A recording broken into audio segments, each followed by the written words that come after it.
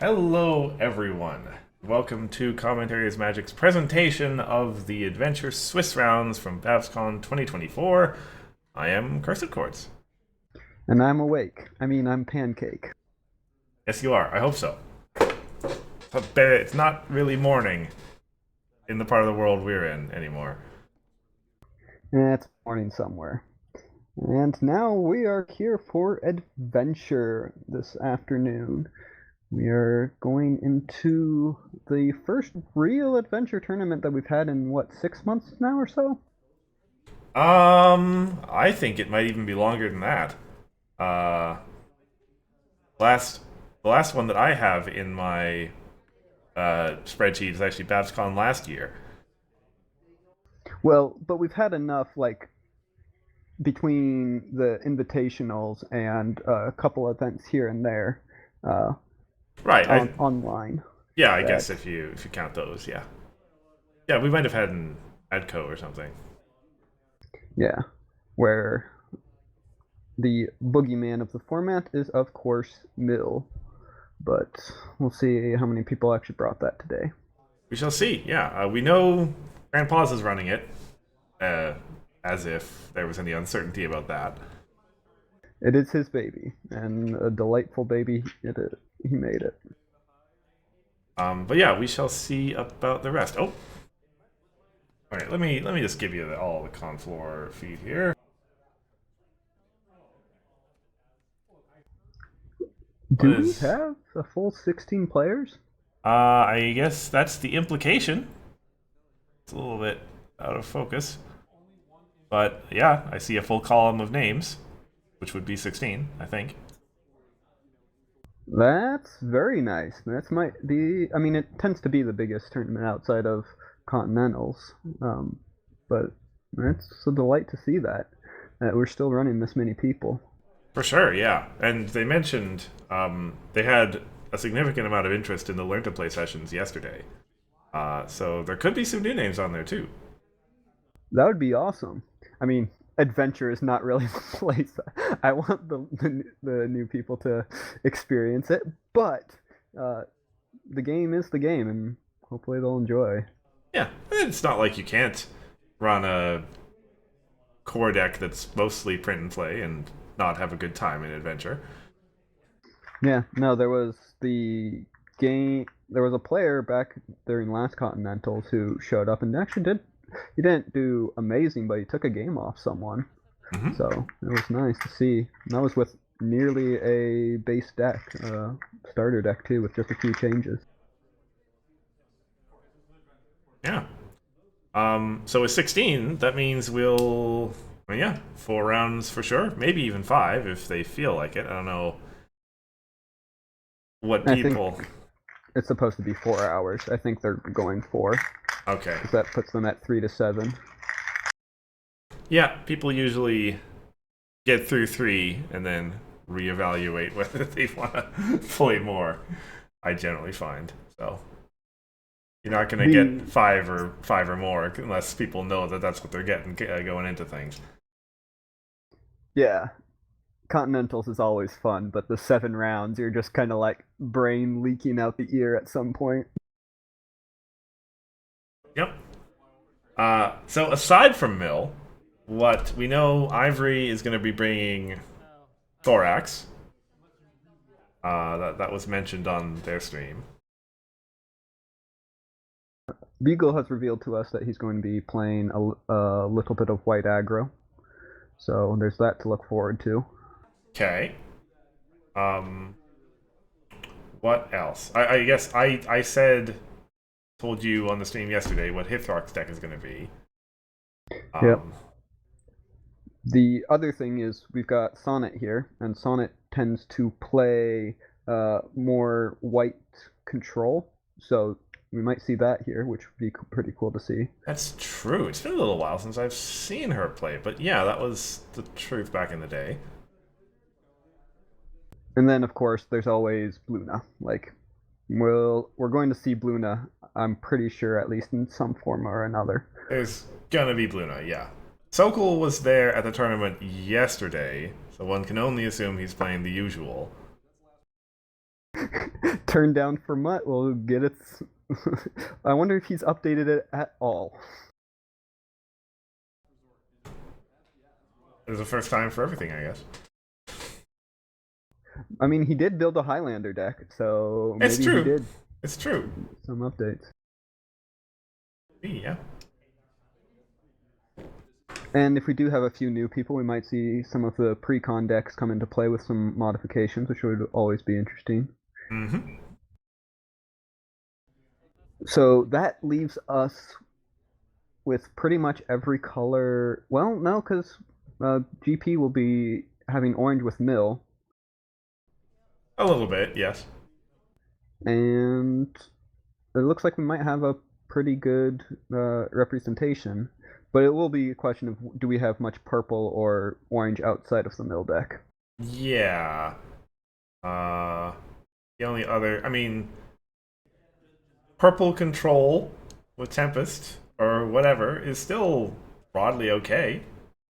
Yeah, and Celestia is still around. Celestia still does dumb stuff, so she's also a major option. It will be a question of whether or not we see how many extra turns will be taken this tournament. It's a good question. Well, I mean, it is at most going to be, what, 3? You can't copy it anymore. Well, 3 per player per game, I guess, is the maximum. Was she banned in Adventure 2, or was it just Core that she got banned? I think she was banned in everything. Okay. I thought it was just Core, but I could be wrong on that.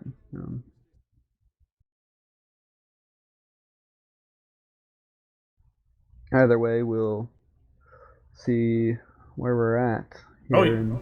speaking of bans, there's an unban in Adventure now as well, right? Yep. Good old Day Shift is back in the meta. Yeah. Which that comes through for Thorax, of course, but also for any number of other yellow decks we want to see. Well, that actually makes an interesting question of is Bluna shifting over to yellow now rather than the typical pink?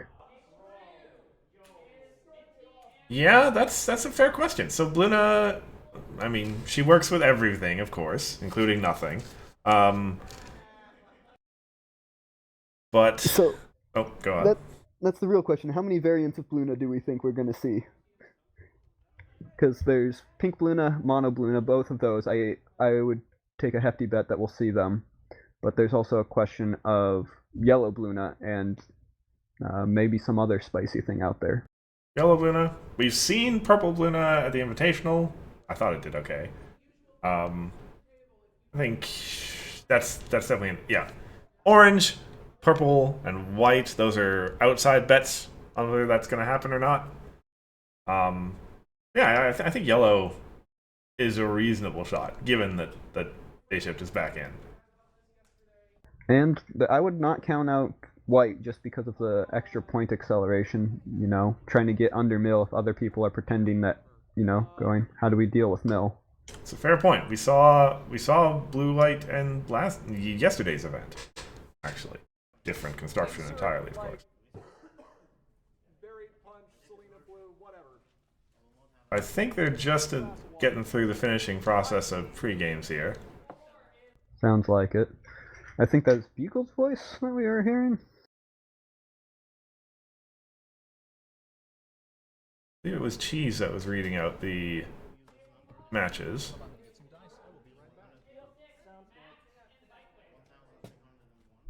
Yeah, that sounds like Cheese reading matches. Mm-hmm. 7 tables. No, it'll be 8 tables running. My. I hope they got a big enough room. Welcome, Pages, to the stream. We're glad to have you here in these adventuring days.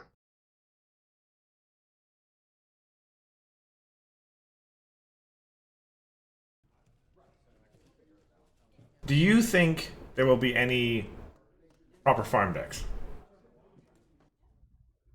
The only person I can see running farm right now is Max. But I don't think he's that dedicated. Or not Max, Misty. Right. Minty. I always get his name mixed up. I do not think Minty is dedicated that much to the farm, though. But if he was going, it's what I know. We might see that.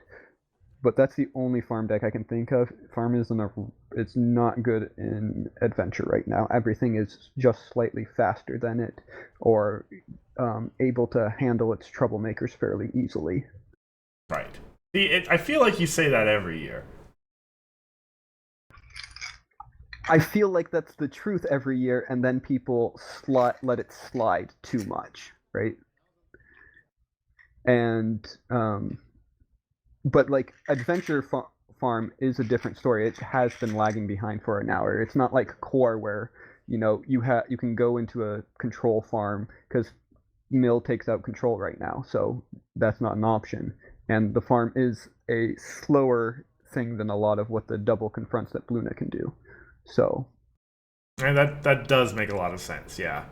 that's Mill. not to say go first, double troublemaker, shut Bluna out, get a bunch of points, and push ahead. But I would not put farm as a top contender right now as a consistent deck. Yeah, yeah, I understand what you say about Mill's presence in the meta really precludes a lot of styles, honestly. Yeah, because of its speed as a combo deck, it still has to do a bunch of stuff to get to the end, but it is mostly ignoring the opposing player outside of like 3 cards. And so because of that, control decks just get absolutely hammered because they're being attacked on their base resources. Mm-hmm. Yeah, and you can't run a control deck these days just cycling stuff from the discard pile like you used to. Yeah, especially with how much graveyard hate there is because of Mill too, right? Mill uses its own graveyard pretty nasty right now. So that's another question: is how much graveyard hate we'll actually see. It's only round one. There's plenty more to go.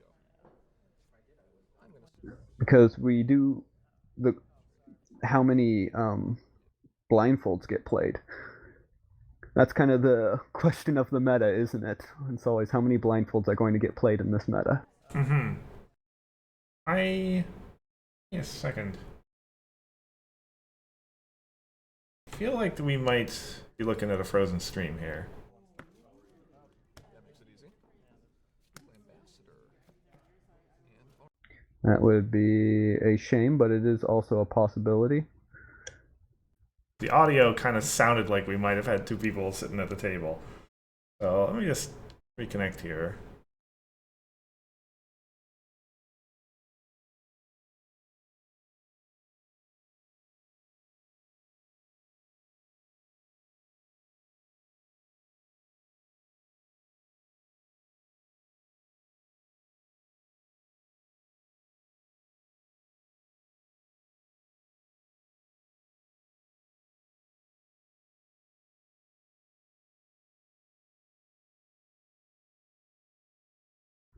Technical difficulties pages. Give us a sec. Wouldn't be a floor stream without a couple.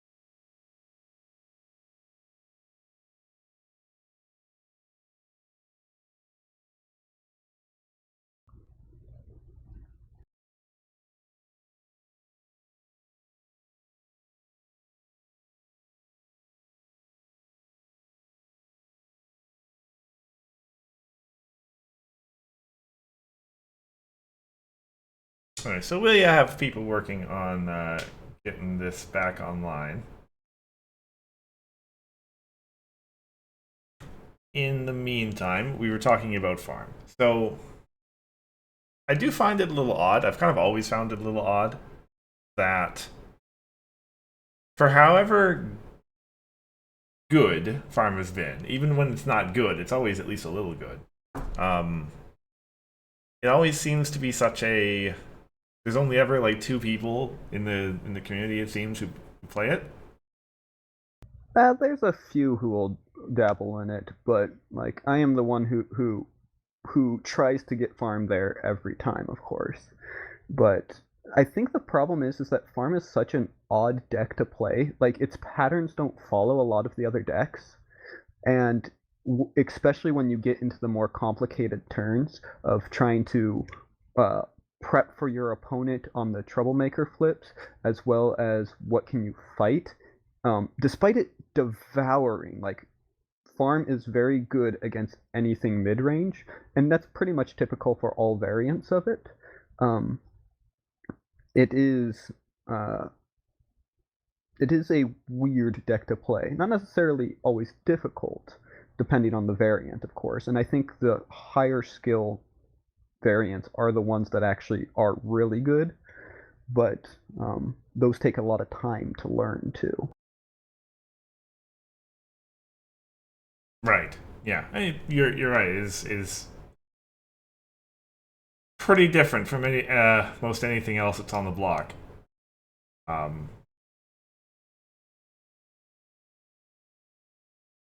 The other thing is, farm mulligans can be, I think, are some of the most difficult mulligans because it's not just, hey, are these the pieces I'm looking for? You have to have this weird mix of what's my starting level, what's my future run, is this enough to actually get me going, or do I need to ship this and hope for something a little bit better? Because, well, sometimes you end up with just a handful of troublemakers, and sometimes you play the game and don't draw a troublemaker except one the entire time. So Yeah. We got something going. Oh.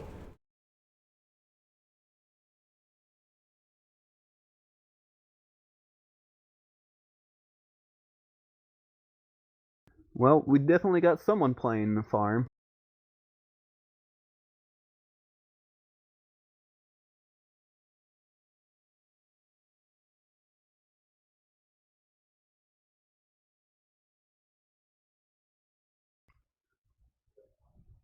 The stream is still frozen for me. Okay. I am not seeing anything either. I got a single frame in which we have a Rainbow Dash loyalty with the main starting problem, and GP on the other side with his mill deck. Looks like they were still setting up. Okay.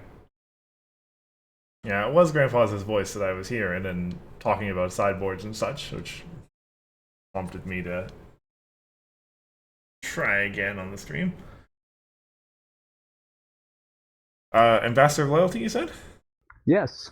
So we were talking about whether or not farm was going to make anything, and this will be kind of, I think, proof in the pudding about how it does against mill. Correct. Assuming a perfect shuffle 7 times will. I had movement and then lost it again.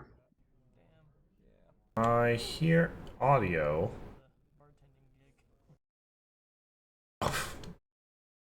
I had it for maybe 3 seconds and then it went down. There we go. It's up and running for me. Okay, give me a second. 4 minutes. Okay. Alright, cool. Alright. Already.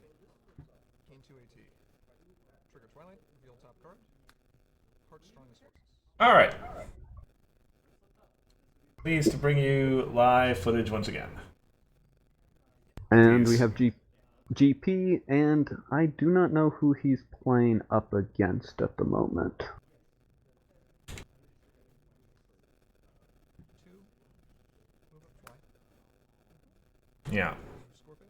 Tempting front training. Yep. But going for the We'll early see. point, GP likes to do this, where he If he can make the movements forward, he will, even in the middle deck. And he starts with 2 Twilight. 2 Tranquilities. Oh my gosh. Oh, what a start. Okay. I mean, Having we a good do day. Our farm player here does have a rather... Right. Oh, yep. He does have 2 troublemakers down, so at a And reasonable time of it. I think he drew, but GP is letting him go. Sure. 2 Trixies. Okay. Sure, sounds good. All right. Ooh, we're going. That looks like a win to me. No responses. So this is actually seeing Octavia go down, I think, is a bigger point than anything else here. Yeah. Unfortunately, we didn't. I think GP. Yeah, he's flipped his main over already. We didn't get to see him lay his hand out. Yeah. The other thing, our farm player here double troublemakered, which I think was typically the right move, but against Mill, it's not. And more importantly, it's Trixie, which is not a good one to dump a Pony of Shadows onto. And so he's just going for points rather than trying to get any tempo with Shadows, which I don't know the build, so it might be correct, but it might not be. Okay. I think GP's doing that so he can. Yeah. Free exactly that. mover away from Trixie. Yep. Makes a lot of sense. And let's pay to draw. Paying to draw already.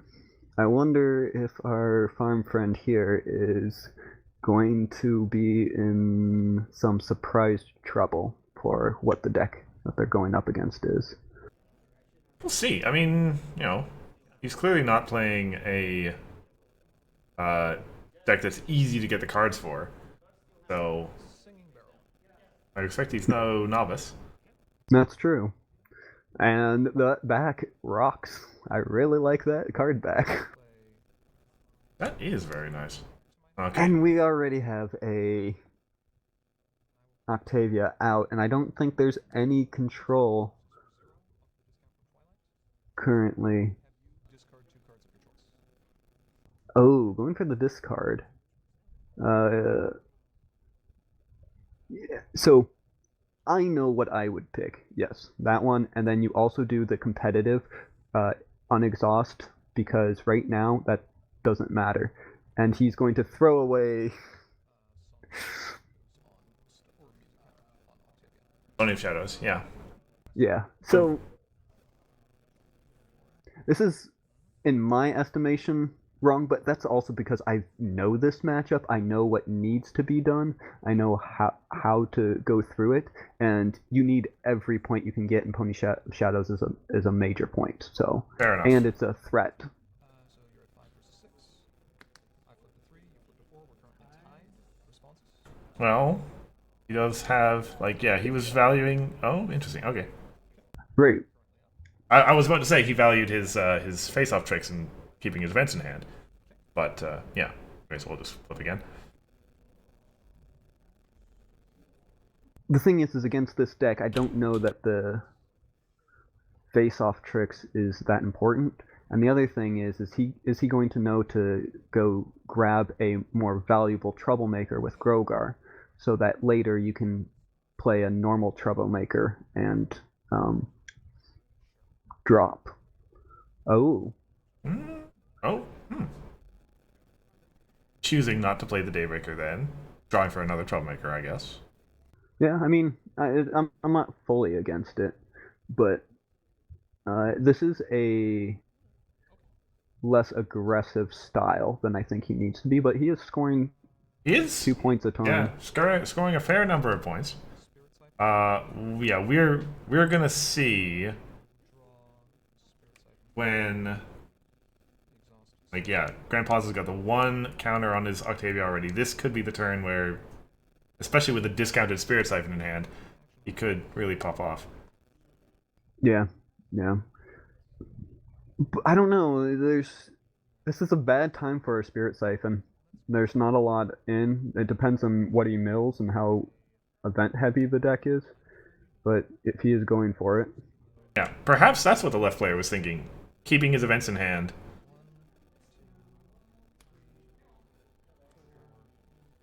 That's only one event that's hit his discard pile so far. and there's a stuck together, so there's an AT burner for stuff. Can I see your discard pile for a moment? Yeah. But yeah, Spirit Siphon is with- only hitting 5 events right now. and only one from his opponent, which means he's getting rid of 3 Twilightings if he's going for it. Free by banishing it. I'll banish I'm the friend you need. Please mill another 5. 1, 2, 3, 4, 5. Okay. Oh, there's the 6th event, Yeah. which is not the cleanest. But it's Still bad. Yeah, still requires GP to banish 2 Twilightings. 4 cards in hand still. I don't think that's the Spirit Siphon going for. Let's go.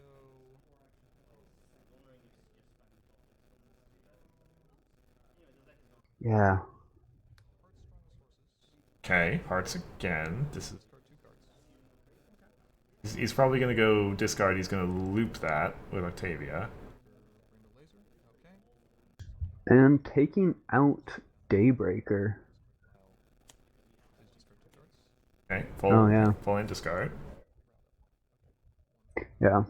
I think the earlier play would have been to drop Daybreaker, get the point off the confront, and pull Grogar to go grab another Troublemaker onto the field, because that's really what's needed right now, is the Daybreaker acceleration in multiple ways. Mm-hmm. Let's see. Yep, flip again. Well, he's gonna win. He gets the 2, but Yeah, at this point, that's almost just because that takes us up to 6. Almost just giving GP more AT at this point. Okay. not only is it giving more GP more AT, there's no other acceleration. No, play the Daybreak. Well, I guess it's not useful Yeah, against the well, Trixie. He drew down to 2 AT to get the Daybreaker, so he couldn't deflate it. Yeah. Staff actually here changes things because it means an additional point around. Oh my goodness! Reveal Yeah. Tranquility. That is 0 AT, draw a card, or gain 3 AT. Draw. I think even with the acceleration that Blue might have been able to put on with a few different plays, GP's acceleration has just been nuts. Twilight Sparkle. Mm-hmm. So that's Twirling Tunes. I'm almost certain he's for sure gonna do the Spirit Siphon this turn 3 action token. with Yeah. yeah. Yeah, it goes down to 3. Bailed out. Going to mill 6. Yeah. And there's the last unexhausts, so that doesn't work. Mm-hmm. Counter. And with Dash bailed out, that I think pretty much seals the deal, because that'll be 2 turns without a Troublemaker, and it's not like Dash is able to confront. Anyways, the point acceleration of Blue is very, very slow right now. Yeah. So He does have that staff in hand. That's his only way to confront stuff, probably. I'm going to spend. yeah, probably at the moment. I think I saw another friend somewhere, but maybe that was a flip. To play Spirit Siphon, banishing any number of cards from discard piles. If 3 or more events are banished this way, I gain 3. If 6 or more events are banished this way, I draw 3 cards. I'll banish your whole discard pile. There are exactly 6 events in there. So, it's effective. Wow, exactly 6. Yeah, and that's probably pretty rough count. Man, I think this player might be a returning player, and GP is just bullying them. It could be. I guess. Let's see. Octavia, Yeah, we've seen a few newish cards. discard pile. That's going to be for the discards. A card with power 3 or more will be raised as Barn. Song counter goes on her. Oh boy. 3 action token. For anyone who is not familiar with the Adventure Mill deck in chat right now, which we do actually have a fairly significant audience, you're getting a very good tutorial of it. This is basically how it works. It goes, oh, I'm sorry, did you want to have cards to play the game? And very rapidly, due to Octavia being able to recast song cards, and there's 2 song cards that are mill cards, and then it makes use of exiling your opponent's graveyard with Spirit Siphon to gain a bunch of resources. And there's a possibility a Thunder Lane coming down actually might give a shot at point acceleration. Yeah, that's... So, he could, in theory, play it off of Dash's competitive, but he's playing it to a Trixie, which is terrible. Yeah. I've been informed that it is Sketch Beam, which makes sense. Ah, okay. And now the tag flips back over so we can see it. Yeah. I think you still do this, even if you're not getting the counters. You need to get the forward momentum, and then you just send Dash back. Yep. You get stuff out, you get the ability to maybe confront problems, unless if he does something about them. Which GP doesn't have a lot. I think there's just the board wipe, and then put a 2-cost friend on top of the deck. And it's not like Dash won't be able to be involved next turn because of the blue problem.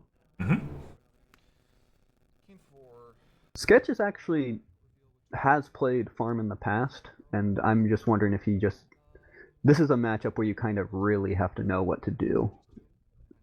And so I'm assuming that was the case. Oh, meanwhile, Grandfather is going to... Okay, he did not get Trixie on his own. 3 counters on a main, though. That's a thing. Yeah, that's pretty nasty. That should be a thing I'm doing with Dash, not Twilight. Okay, so I assume Friend You Need will, yeah, finish off that. Yeah, it does have the Banish a Friend quality, and I think that's game. I don't think we've got Daybreaker, but I don't think there's enough resources otherwise. Yeah.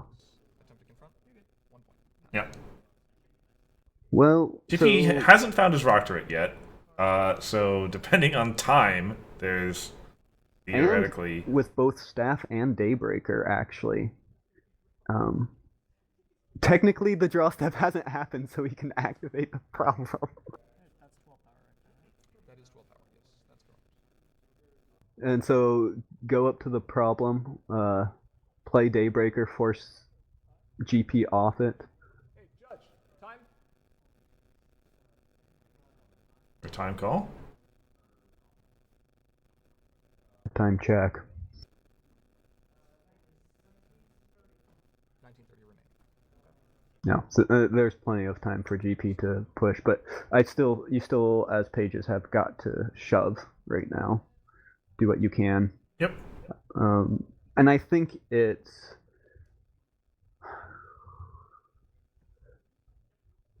I actually think it's hold.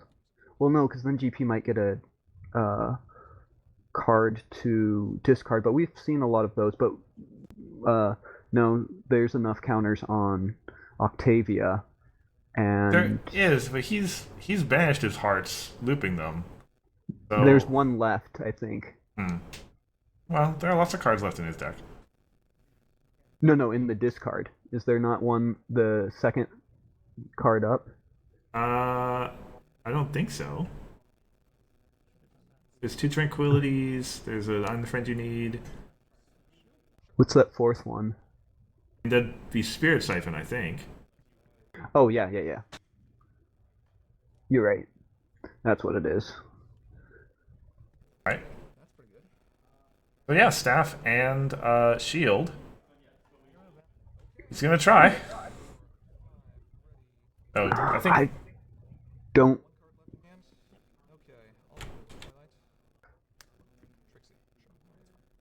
Hey, there's a Trixie. I don't know that... I think Sketch might be overvaluing the Troublemaker. Because it's a farm deck and that's what you're supposed to do. One spell counter. Because the shield, I think, is pretty bad. Since because it's not going to help with confronts or anything. Right.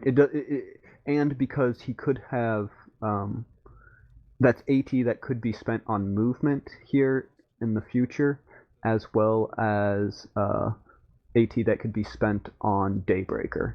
Right. He doesn't have enough to move and play Daybreaker this next turn.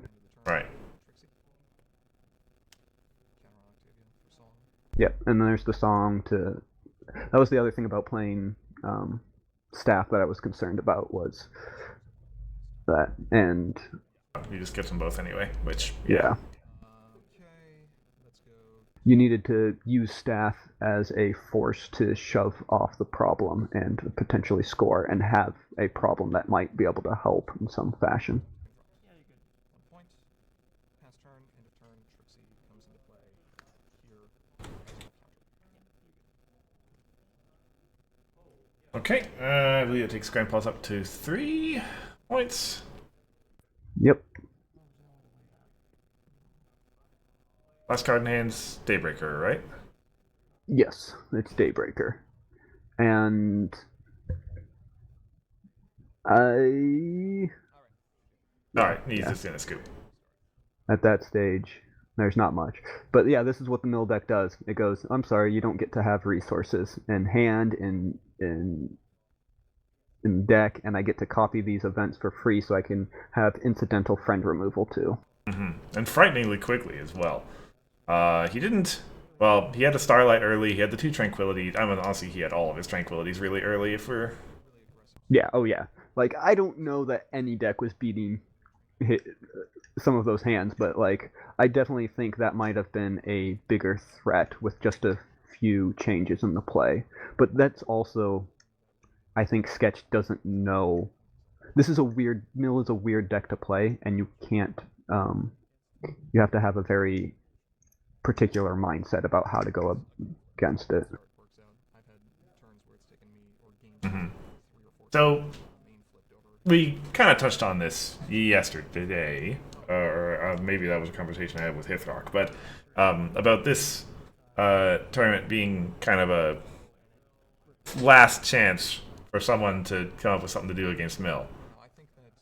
Yeah, we definitely had that, and whether or not this is going to be the defining point of Mill and how much it's going to warp the meta. Yeah. So if the other side of that potentially worth talking about is like if we go down that road, what is the action that should be taken? Do you think? If you want to cut it out at its knees, and make it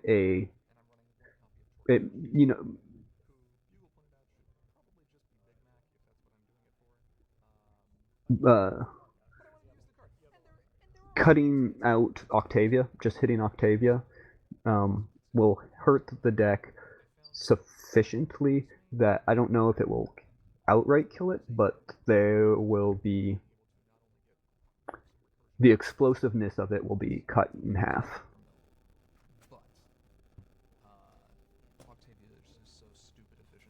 Yeah, I think Octavia is probably a good way to go. It doesn't destroy the deck because like Octavia is just she's song synergy, not mill synergy, right? Right. And like they could theoretically reform her into a version that requires 3 counters or exhausts herself at least. So yeah, into a form that's a lot better. Like I think having Mill around is probably at least somewhat okay. Right. Yeah, I just don't know that at this stage. Animoy suggests twirling tunes, but as much as I semi-agree with that, Animoy, I don't think it's a factor enough in the deck, because all it's doing is giving you incidental advantage. It's not slowing down the actual mill process at all. like yeah, you would still do your loops of Heart Strongest Horses and sorry, Racist Barn and I'm the Friend You Need Right. as well, even without the twirling tunes. And in the end, that will only end up. It will give the opposing deck more tools to work with because you don't get to banish and mill at the same time. You don't get to slow them down and do your own game plan.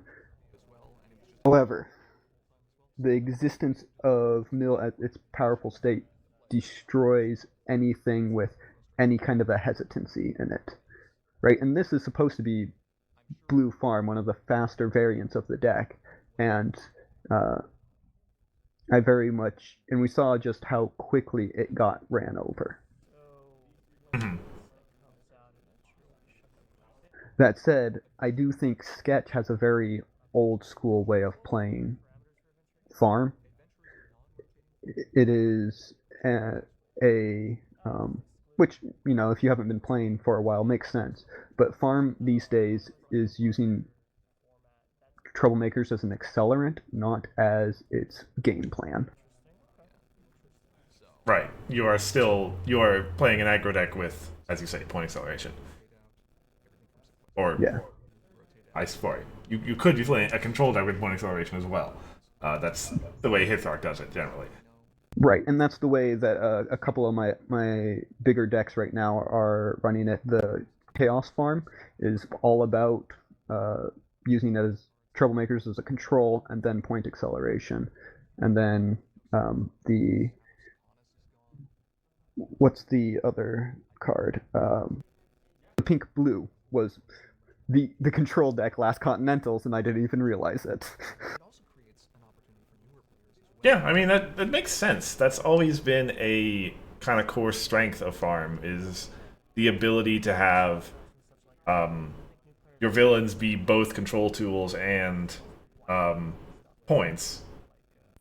Which is why it hits mid range so hard. Any deck in that mid range area gets hindered just enough, even by a turn or two, and then farm gets to accelerate over it.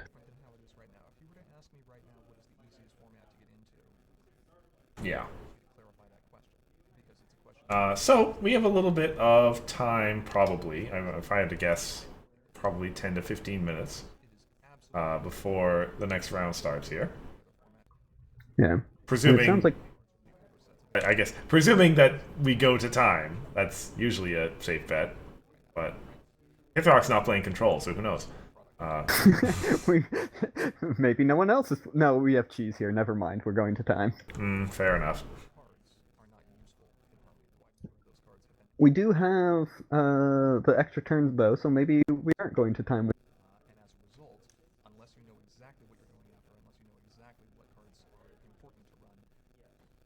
So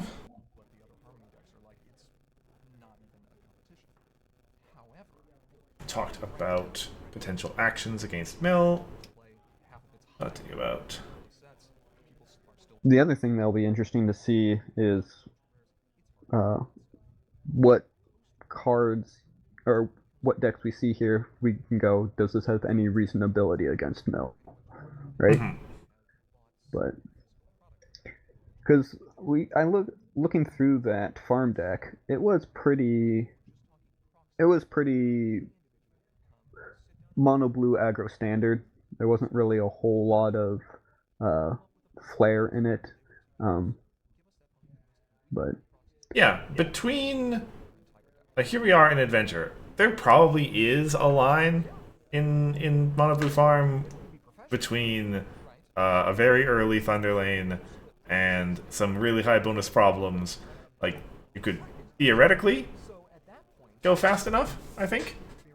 Yeah, early Thunder Lane, in which a Pony of Shadows is going to be key. Even getting a Daybreaker in to get those acceleration points, getting confronts is going to be really help a lot, especially because if Mill is going to be forced to use some of its resources on your friends, on your and whatnot, then that's less that they have available. Yeah, and let's be honest, this is adventure. Let's not limit ourselves to Daybreaker. Let's put Night Glider in too. Oh wait, no, she's only problem face-offs, isn't she? Yes, she is only Ah. problem face-offs. I knew there's a reason why she was never in farm decks. She was in One Punch Mare, but that's because One Punch Mare was about doing. It was an aggro deck with a light farm accelerant in it, as opposed to being a farm deck with a aggro accelerant. Mm-hmm. I'm excited for what's coming. We're always at that GP there missing with sketch about some stuff. Yeah, I heard him say he was excited about something. Presumably, this new set that we're gonna have this year. Who knows? Yeah. If it does come out, that should be a potential core rotation. We'll see. It would be, yeah. In which the entire game becomes print and play. Woo! Well, the entire core game, yeah, pretty big moment for the game as a whole. No more cardboard crack for anyone. Well, not with ponies at least. Hey, don't you dare tell me there's other drugs out there. So actually, there is a Lorcana League at the game store that I do my D&D at that I've been looking into on occasion. Oh? It's got kind of the same similar. For those who don't know, Lorcana it's the Disney branded CCG. Started up just like a couple years ago, I think. It started up at Gen Con, this last Gen Con, so it's not even been a full year. Oh, okay, yeah. It has kind of a little bit of the same pull on me in like, as ponies. I mean, these are all recognizable characters. I know the flavor of that. And having read sort of the base rules, it seems broadly okay-ish.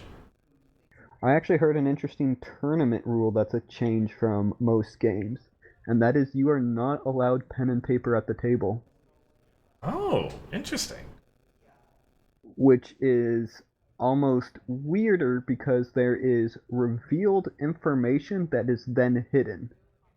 And it's just like, that almost seems counterintuitive to a game to go, okay, now we're requiring players to remember this in order to play the game at the theoretical most optimal. Yeah, that's interesting.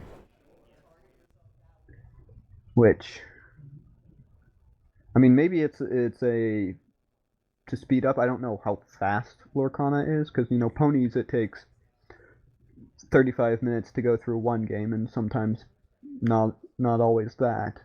In Magic, you get 3 games in 30 minutes or so, or 45. Yeah, I have no idea what the standard game length is. One would assume not particularly long. I assume they're aiming for a fairly young audience. Yeah, that would be reasonable. Although Ponies was aiming for a theoretical young audience, it was very long. You know how that went, yeah. So anyway, my functional point was, other CCGs are out there. That one unfortunately overlaps with other, or at least the League night at that store overlaps with other time constraints I have. So. Yes, Prism. It does say 10 plus. That said, I think base Magic is less complicated than ponies. So there's that. I mean, what even? So okay. Frankly, the question that pops into my mind, like, what even do you call base Magic? Magic where you don't have to go look at the comprehensive rules to understand what's going on. Magic where it's about creatures trading and you could run into a standard game with knowing just the base rules and not having to know things about replacement modifiers and how they affect things. In the same way that ponies, you can play base ponies, or you can play 104.2 was the deck, where we are abusing the rule in order to create a deck. 104.3, actually. For having never played the deck, I'll take being off 0.1. Yep. So, okay, yeah, that makes sense, I suppose.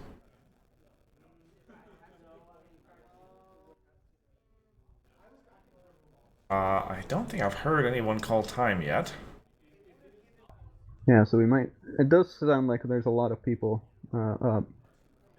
We did get Bugle updated us on his match, and he says he barely snuck a victory. Okay. But we'll see how things play out beyond that. So we know Mill won.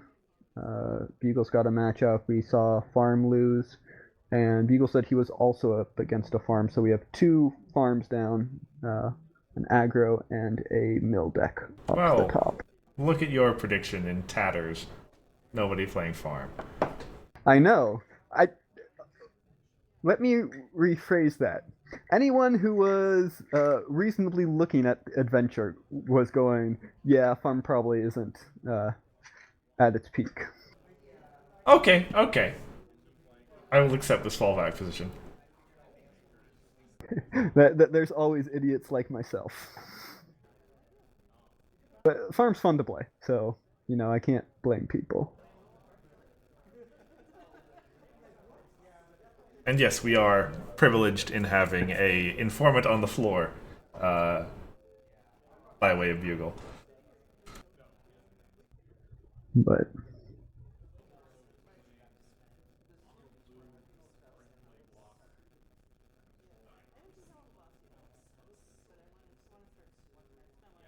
So are you enjoying your long weekend, Pancake? Is it even a long weekend for you? It is, right? no. Oh, What's the weekend? Oh, okay. I guess for me, Friday was a holiday for Easter. Oh, I guess yeah. And tomorrow is Easter proper, but it is not recognized as a national holiday, and everything is typically just celebrated on Friday night or Sunday. Interesting. Here. Okay. Fair enough. So I guess Canada clearly does it differently. I wonder if there's any place else that does it differently. How Europe looks today. From what I understand, well, yeah, it is the Friday is a holiday for everybody here in Canada, and the Monday is a holiday for government workers too. They get a really sweet deal. Ooh, that does sound nice. And I think I would expect it's probably for the Europeans Friday as well, given the religious significance. Probably. Now these months tend to be kind of dry for holidays until, well, I guess there is President's Day in January? February. And then there's Memorial Day coming up in May, which there's a day there. Yeah, that is rough. What is that? That's like 3 months without a holiday. Yep, 3 months. And then we hit July 4th, which is always weird because it's a single day, and if it falls on a Wednesday, it's always a pain. Yeah. Well, I mean, honestly, I would think it being on a Tuesday or a Thursday would be worse. No, because then both days become holiday. Oh, really? Yep. Well, that's a pretty sweet deal, honestly. Yeah, except when sometimes they go, hey, but you have to take your own PTO for it, or something like that, depending on the business. Right, of course. Right. So I guess from my perspective, because the 1st of July for Canada is also, it's the same way, just the free-floating holiday. It's always 1st of July. If it's Wednesday, then it kind of nicely breaks up the week. You go two on, one off, two on. At least I feel. But if it's on Tuesday or Thursday, then it's always on you to take that extra day off. And most everyone does it because it's like 4-day weekend, right? Woohoo. Right. But after that, it's what, Labor Day in September, Right? and then nothing till Thanksgiving. So, Yeah, I mean, gee, Americans are starved for holidays. there's Like- about 10. We've got up in Canada. There's an August one, and then September is Labor Day, and Thanksgiving's in October, and then November 11th is usually a holiday. Not everywhere in Canada, but for me it is. And then of course you get to to your Christmas holidays again. Like, that's the best part about the second half of the year. Is once you get to July, then it's just boom, boom, boom, one long weekend every month. It's great. That does sound very nice. Yeah. No, I think we're about half the months out of the year. We get a long weekend somewhere in there. But I mean, because Christmas is the same as July 4th, where it's like, depending on where it lies, there's all kinds of shenanigans for stuff. Mm-hmm. But where I work, I just get 10 floating holidays, which I can use on the holidays or work the holiday and use on vacation later. So Right, which that's not a bad system. yeah, especially when it falls on a Saturday or Sunday, and then I can just work the Monday and go, hey, it's a perfectly normal week for me. Totally, yeah. And I know a lot of people who do like to come in. Well, I guess I work in an office environment, but who like to come in on the holidays because it's so quiet and you're often able to be super productive without anyone else around. Which is certainly not a bad thing.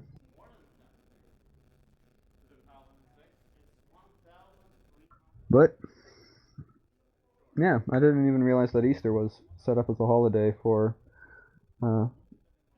places. Yeah. It was just always on Sunday, and so it was like, oh yeah, it's always just the Sunday. There's a cool Canadian holiday trivia fact that I can share with you. Specifically for one province, the province of Newfoundland. There's a boat race that runs in either July or August. I don't remember exactly what, but it's like the really important provincial boat race, and it's like legally the day that boat race is on is always a holiday, right? That's awesome.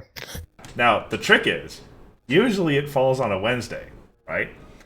But if the weather's bad, then the boat race gets delayed, and it's not a holiday that day, right? You have a holiday that is based upon whether or not the weather is good to go out. Exactly. So it's like a thing in Newfoundland where, like, the Tuesday before the boat race, people go out and celebrate and just hope that the weather tomorrow will be good. Because obviously, if it's not, then they'll be hungover on the job on the Wednesday. Yeah. That's amazing. That must be the weirdest week. It's cool.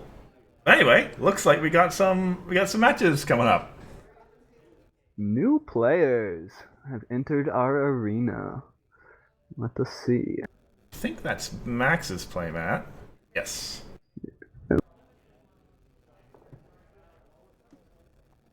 Is that just the normal playmat that Max drew on? I don't know. Could It looks be. pretty if it is. That's very well drawn. So I'm hearing something about Reanimator. Early information being given away. Uh-huh. And I think that's Sokol on the left. That sounds right. Yeah, that's definitely his voice. Well, yeah, I see a Tyrek main, so Sokol is not playing the usual. A Tyrek main. That infers blue control. Usually, generally, yes. I mean, unless... Well, no, you would not even do it for an easy flip because Solano's a better flip. Yes, yeah. Flipping in the world of blue means Solano. So, And we have a Thorax. and Thorax, yep. So, control versus aggro, I guess, right? I hope so. Otherwise, we've got a very interesting Thorax. Yeah. Or an even more interesting Lord Tyrek. I guess Thorax Farm has been a thing in the past, right? I would not call it a real thing, but it has been a thing. Although, get just a little look at Max's deck Yeah, as he sideboards, and I'm sure not seeing any troublemakers in there, so... That's a lot of aggro cards. That looks to be typical yellow aggro. With all the typical packages and a day shift, so... Alright, so we shall have to see. That is harsh accusations that Sokol is running to start with. Yeah. So, I mean, that's a little out of place in a control deck. Yeah, but it's not out of place in a blue deck. Like, the card is a 7 to your opponent and a 1-cost move. Like, that's always solid enough. Mm-hmm. It does mean that he's not running Trading Traditions out of either a fear of aggro being too quick or not being a dual color deck, so it might be mono blue control. Mono blue control. I mean, that sounds like a lot of Frighten.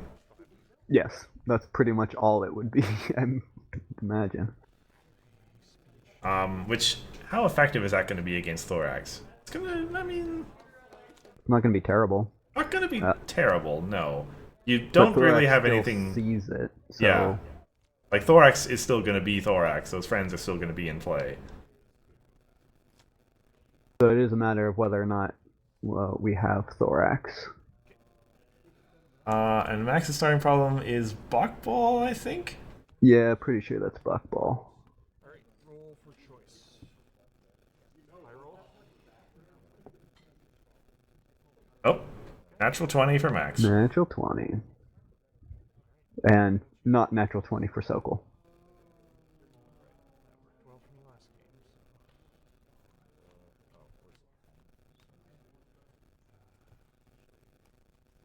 game. Alright. I'm, like, it's no big thing to see Thorax here. It's more of a question of what's the adventure cards that help the deck out versus the core. Mm-hmm. But I'm really interested in Sokol's deck. Like, that's such a fascinating set of choices. Yeah, Max's hand looked pretty good. Is that... What's that resource? That's the one that lets you move up a friend up to where whoever the resource is attached to, and you can move the resource. And we've got the agile Pegasus, who's 3/4/1 blue rec. Right. Which is probably there because Tyrek is not reliable. Sure. These are some interesting cards. Cards I have Yeah, not seen there's- in a while. 2 safety lessons in there? Which makes sense if he's control. And then there's the blue song. Let me just refresh what exactly Turek Main does. So it's 3AT to flip like all the New Dawn mains. And then once per turn, at the start of a face-off, you may pay 1 to frighten a friend. You do at the end of the face-off. If you lost the face-off, turn this card over. Yeah.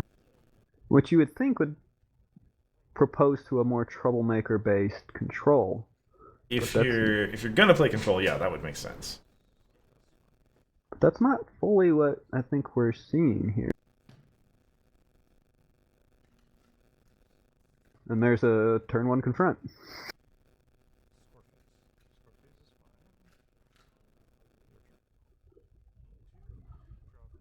That's pretty nice. Mm-hmm. I mean, yeah, it's based on the cards in his hand. It looks a little bit more kind of. I mean, the words in my hand are hot wings with lots of frightens, but well, not really, not really at all. Yeah, it looks to be just a kind of a controlling hand, and I'm wondering if this is a lot of tech cards, but he did keep it. I don't think he has an instant frighten in his hand right now, so Thorax will flip. Mm-hmm. And featherweight will go home. Good start for well, it's a good start for Max if this goes through. Sokol is thinking about it. And reading the terror that is Thorax. The other thing is that's on Max's problem, and so it'll be Max's problem deck that gets to flip. Mm-hmm.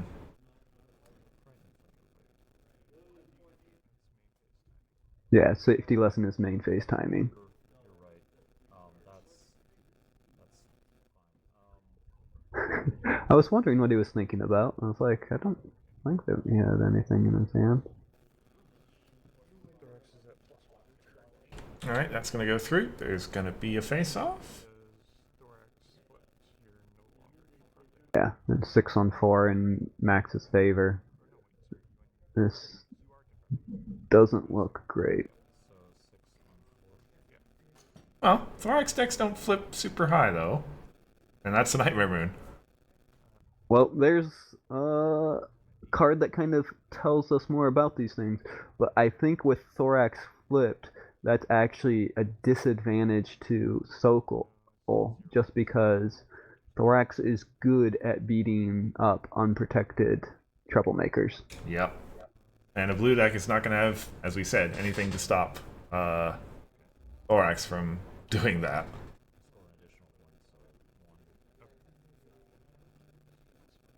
Alright, so that, I believe, is 2 extra points to Sokol.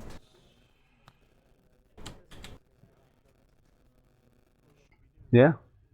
Puts him up to... No, isn't Buckball a 0-point problem? Oh, it is, I suppose. Yeah. I'm always curious about keeping... I don't know that I like that card. Well, 1 card, 0 AT, 1 point. It just never feels quite like it does enough to me. I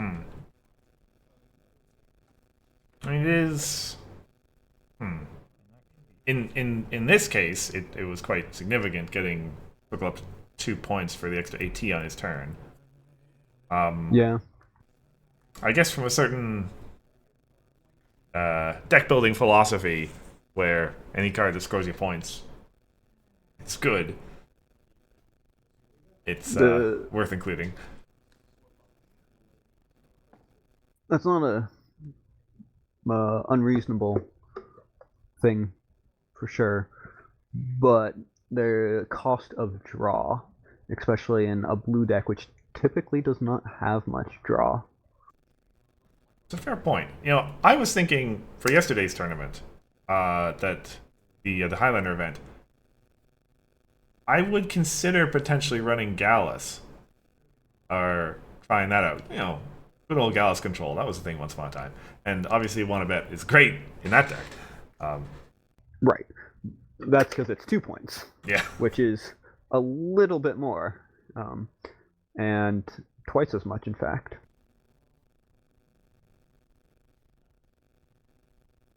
Okay, so unfortunately with the glare, I can't quite see what Max's problem was there. A 2/2 yellow problem? Distracted lead actress then. That would...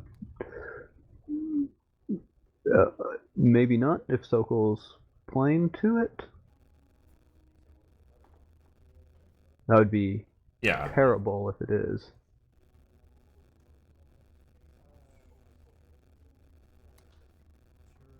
That's the T-Rex that wants stuff to be frightened, I think. Yeah, power increases as stuff frightens.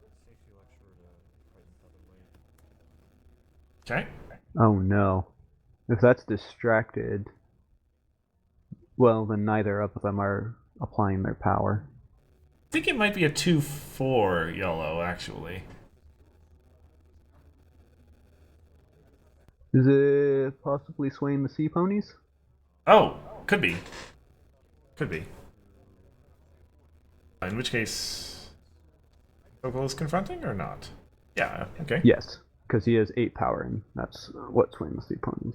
Okay, gaining 2, gaining 3. Drop a turn. Yeah, Anemoy. Oh, yeah, Prism Light and Anemoy agree that I think it's swaying. All right, wonderful. So that means that there is a now that Sokol's confronting it, there's a single face-off there available for Max, maybe. Yeah. And no, he's not confronting it because T-Rex's power dropped. Is that only T-Rex on his went turn? back down to 2 power because he went up to 4 because of the Frighten. That's actually ingenious because now if Sokol comes up to it, if Max comes up to the problem, confronts it, because you want to because of the friend movement typically, Right. that gives Sokol the advantage on the confront. Yeah, yeah. Good old face-off chicken. Yeah, I thought that card was just +2 per frighten, but no, it's double on frighten. Okay. Yeah. No, it's not the old changeling fear eater, I think, something like that. Yeah. Interesting thing, actually. It is a mandatory trigger. So if Max confronts it with a bunyip and frightens it, there would be a face-off. Oh my gosh. That's hilarious. Hey, we are having a 1 AT movement, so he's going for it. I wonder if Max doesn't see it or what he's going for. 5/6. He needs a little bit more. It's going to be a disaster if he puts. Oh no. Yeah. Well, he is definitely going to confront.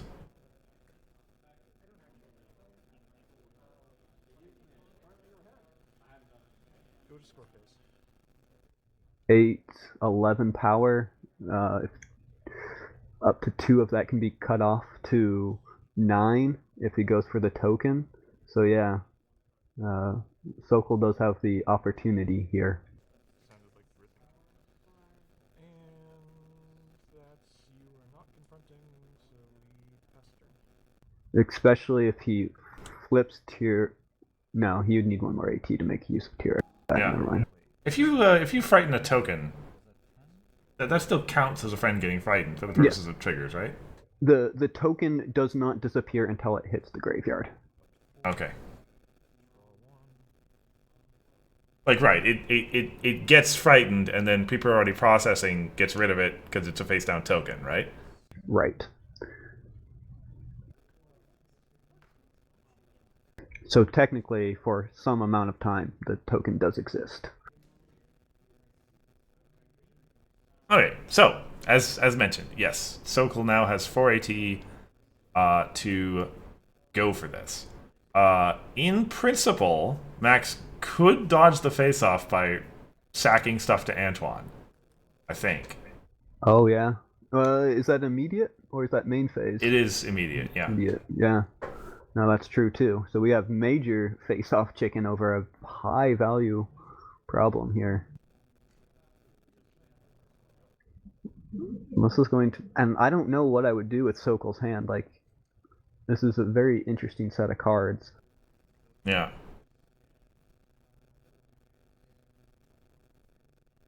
Yeah, he doesn't. He only has 1 friend in there, right? Just the Skidaloo? just the Scootaloo, and I do not remember if that song has any Frighten on it.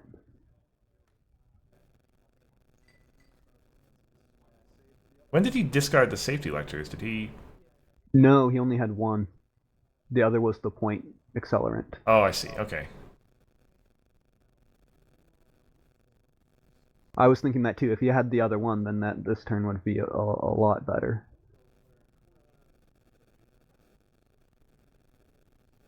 Oh, he has to frighten the Antoine then in order for,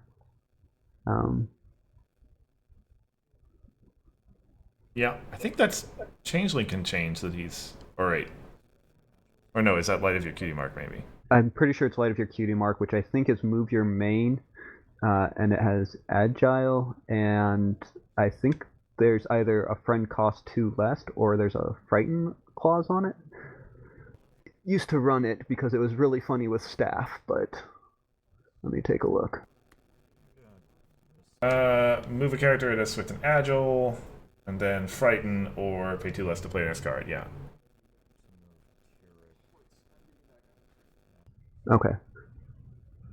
So, yeah. Right, and he's He's using just going for the full power. Okay.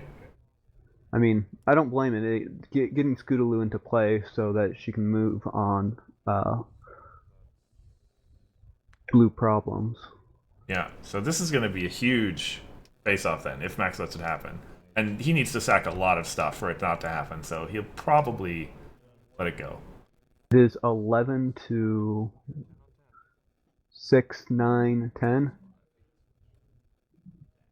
Oh, I think that's a tie?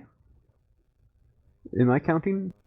I think they said it was 10 on 10, but they might double count. 3 bonus. Puts me to 5. Oh, Max apparently got it. I put one more on Thorax. That was my bad. I had Thorax at 8, not 7. That was huge for Sokol. That shoves Max back. That said, Max has an Antoine out. Like, Yeah. It is only 5 to 4, Max's advantage, so... Oh, and once again I looked away when Max's problem got replaced, so... I'm not sure which one that is.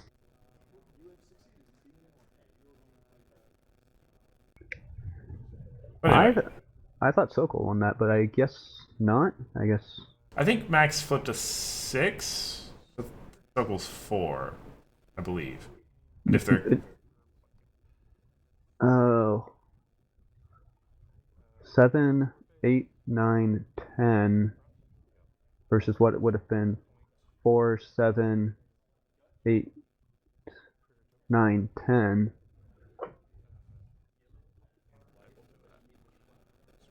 I mean, they probably know better, but I was for sure. I thought Max flipped a 3. 1, 2, 3, 4, 5, 6. Okay, and pass the turn. Well, this has it gone. That is a... Oh no! It was Raccoon Rampage is a 5. Oh, okay. I thought it was a 3. That was a close face-off then.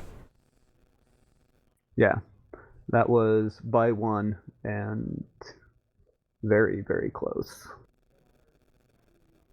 So I yeah, mean, I think that was right on Sokol to do. I don't know if it would have been better to frighten Antoine. I think that would have gotten 2 power up on Tirek and minus 1 power or 2 power on Max. mm-hmm. And Antoine's no longer available, so I think that might have been a bigger swing, but yeah, no, that would have put it into a tie, and Sokol would have had another reflip on it. Yep. Not game over by any stretch, though. No, I mean it was probably a tough decision because he wouldn't have a Scootaloo into play, and Scootaloo gets free movement on certain aspects. And it looks like he's going for another single face-off here, by the way this is playing. I think he's wise to do that, just because getting the points and not letting Max dictate the face-offs.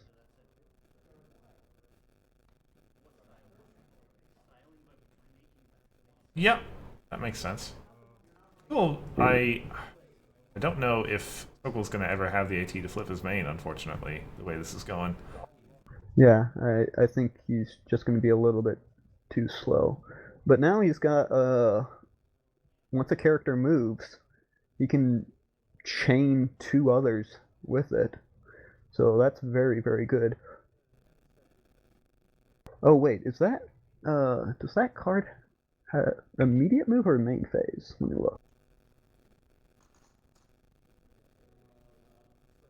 Meanwhile, he is thinking very hard It is about main phase. main phase. Okay, yeah. That is a Grogar he's got in his hand. Going to his harsh accusations, which... Makes sense. Yep. And we have another face-off coming up. No problem face off. I am at 9. You were at 9. They counted 9 versus 9. Ah, Max has just been ripping off the top so well. Yeah, you don't expect Thorax to win with the face-off flips. You expect him to win by just having 20 power. Yeah, I think Max has been hitting higher than average in his flips, but sometimes that happens. Sorry, was that 2 bonus? Okay. Bring out your best. When this problem enters play, name a trait. Your character's here with that trait that plus 1 power. I will name Critter. Ah, critter friend problem. Gain 4. Draw for turn. Bring out your best. Right. 7 on each side for yellow requirement, bonus 2. Okay. Yeah, now Max is in a pretty good spot with both of those face-off wins. Yeah, I mean, I think Sokol was always on the disadvantage, and he needed to go for those, but if he had won either of them, this would be a very different game. Otherwise, I think it definitely is swinging in Max's favor right now. Yeah. Although, like, so, as you mentioned, Sokol's got some good movement options coming up. His harsh accusations trigger is still valid because he's only got blue stuff. With 1 AT, he moves 9 power. Yeah. Can I read the text on washouts? Is that a bounce that's getting played? I think. Let's hit Solar Wind, the bigger dude. And lose. Oh, just a resource dismissal. Okay. Didn't see which card he played. And I'll go to Sparkles. Confront. Oh, he just retired Brian, of course. Yeah. Which drops Thorax, but he was probably going to lose it to remove hand limit anyways. Ooh. Ouch. That's an unfortunate draw. Very much so. Sokol needs some kind of gas, and he's definitely not drawing it.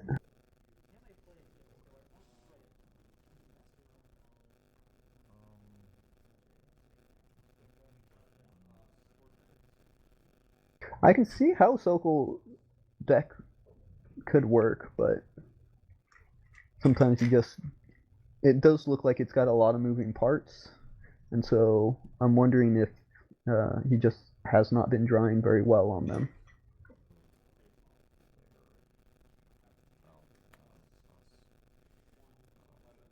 Yeah. Okay, well, yeah. We deal with that. Way. So yeah, that was him processing his harsh accusations trigger.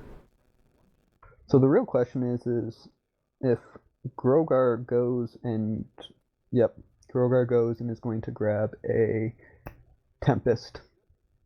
Ooh, yeah. Pretty sure. Tempest would be a huge... Yeah, if he's got it in there. Which, of Sokol of all people, you'd expect to have Tempest Shadow in his deck.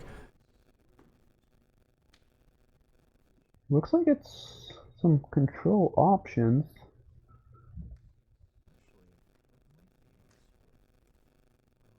That's a chrysalis. I don't remember exactly what that chrysalis does. I think that chrysalis exhausts, and I'll look her up if that's what goes down here. But this is a fascinating. It definitely has a lot of movement and control pieces. Yeah, I didn't see Tempest in all the stuff he leveled through.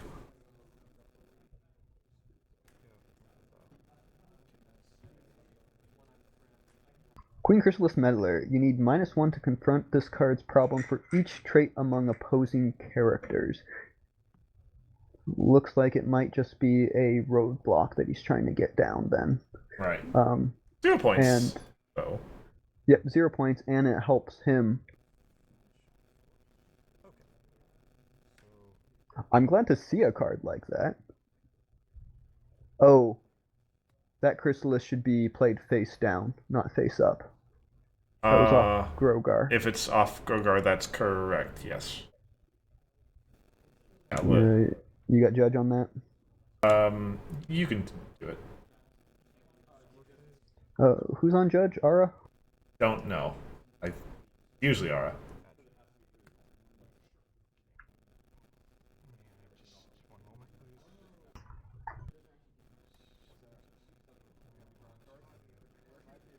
Again, Cheese is reading out the matches earlier, so.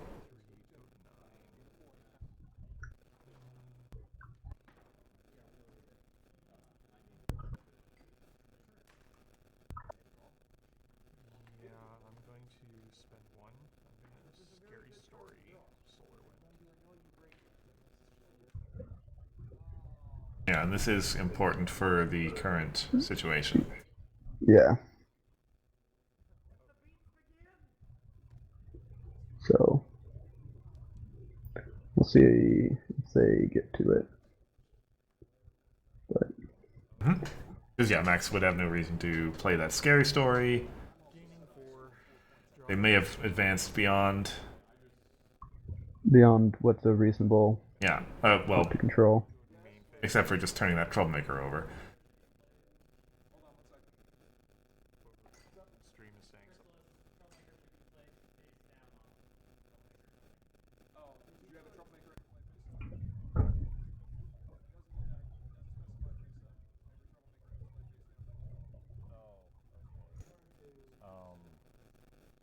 Okay. Yeah.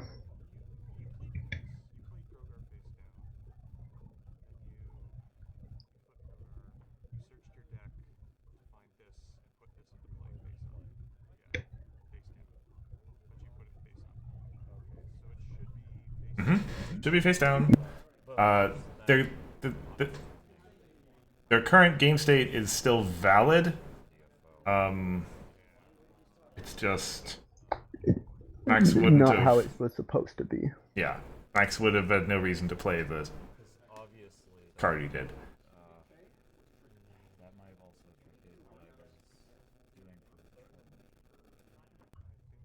So, like, I think they're probably fine for just give Sokol a game warning at this point. Yeah, probably, but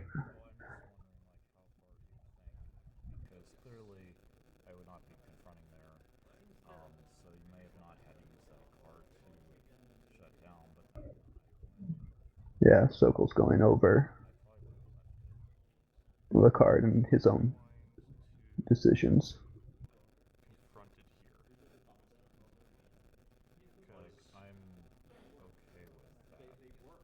Okay.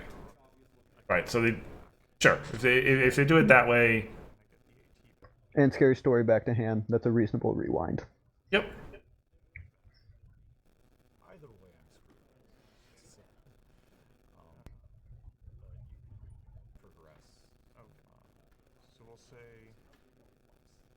Oh, sorry. Sokol gets a point then, I think. Yeah, Sokol should be.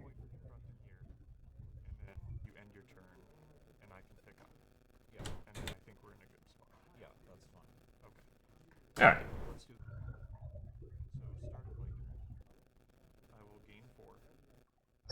There shall be no troublemaker misplays while I am here.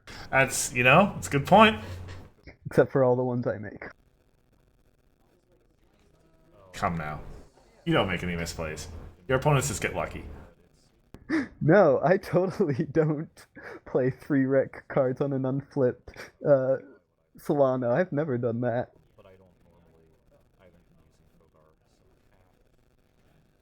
Okay, well. So, One action token. Day Shift in Max's hand. I would love to see that card get played on stream today. I mean, I would very much love to see it get played on stream tomorrow, but I'll take on stream today. I don't know that it's going to be very valuable. Yeah, it's not great in the current circumstance. Well, actually, I guess it ensures Max gets Thorax up. yeah, Right. he's got to defend the hive, so he's DFOing this turn for sure.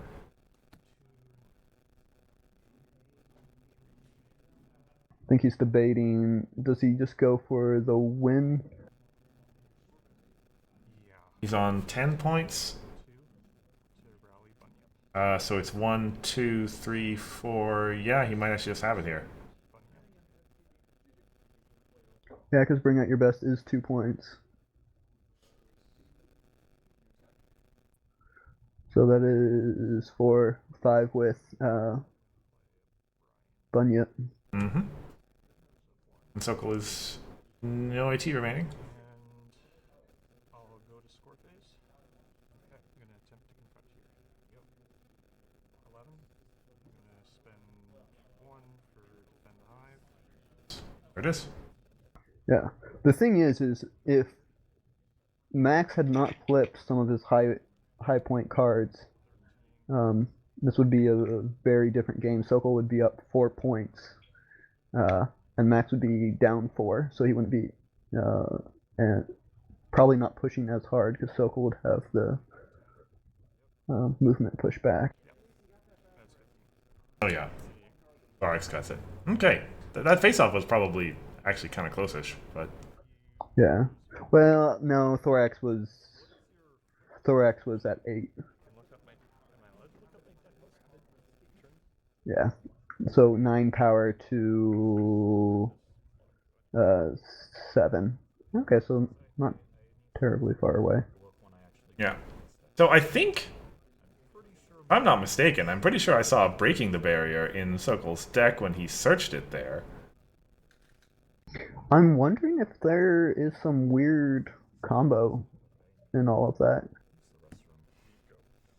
But like Sokol did draw pretty bad for his deck, I think. He didn't get quite enough threats. It was a very I've seen that hand in farm too many times. It's as much as I've played it, where I just know that there's just not enough going on. Which is why I do not like the point accelerant card. There is just not enough going on with it.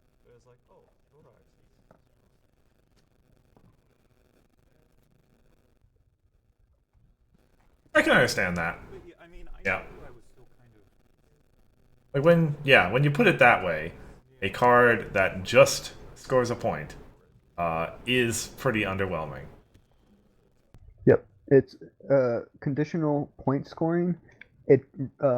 But it presents no additional threat, and in a deck that is as mixed in ideas as Sokol's was, and how to go about things, he's not looking for that additional point. He's looking for a need for consistent threats as well as consistent answers to his opponent's threats. Right. You can think about it the same way as, I mean, I'm going to go back to Magic because you know that. A card that just straight up damages the opposing player is only a threat if you're in a full-on burn-down deck. Same way that a card that only scores you points is only a threat if you're in a full-on score points aggro deck. Right. Now, if we wanted to make that card into, say, a Lava Spike from Magic, it would be worth 2 points, because that's about a 7th, which is what 3 damage is in Magic. And that would be a card worth playing because it is so valuable. But 1/15th of your total objective is not worth a card slot when you're only drawing about 15 cards a game, right? Or maybe 20. Yeah, yeah, probably. Now, I am less against that in like a pink variant, right? Because you have accelerant, you have card draw. There might be a blue farm deck. I wouldn't be too bad about it if there was a blue farm pink one that could refill its resources. But blue is notorious at refilling its hand. Notoriously bad, that is. Also, man, Max's little box there is awesome. Yep. They're. I've seen a few people with them. They're really cool, functional boxes. I just had a weird idea for a card, and I'm just checking to see if it is terrible or not. How kind of terrible. So, like, you mentioned kind of cheap events.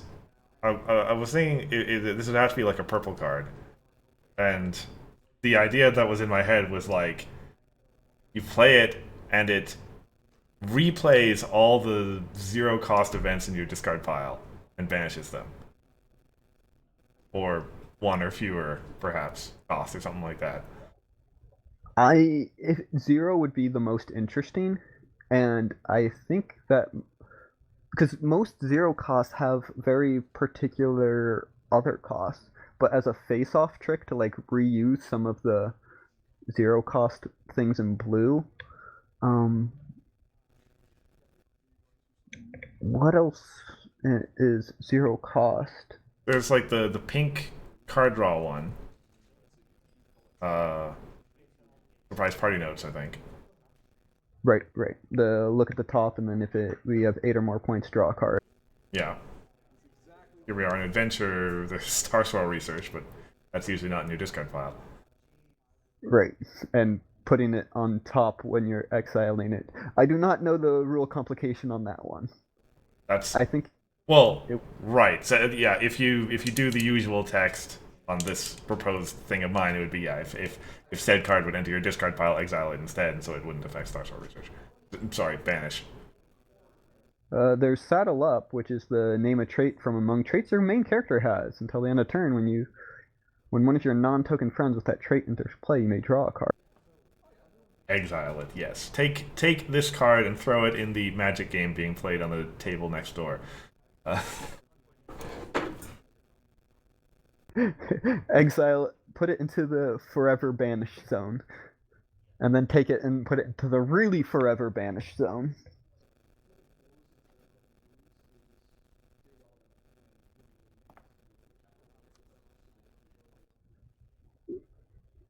All right, so that was a fine match for what it's worth. Good old, well, aggro versus. I don't know if I actually can put a straight name to Soko's deck. Was that? I mean, it didn't feel properly like a control deck to me. It was mid-range. It was like, mid range. Okay. Like it wasn't trying to overly control. It was trying to slow down the opponent enough to get like the crazy movement going, and then have some troublemakers and therefore point scoring options. I do like it. Like I don't think the deck idea is terrible. I think it just needs refinement. Yeah, I mean, Thorax is a highly tuned and highly efficient deck. So yeah, it is often going to win lopsided when it wins. Not, yes. And that game wasn't even particularly lopsided, shall we be honest. Those, it came down to some close face-offs. Yeah, no, like if Thorax hadn't flipped, I think Max still would have taken it because he did have a couple of removal tools in his own hand, but it would have been far closer, and it would have given Sokol a chance to draw a couple of point accelerators or other available threats. That would have been very interesting to see. Yeah. So best of luck for him in the rest of the event. So we have just had soft time called. with only a few minutes left.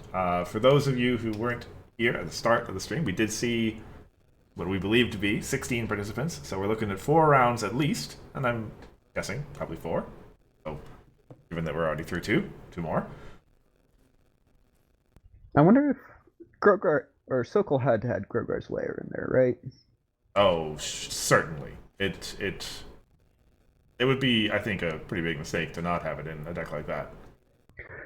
Golden Horseshoe. Play on one of your characters. Exhaust this card to move one of your characters to this card's area. Since he's playing that, I wonder if Dash is the right main to actually go with all that stuff he was doing and use Dash plus Golden Horseshoe as free movement. Oh, sorry, the new Dash you mean, right? Loyalty. Because Dash gets to exhaust herself and move up, and then Golden Horseshoe exhausts itself to move a friend. Oh, I see. Okay. Sorry, yes. I was thinking of the chain movement dash. I mean, that one's also a possibility. Right. Like, loyalty, of course, needs to be in a face-off to flip. But you'd probably run a few more troublemakers. Yeah. But, I mean, like, he never flipped Tyrek either. Yep. Tyrek, so it Fair might enough. be just an upgrade for situations like that. Because it's not like he was basing his blue off of his main. Mm-hmm. Yep. Breaking the Barrier. Cards you play this turn has an additional cost to play this card. Discard a card for each other card you have played this turn. And to be fair, that's just... I thought I saw that card art. I think I saw it too. Or something very similar.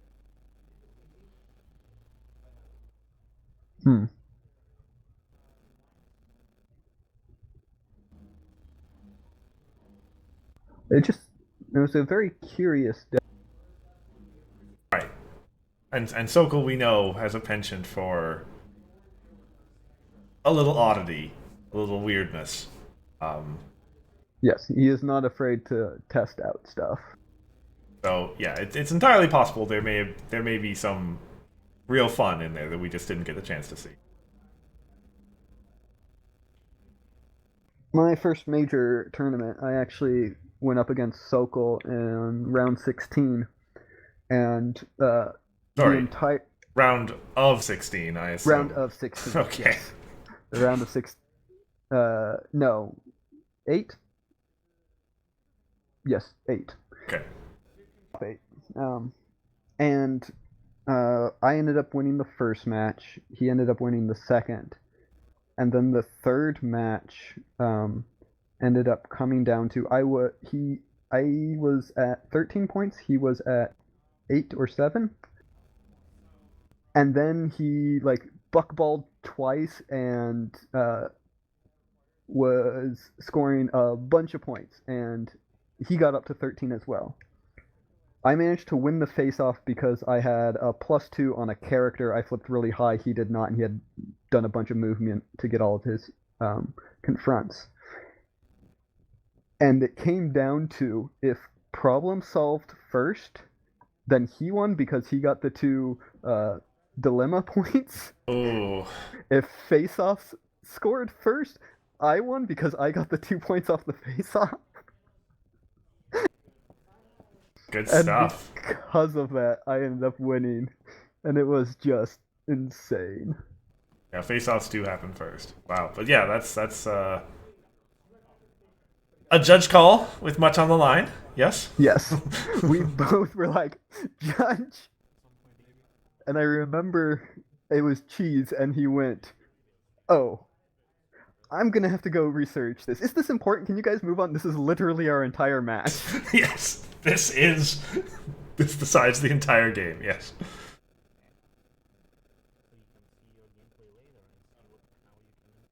It was pretty intense.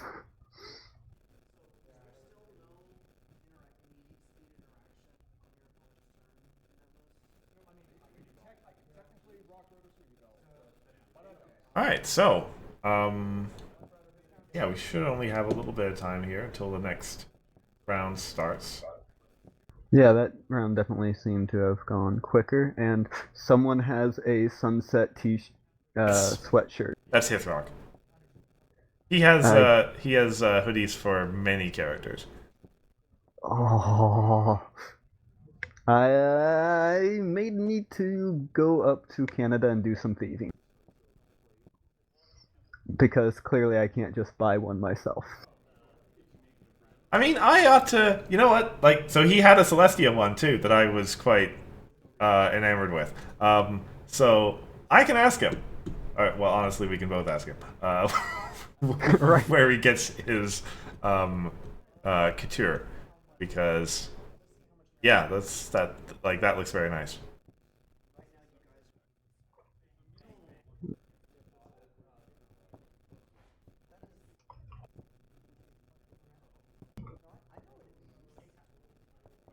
Unfortunately, I do not have as good of a story to tell for my first major tournament.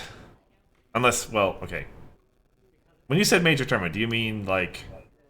The first one I did good at because I had gone to Gen Con the year before, but though it was a cider fest that year that I took farm after farm had been just nerfed to nothing, and it was the first time I did reasonable in any way, shape, or form. I took top 4. Right. Oh, someone has already told Hithrock about it. That may or may not have been me. I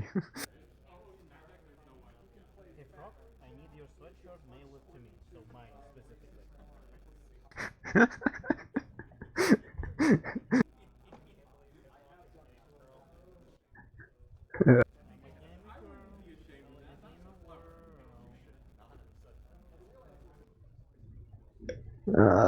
That might be Max still next to him. I don't.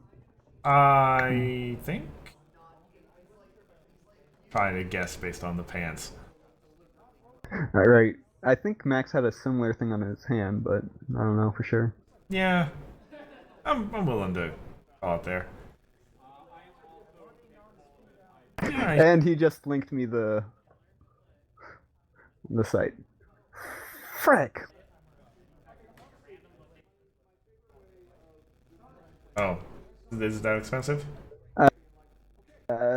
80 euros. Oh, if it's euros, the shipping's gonna be something too, probably. Yeah, I mean that puts it at about 90 bucks. Well, actually euro dropped a lot compared to the dollar, so I think it's about 85 now.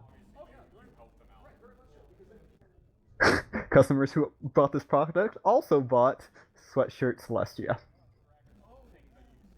Yes, I'm aware of which customer they're talking about.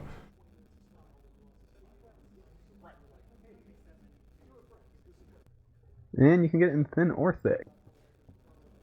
Shipping free. Okay. Oh, Just checked it. Okay.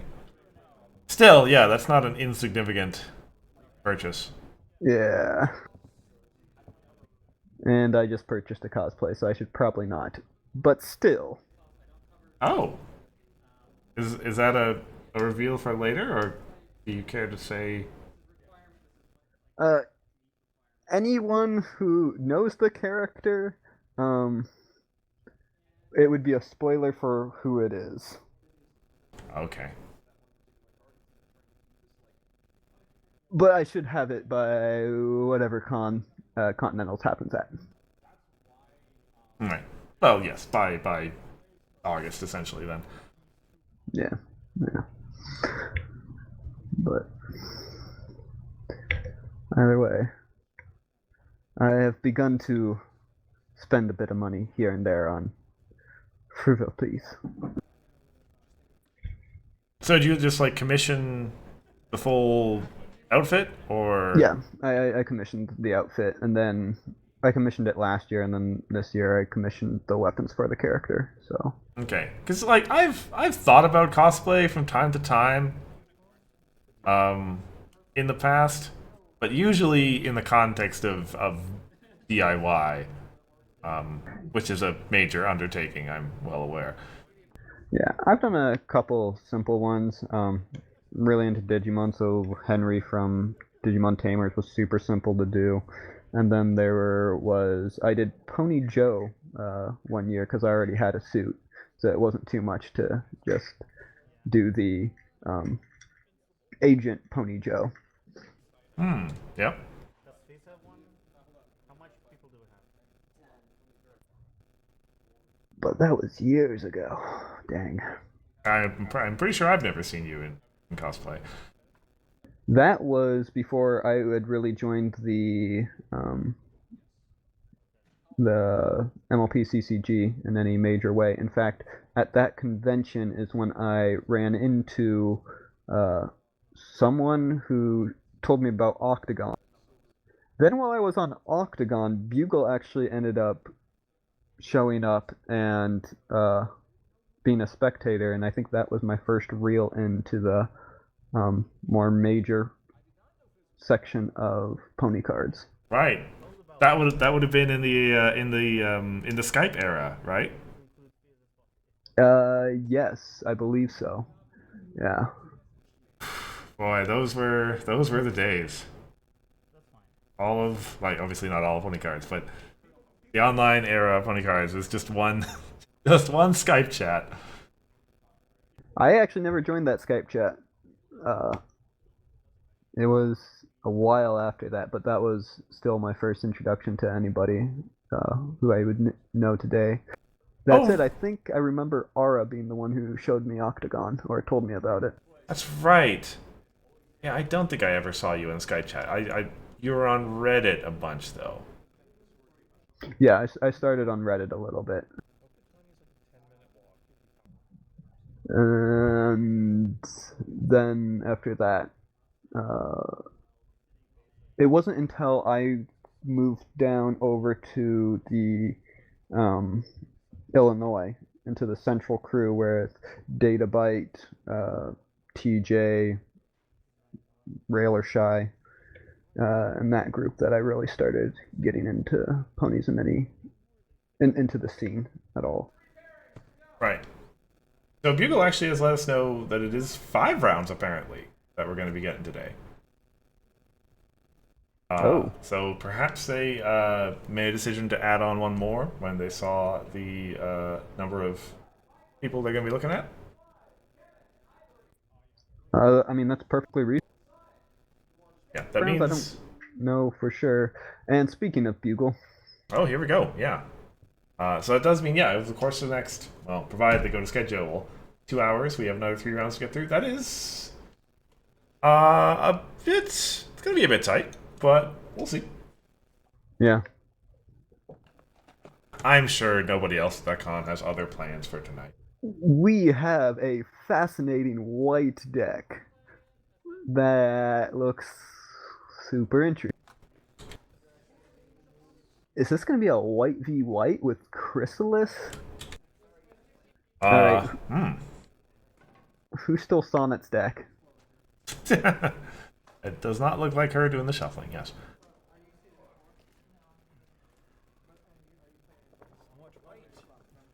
Yeah.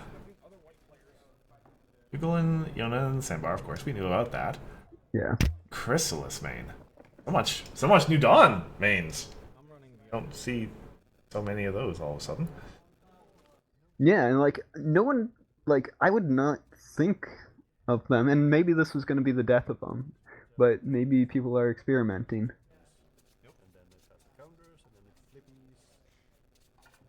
Oh, I think I've heard that voice before.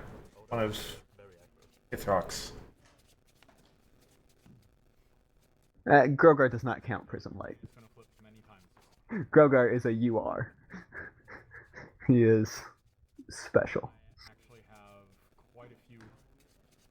Like, there are times where it might be very inconvenient for me, and there are times where I will be okay. I do not care.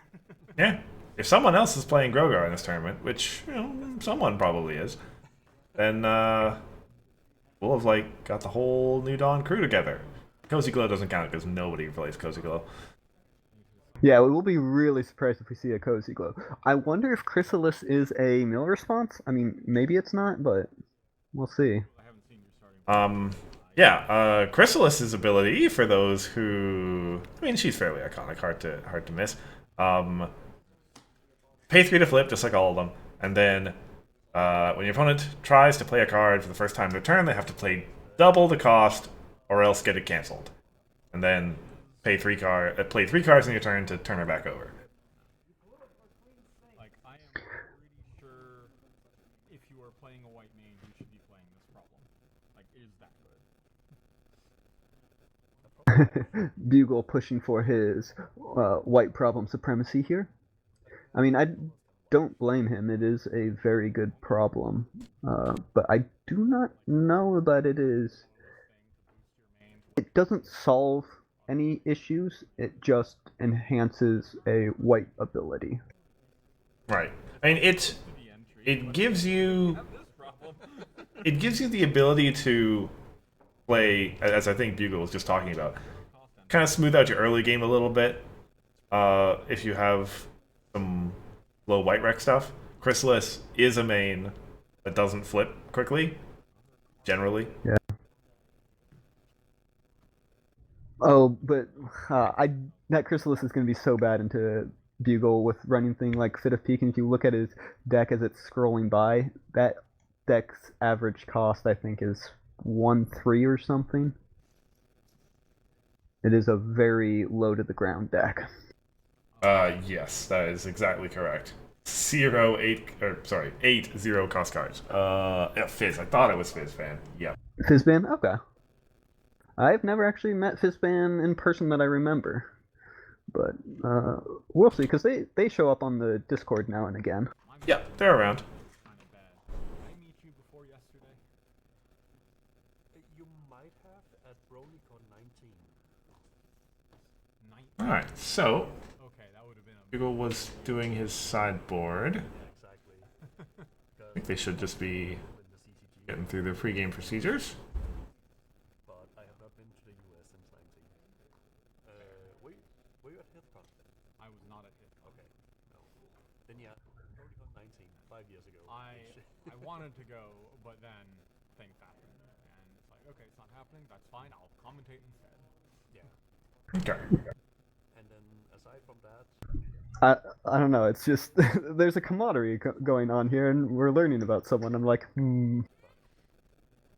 Okay.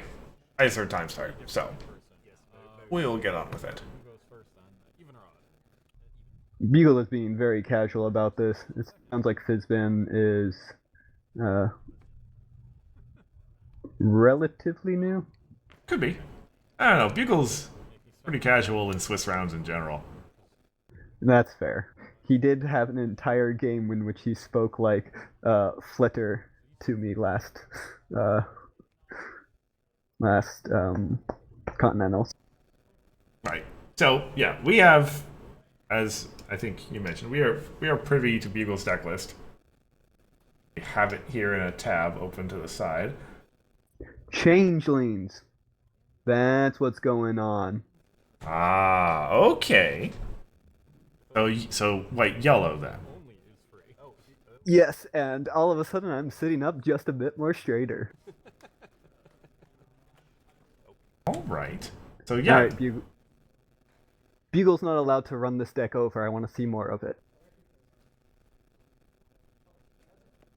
Yeah, so Changelings, it is a little interesting to run Chrysalis over Ocellus if you're going to be doing Changelings in Adventure.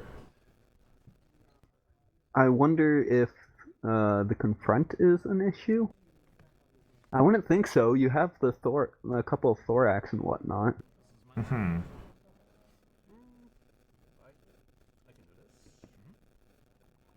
I mean, unless they don't know about Ocellus or something along those lines. Yeah.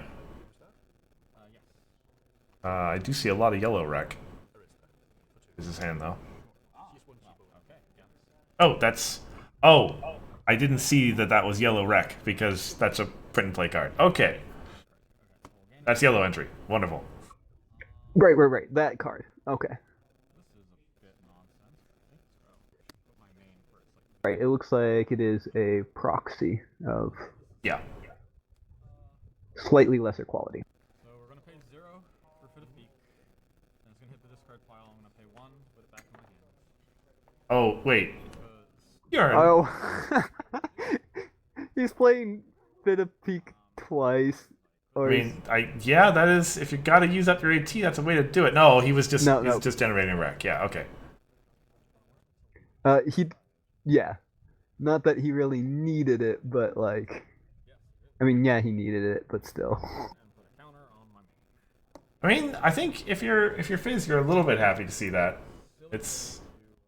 It is good to see your opponent having to work a bit to flip Yona and Sandbar rather than just having some great plays to make.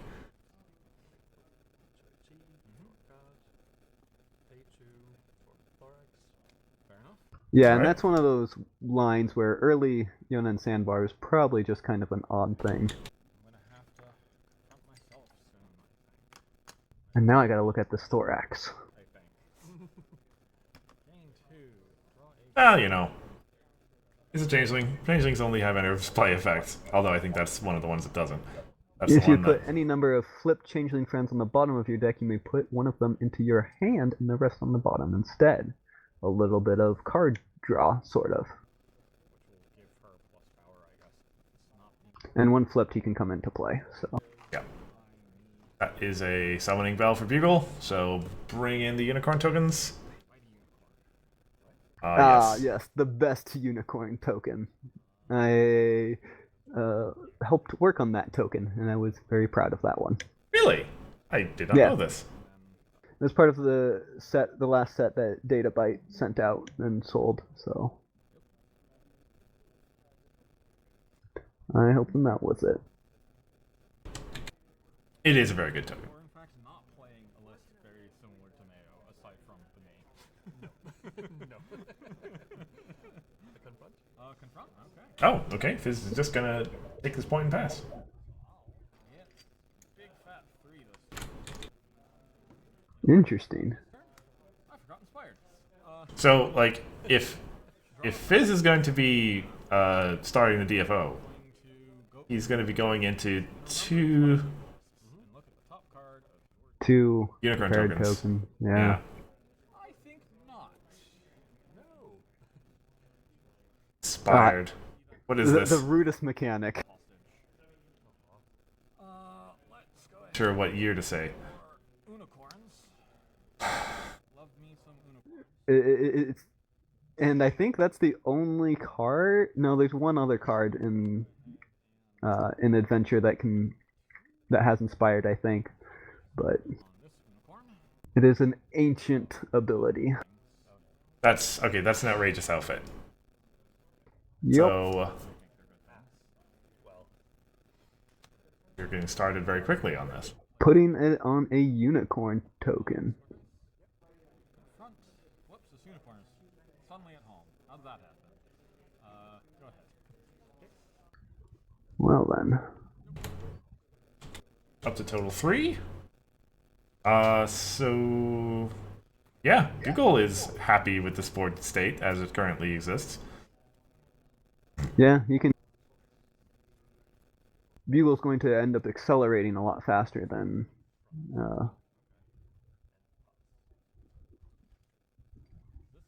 Yeah, and flipping Chrysalis actually isn't that.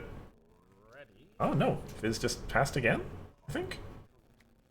Yeah.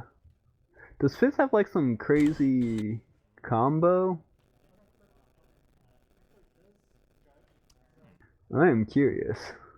It's tricky. Like, yeah, he's Yeah, I think I'm okay with you keeping that. in this current board state, as mentioned. Bugle, well, he's just gonna move that outrageous outfit back up and Something you want, or letting you keep something try again. you not want. I mean, they're both bad. Exactly. And yeah, the classic Fate Seal question: do you give them the card? Just how much do they need it?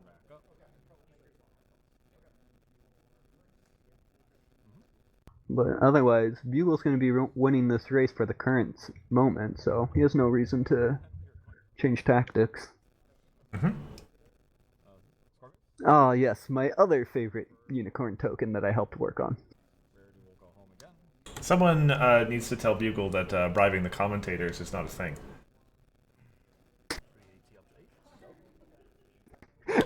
I, I don't think that's how this works.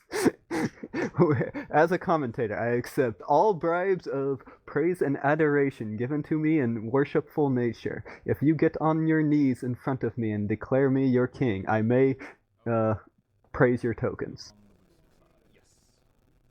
Good thing I don't. I'm not sure, Prism Light, if this is his finals deck. I don't know his old finals deck. His old finals deck was like it was an outrageous outfit combo, Hey, and I think this is still my summoning a bell different version of it. now falls off. Is it? Yeah. It specifically says play on one of your friends. Now it's my friend. Exactly. That's why it doesn't exist anymore. Goodbye. No. Yep. Uh, Yep, that is how that works. Well, you still have the inspired. But it's the beginning. Yeah. Oh yeah. Yeah. Yeah. Dumb Inspire with the worst timing in the game. You were allowed to do that. I'll spend the remaining 20. Yeah, that's kind of my reaction, Pages. This has been kind of a. Wait a minute. That's my strategy. Well, okay, yeah. All of a sudden, whoa, this flipped around. So Is Pages just about to score he's quite a few more points? that will be 3, I believe. And there's no requirement otherwise, and that is 9 to confront. Yep. So much for face-offs happening there, Bugle. This is in no rush to start one. Making me take action. How dare you? And, took away one of his friends, so in order to confront that problem, there's now has to be more work done. Just for the Chrissy tax. Okay. And he. Let's plan out. I was gonna say, yeah, Bugle does have a Fit of Peak in hand, so he doesn't care about Chrysalis if he's gonna do stuff. 0 action tokens. 0. But you do have 2 calming over here. and That's important. And a center too. 2 calming and eccentric too. Oh my god. He Fit of Peaks lets the Fit of Peak go. He'd have to move the main up and play However, cards that get up there. I'm pretty Because you can't just let him continue to just farm that Oh, problem. no, like you that. you cannot. 3 points per turn is so significant. Unfortunate, Bugle's AT is off the map here. Yeah. I mean, he has been just kind of gaining it. now it's time to start doing. Okay, so that opal in his hand, that banishes One of the Timbals. one of the Timbals, yeah. It is only until opal leaves play, unfortunately, but still something. Rat. I like this one. We might have. Yeah, and he can't use opal for power there because of the calming too. Yeah. And even if he throws down opal there, the calming 2 still will activate. Will still activate, yeah. Okay, that's better. So I don't know. Yeah, I don't think he can DF. Well, actually, depends on how many cards he plays. He might just be able to boost his main up to 9 and then move it to Apollo. Yeah, but the first one gets canceled, right? Well, if his first card's Fit of Peak, he can just pay double the cost and it doesn't matter. Oh, right. Yeah, and it's not going to be canceled. Safer call anyway. And 2 AT to get the couple up there. Yeah, because he only needs 2 white cards. Pay 0. Yeah. We'll banish summoning bell, unfortunately, but I. Yeah, that is unfortunate. You will pay the double tax of 0? You We'll pay the double tax. you are allowed to not pay 0 if you want. If you want to let that get canceled. But Bugle definitely does not want to let that get canceled. Yeah, I really like this deck. Ahead and give Oh, he always goes for the double just because the other problem should be able to help. Yeah. Power -2 for calm. So. I did not. Calming is only when you enter play. Right. Yes. Okay. He does need 2 more power there, so he's got to. He needs 4 more because the eccentric is still up. The main's flipped, so 3. 3 plus 2 is 5, right? And he needs 9 total. I've already made a mistake. This is fine. But that should have been a +4, right? Because you've got the problem and the main triggering. I think this is. The problem, isn't it? Like, It's they have slightly different. Oh, non-friends. Yeah. Oh, you're right. Yeah. I don't need to pay tax this time. For a princess mask, this is totally a changeling. Do you believe me? No. Why wouldn't you believe me? I mean, I have to give credit. This is kind of a tough situation. There wouldn't be that many aggro decks that would be able to clear this out so easily. Mm-hmm. 2 for opalescence. So, That was my 3rd card. yeah, I think Bugle is just kind of forgetting about some things. Timble, first off. She eats Timble until she leaves play. So, I'm going to eat Timble. Chomp, chomp, chomp. Yeah, because currently. 2 more power on Yonabar over here, which gives me the 9 necessary for some strange, mysterious reason. Then we'll proceed. But yeah, this should be a DFO. Yeah, and it should be. Well, Bugles only has 2 flips, and we don't know quite what the Changeling flip average is. Changeling flip average usually isn't very good.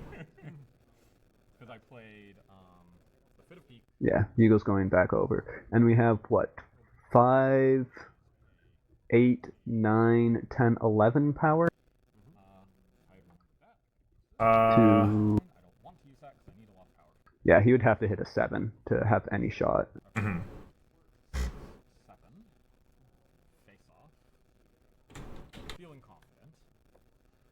So 13. Well, I could get a resource, but I can't. Yeah. Okay. So that should do it.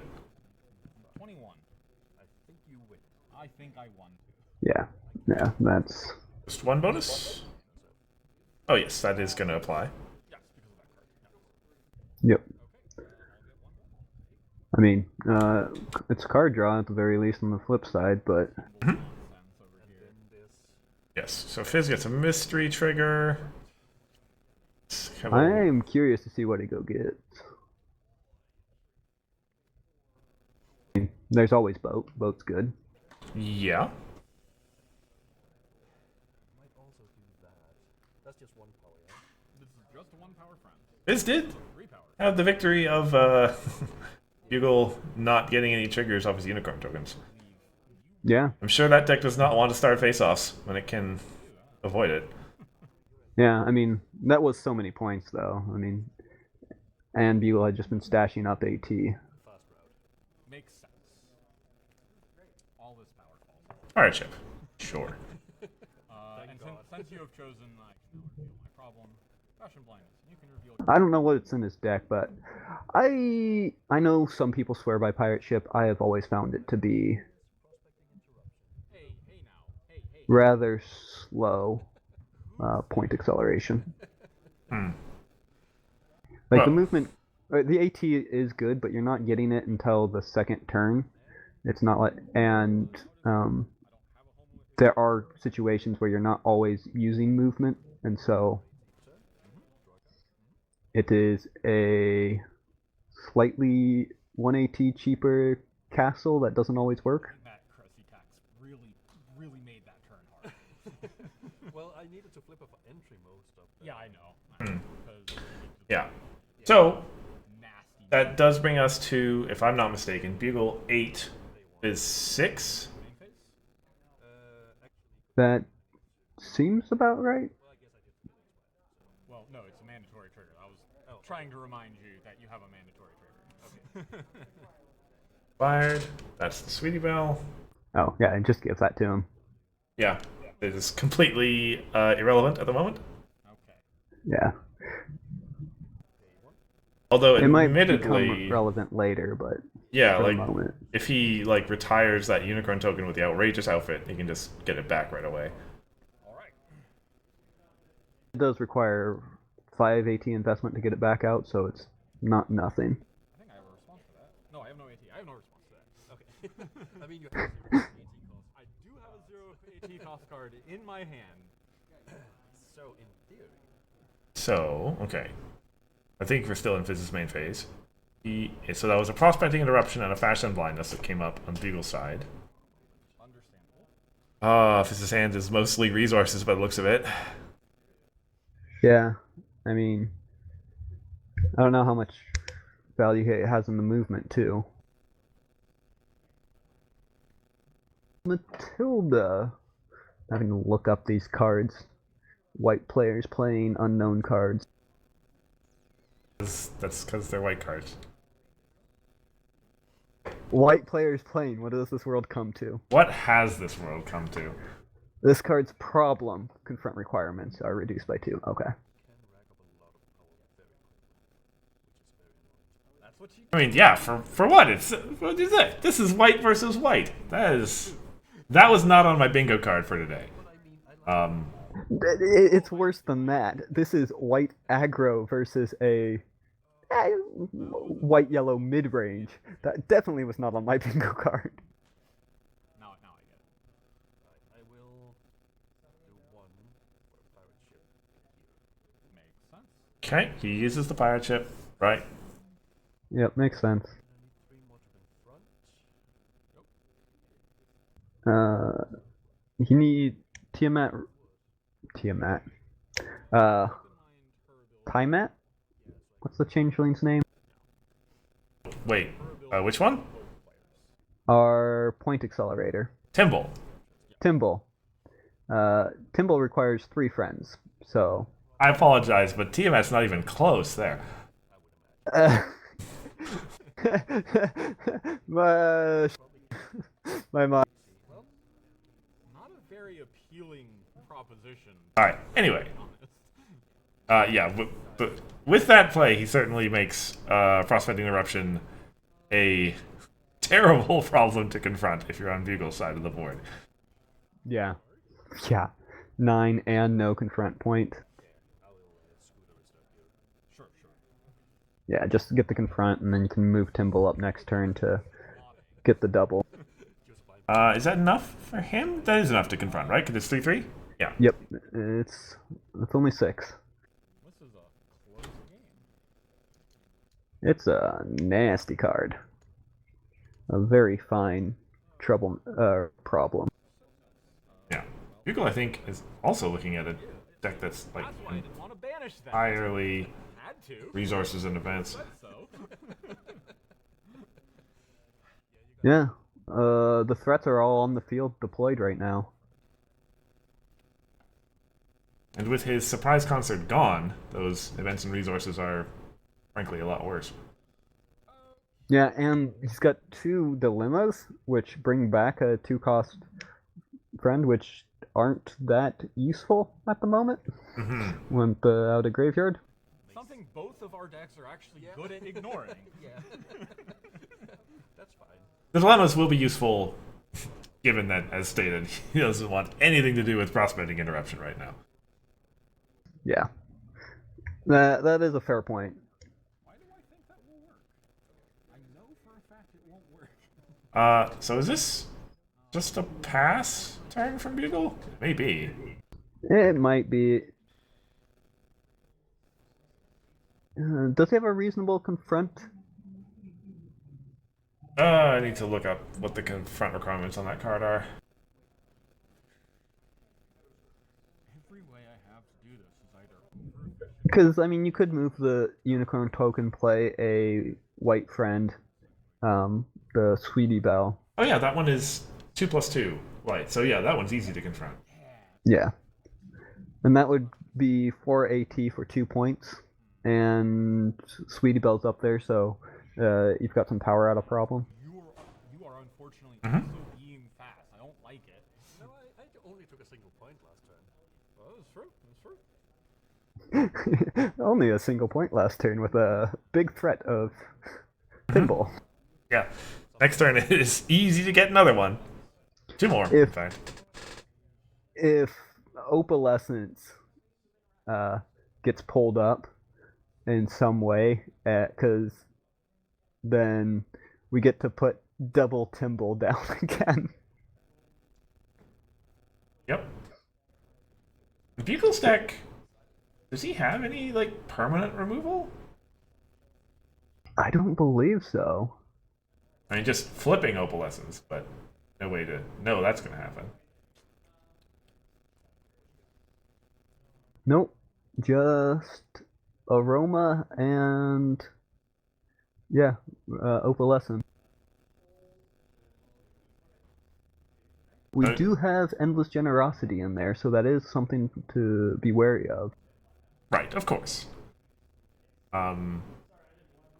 Do a quick count. 3, 4, 5, 6, 7. He is on 10 white power, I think, at the moment.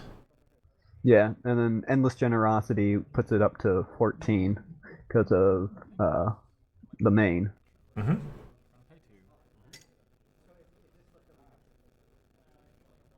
So, well, Yeah, he could just push two unicorns up. yeah. That is sufficient for 2 points.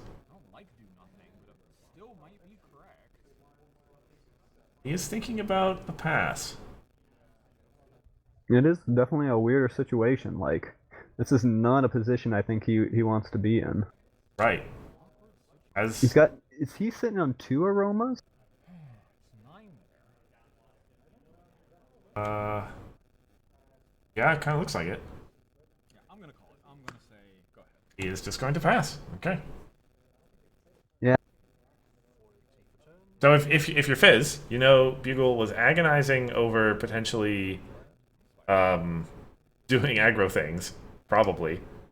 Oh, that's another. That's another aroma, yeah. Put it Oh, on leave top. that. Leave it there. Leave it. It does nothing to you. Oh, we missed the meme. I'm sure Bugle's reaction would have been amazing for drawing that. Yeah.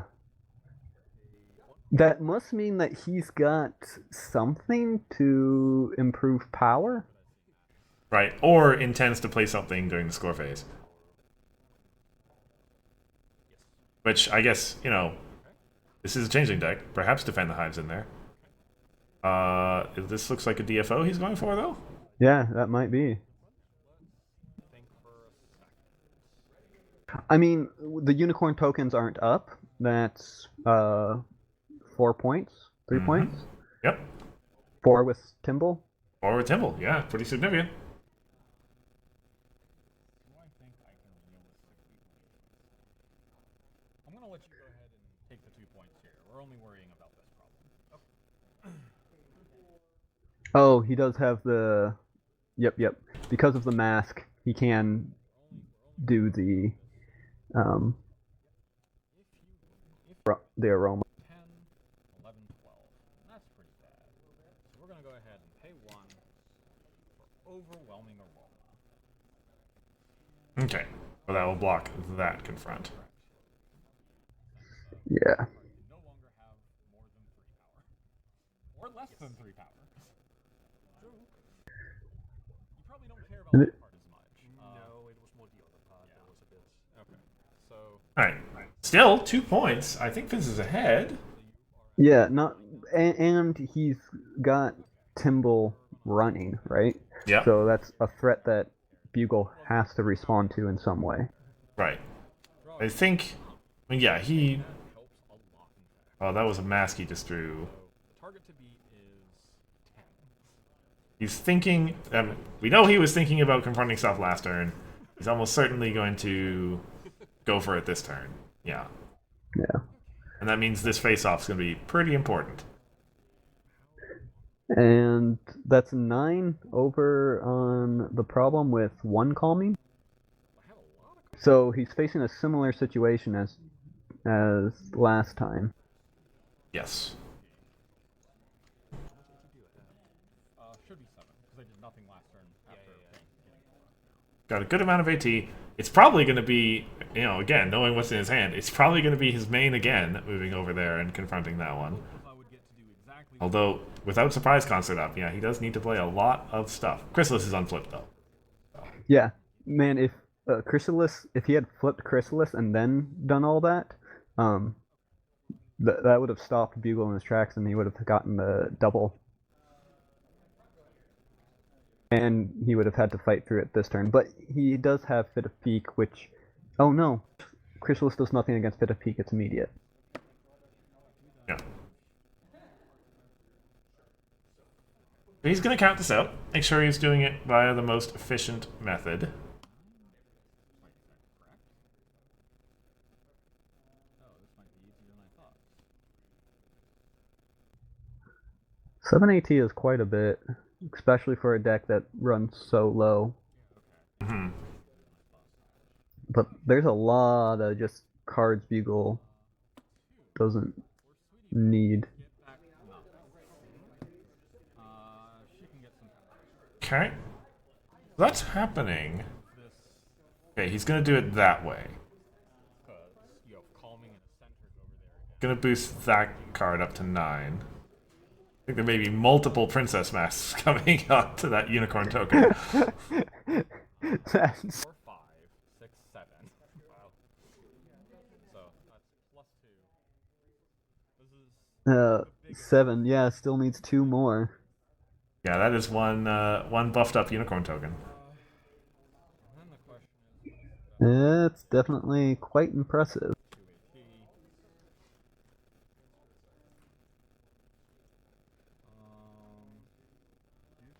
AP. He does still need 2 more power at Prospecting Interruption.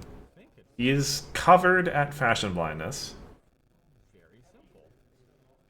We're going to pay 1 to throw my outrageous outfit, which I should have done before I played Sweetie Belle, into your... Yeah, that would have been the right line. It is belly flop. Yeah, yep. But sometimes, as you're going along plays, you don't always Done that first and actually... go figure it out until you're already... Oh, right. So, Mm-hmm. Alright, so that's sufficient, yeah. yep. 4 confront. Yep. Now this face-off matters a lot. Nope. Oh, you're right. No point for that. Yeah. Okay. You sadly... Oh, sure.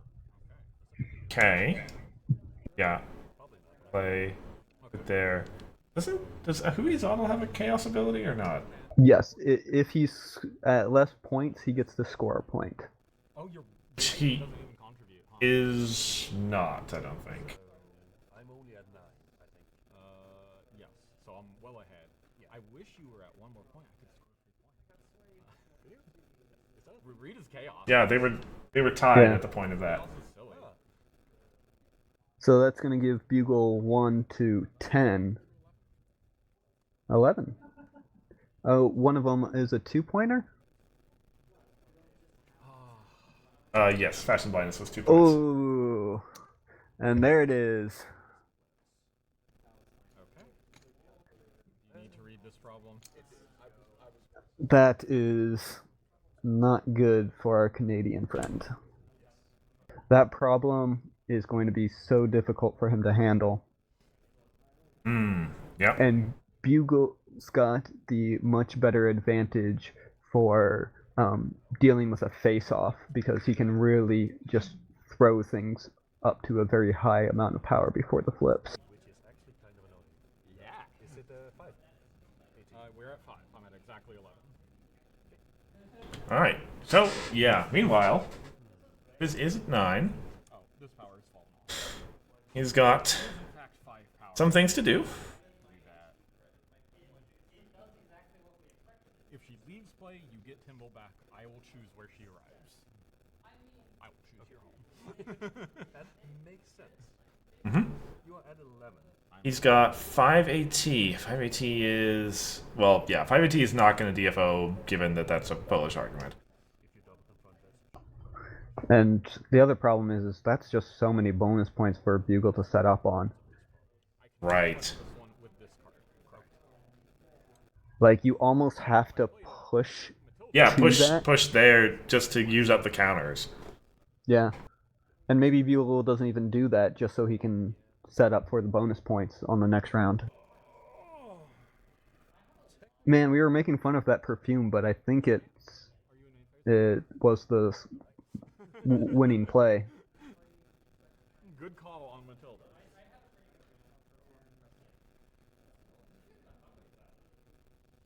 Did you catch what he picked up? I did not see it.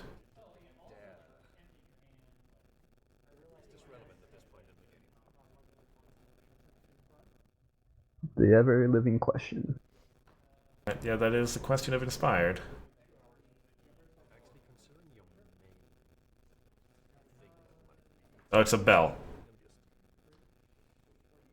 If you're worried about 15, I'm at 8, 9, 10, 12. So Yeah, bell is... It's tricky. So, like... I think Fizz got rid of it because it's a low-cost resource. But, of course, we know that Bugle's deck is full of low-cost resources. Right. But it provides, it's 1 AT, 3 power. I mean, that could be the concern. Hmm. but this is your highest power, yeah? she is 5, and she's my highest. Is Pharynx coming into play? Or is this worse? The copy of Pharynx coming into play? I mean, So yeah, there is a Pharynx in I'm like, his hand. That would be what he's thinking about. copy Pharynx. Yeah. Do those Princess Masks fall off again? Depends if they say friend or not. Well, it depends if they say your friend or not.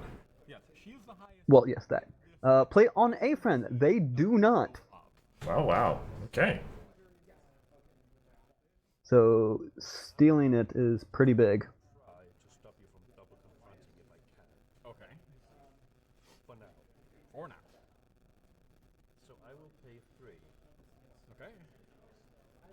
Oh, Yes. yep, there we go. Do it. Makes sense. And then pay 2, move Pharynx. Yes. Exactly. Right. How Eccentric 4. Yeah. Put it to 10, make it the most difficult. And then he can move the Princess Mask the next turn. And then I need to retire some friends. Probably mine. This has been a really, really cool game. I have been fascinated this entire time. But you will retire the token. Well, I don't know. The token's big. Yeah, and it's a 5 power token. I almost wouldn't. Yeah. I don't need... Bugle may entirely be capable of getting those Princess Masks back. So, Yeah. I think you keep it. I don't need this. Yeah. Arista goes, especially because he's gonna grab the point suit anyways.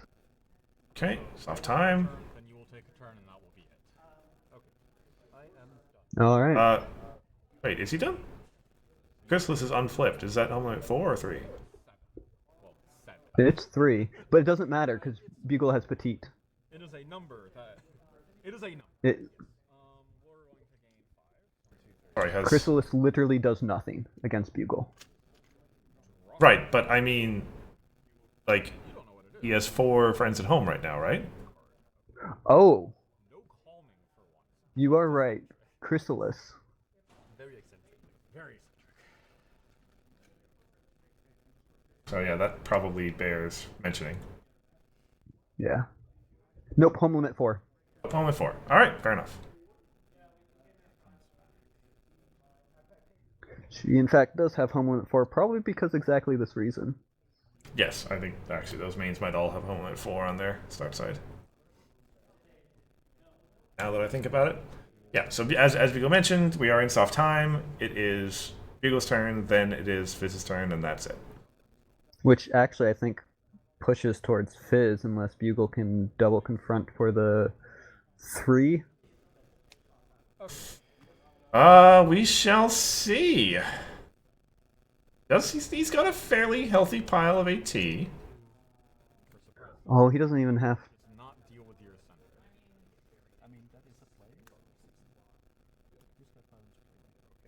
That will get. Oh, and yeah, And Outfit, I guess? Yeah, okay. yeah. What you'd want is the mask, but So yeah, actually, if Biz had retired that unicorn, there would be a bunch of masks in Beagle's discard pile. yeah, no, and that would be really dangerous. I actually think Bugle has this, unless there's some kind of instant response. give me a unicorn.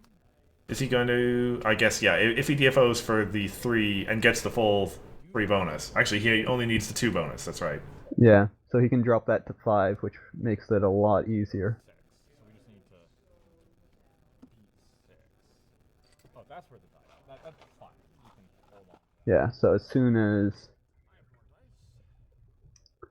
There. Yeah. Okay.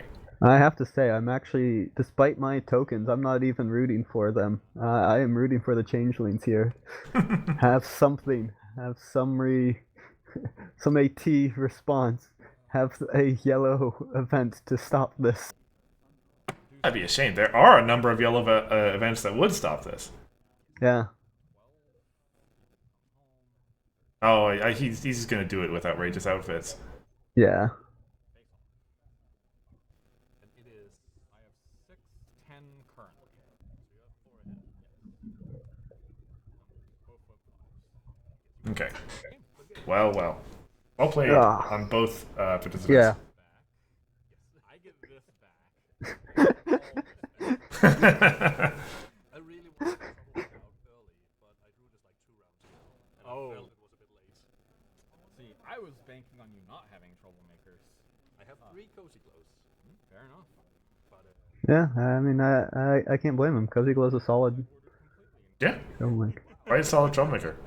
Surprised I don't see more of her, but I guess in pure control decks there's better options. You wound up playing. Yeah, and most decks go for kind of a. a bit more control where I just put up a cozy glow and I try to sit behind her with symbols. You chose to play first, correct? Yes. Or I can try to go a little more tempo.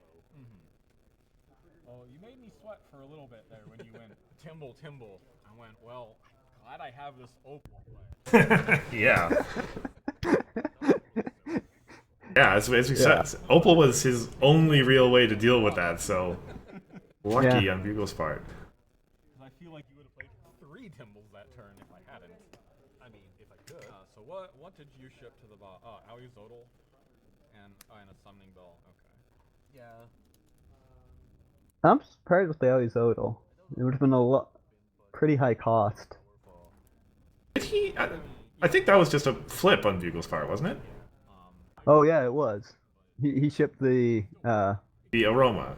Roma. Yeah. Putting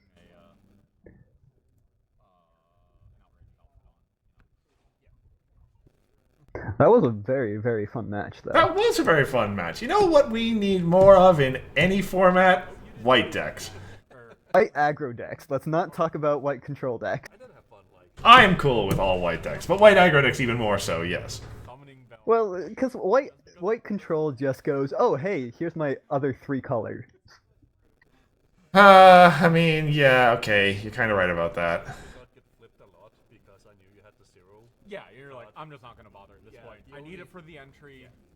Make him do it. Like, But yes, the reason I we need white aggro decks. case you would flip again. Because if I left it, then you would go, oh, well, then I'll just flip Yeah. it back. Exactly. I probably wouldn't have, yeah. Yeah. Guess what? All the cool cards are in white, as has always been the case. I'm just. It's interesting listening to But yeah, this deck, them go at it. 9-0 cost cards. Wow.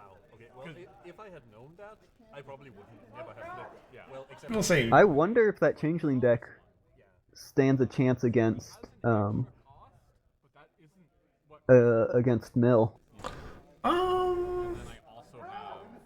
I mean, if you get your Timbles down early, See it all. This one. you certainly at least require Mill to act. Yeah, and at least that means a couple of events have to be used on removing them. 14-14 tie. Oh, sounds like we had our tie. A 14-14 tie at that. Yeah. What a wonderful Card. place to be. Sometimes I play it on my turn, sometimes I play it on the opponent's turn. You know, because on my turn it's 0 cost 2 power. That's great. Yeah, plus you kind of like tag your opponent interfering with you. Yeah. It's like, oh, you want to interfere with me? Yeah, you're not going to. Yeah. You're gonna pay +2? You're not. Unless they really, really need to. All right. So yeah, as sorry, go ahead. I'm doing what Mayo is with the outfit. Yeah. Yeah, as Bugle told us earlier, if it is, I think it is 5 rounds. We have 2 more still, which means we are going to go over time, because it is. We have 1 hour left until the scheduled end of the event. Turn before we have to end it. We're in here for the long haul. We know how this goes. That's right. I should have made coffee before the stream. I was thinking about it. Foolish, foolish. We always know that it starts late, and we expect it to go over. Don't play rare. Because when I play rare, Yeah. who knows how many points you're getting. Mistakes have been made. Scored 3 points. No, only 2, didn't I? Because I didn't actually move it up the second time because I needed the extra power. I think only 2, and at some point. Well, never mind. I've done 2 a lot. But yeah, we were in soft time, so I should have the 4th round coming relatively quickly. Yeah, and if there already was a tie, that means that matches are probably holding up pretty quick. Right, we might even have gone to hard time. Because Yeah. that made me DFO. I was just going to keep doing this. Yeah. And then you're like, oh, I can do that too. We haven't yet seen anyone, admittedly we've only seen a quarter of the field, but we haven't yet seen anyone playing a full I expect this to go to time kind of deck. We also haven't seen any Bluna. Also haven't seen any Bluna, that is true. That's what I was like, oh, I can react. And I'm like, oh, I have 0 HP. I actually can't stop your fire. Yeah. Sorry, and I said quarter. We've seen 6 players, because this is the 3rd round. Yeah. And a couple of expected decks. Oh, what? 2 completely unexpected decks, though. Right, Both with New Dawn mains. Yeah. Yeah, +2 on someone else. So I knew you had that in your hand. Now we just need someone to play Cozy Glow and really round out the New Dawn. This is the Works same out thing. the same for you, yeah. I would be extremely impressed. I would love to see it, but I would be extremely impressed. Oh. Well, here's what you do. You set up Flash B to just get really big, and then you just confront behind Flash B. Oh, that way. I have the main. Yeah, because she could do that. Myself a bit of Do you not even have like unsatisfactory work or anything like that, or any of the events? I do have the events. I have like the yellow one is gonna work. No, that's the right one. I think. Spooky Story. Yeah, it's gonna work. Oh yeah, that. Yeah. Spooky Ruins I do have. Okay. Yeah? Don't think. Yeah, that does Troublemaker work, says- doesn't it? And I should. That's Problems bonus. You may score equal to the value of one of your troublemakers here instead. the high. I actually haven't. But you would have Two to. problems. You would have to DFO, yeah. It's gonna work your cozy. Yeah, Glow friends song. always there. Or if they ignore the troublemaker. Actually have like But or anything to do on my turn. No. Oh, and you have Pharynx. Oh, hold on. Pretty good. Cozy Glow. You may score points equal to the point value of one of your troublemaker here instead. Yeah. Interfere with you. Yes, you could do that. Oh no. Which Is that a real option? go to give something +2 and then not get it back because I spent all my Is AP it that an immediate your 0 cost? Yeah. Oh wow. Oh, Really good. So good. no. Don't make me make a Cozy Glow combo deck. Shocked. So wait, are you thinking Harmony? Or... Anything. Because both Cozy Glow and Flash B are in core. They're in the Right, same cycle. right. But sorry, how are you... Like, is... as soon as Flash B hits 15 plus in any fashion, or she doesn't even have to, Cozy Glow, you double confront and you get Flash B's points. Okay, sorry. You're just thinking of double confronting. Okay. Yeah, or something in that nature. Or there's the orange problem that lets you single confront and or orange event that lets you single confront and double. Ah. Okay, Like, yeah. That's... Yeah. it would have to be a full control deck otherwise, but like there might be something there. Yep. I wonder if... And like you could just not even use her until like, oh hey, a troublemaker set up and whatnot.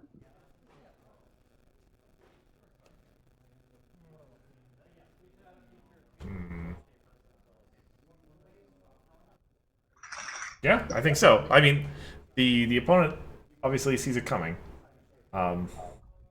Yeah. All cards are face up in that combo. But But it's Flash B. Yeah. Flash B's always face up. Yeah. At no point is she not a face up combo. to be fair, the first ridiculous Flash B combo worked. And you could put both of them together as having both just an option with Flash B. Yes. So I'm yeah. There is another way to score Flash B. So that is a Cadence main, I believe I'm seeing through that deck box. That looks like it. And some delicious candy that's making me hungry. Yes. Clearly they must be used as tokens.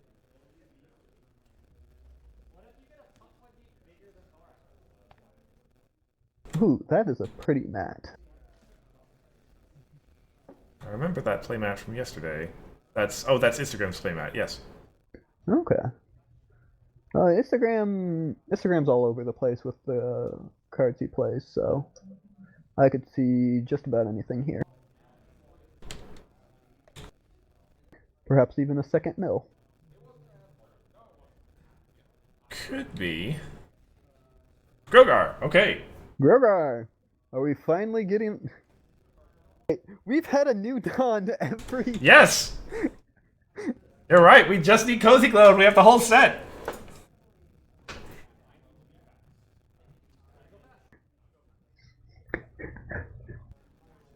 Some light. After you used your action tokens, Grapes, would you just eat them? That seems like a way to assert dominance. I only need 1 bushel of AT to beat you.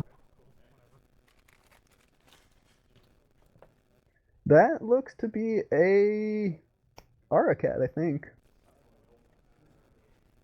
Yeah, with the rules on hand, that would make sense.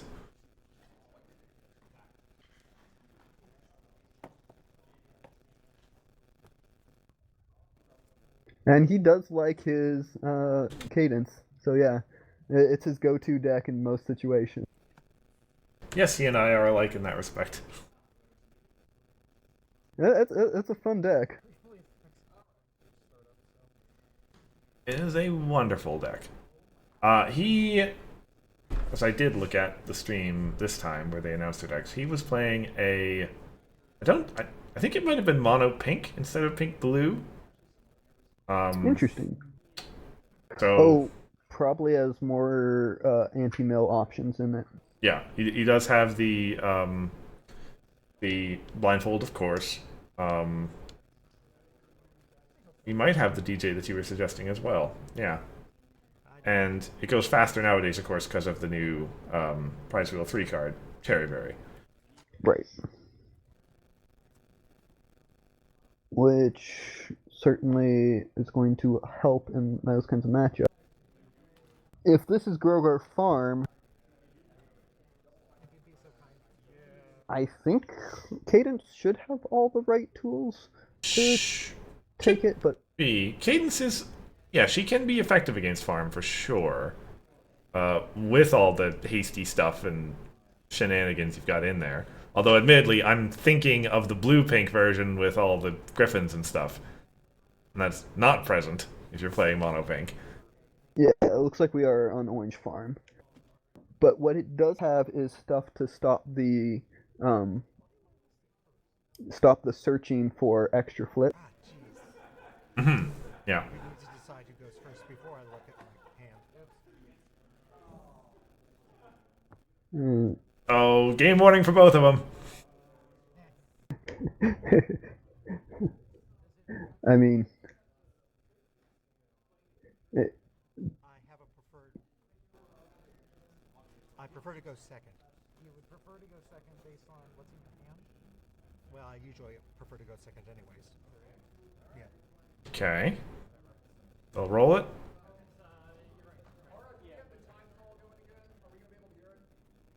I started it on the computer, so it should be making noise. hmm. I mean, theoretically, you can just call it a wash the mole, right? Mm-hmm. Yeah. Reset the mole, and this hand always gets shipped no matter what. That's, oh, that was a low number, actually. Okay. So.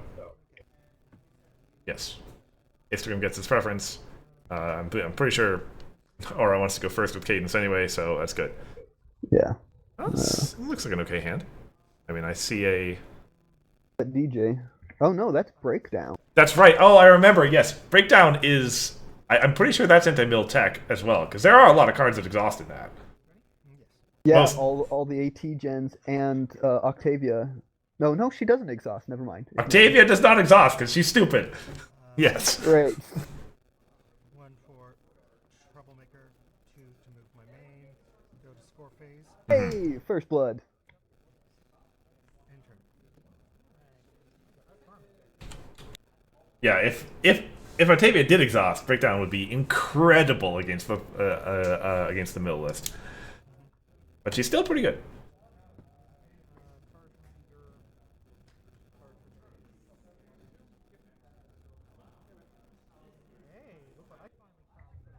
Yeah. Okay, so Aura does have the early eager. Great start. And what do we? There's a cherry berry, but I don't. And oh, a party mare as well. More Oh. importantly, there's a Discord. Discord is going to really sets things back if you can get the pink going, Right. which should be next turn. So Instagram will have one clear farm. I didn't see which epic Instagram played there. As a Grogar in his hand still. I missed it too. I remembered seeing it at one point, but 2 action tokens, draw. It's Desert Road. That's really good against Oh. Cadence. ooh, 4 and 7. All right. That looks like a win. Not much to do there. Shame to see the staff go. All right, yeah. Let's see what he's getting off Pony Shadows though. No. No. Ooh. That's a garble. Oh, what a swing!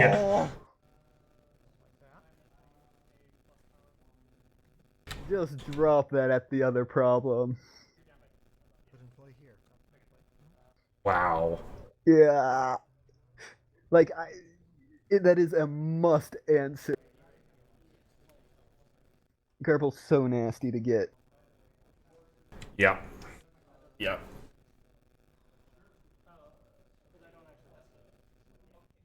Ugh. And he's still got 2 AT left. Score 1. Yeah. If he had enough AT remaining for the Desert Road, he would be doing so well. Yeah. Yeah, so for those who don't know, Garble is, when you flip a card for a face-off, an opponent discards a card. You win a Troublemaker or Problem face-off. If your opponent has fewer cards in their hand than you, score a point. There is a problem face-off coming up right now. Probably. So it'll at least flip one card, and I don't. That should be enough. 6. It should be. Ara's been playing things. Instagram has cards in his hand. I think you just take the point and force the discard. Yeah, because that will get you the extra point. That will get you the confront, and then you have stuff to play on the next round. Save your AT. Yeah, I think that's what he's doing. Here first.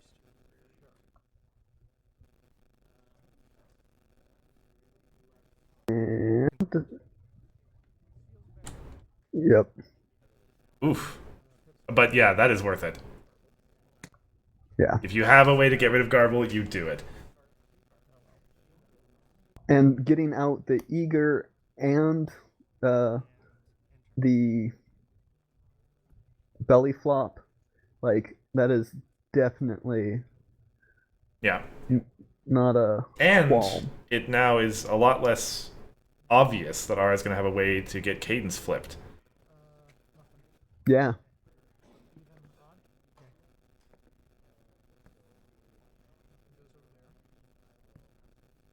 Okay, so Party Mare goes over there.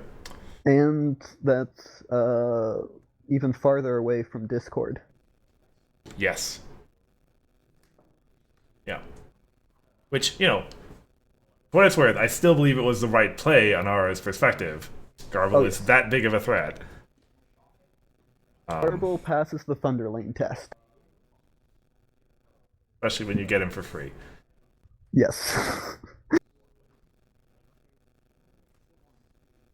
In fact, Garble passes the Thunder Lane test. He's sometimes worth forcing to get for free.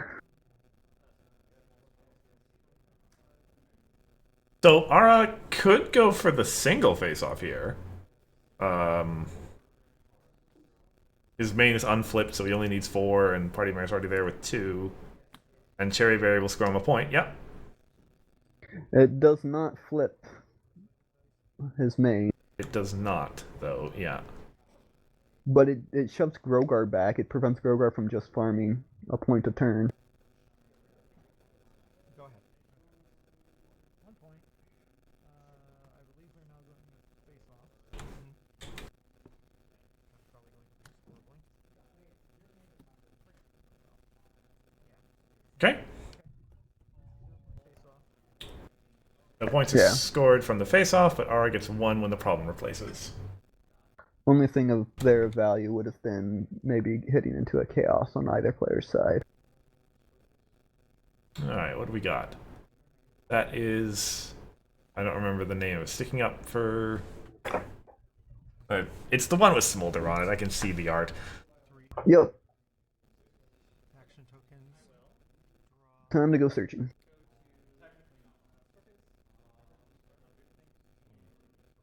Standing up for yourself. You only have 1 character here. That character can't be moved or frightened. 5 on either side, bonus 1. Not super relevant. Text? To start with, because I No movement or frightening in Ara's deck, probably. Yeah, not in this matchup. I mean, on some weird incident, it might prevent a friend from being frightened. if that did you Yeah, because I. and you only paid 2 for Cherry Berry. Alright, well, Percy yell at me if I did that wrong. I think I hit 2. I think there was some irregularity. I believe that 2 is correct for Ara to have left, right? Because Cherry Berry is only a 2 cost. What did he do that round? His Party Mare moved. He played Cherry Berry, right? Yeah. And he got 3 AT. Yes, he grabbed the incorrect amount of AT to start, is what happened. Ah, I see. Okay. Yeah, so we're all good then. Yeah, because he should have gained 3 at the start. Are we going? Yeah.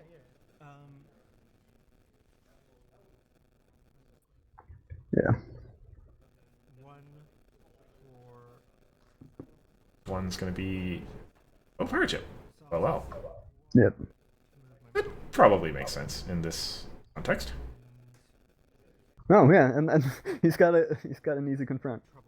And yeah, we know the Grogar's there. I think against this deck you always go searching for a pony of shadows and just let the confronts go. I mean, depends how afraid you are of Discord. Ooh. Well. Party Mare likes her face-offs, apparently. Yeah. She's not at enough power to do it herself, but... Another belly flop off the top is likely going to be useful. I know Instagram has another Garble in his hand. He does need a little bit more orange to play it, of course. But... Yeah, and he does have that AJ there too. It's just so good against Orange Farm that's trying to use its friends like this. They just end up being so hefty. It's such an investment advantage for pink. Mm-hmm. And yeah, so long as there is face-offs happening, Aura is happy. Especially happy with 0-point bonus face-offs. There's no risk. That's just 2 points for him. And yeah, now he is on enough AT to put Discord into play. But Discord has to solve his own problem, right? So Discord can replace whatever problem he's at. He has to search his own problem deck, though. Ah. Gabby, sure. I don't think that's triggering yet, but that will flip his main over, which is the intent for sure. Yeah. Go ahead. Because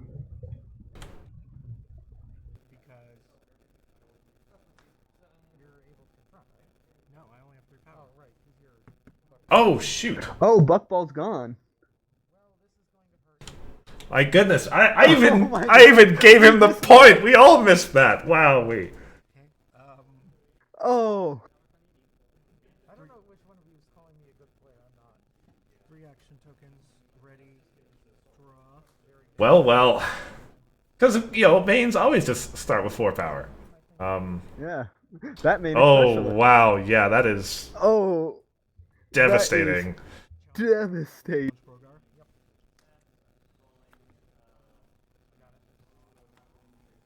Yep. Points for Instagram. 8. Oh yeah, that's equal. That's a second flip. Okay. 2 points for Instagram. Yeah, 2 points for.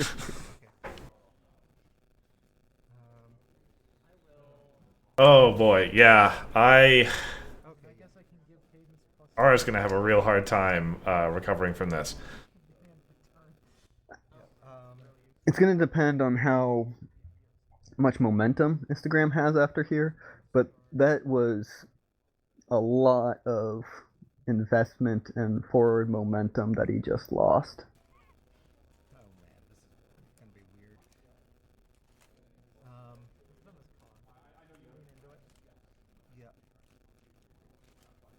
Yeah. So So what do you do as Instagram? Like, I'm trying to look at his cards, see what he plays here. He's out of Troublemaker. For Captain Jack. Oh, Captain Jack. Okay, I was sure. wondering about that. Just I mean, yeah, it is a DFO, right? Isn't it? it is not a DFO. Grogar's Right. Grogar's not. Yeah. Okay. We've been over this. Most importantly, it clears out friends. It presents another confront threat. Attempt to confront. Yep. Like, that miss is like, we missed it too. God, that was painful. All right. That was a Silver Stream. And you mentioned, yeah, once again, Aura finds himself without his wreck. Discord lost in hand. Not that Discord's great now, but it might be Flip Cherryberry just for the wreck. Mm-hmm. And, you know, a point here if there is a double confront. Alright. Stupid lines of play for 400, Alex. Okay, that's the silver stream to steal the bucket silver stream. Yeah, Yep. we will take this ship. Oh yeah. I guess it goes over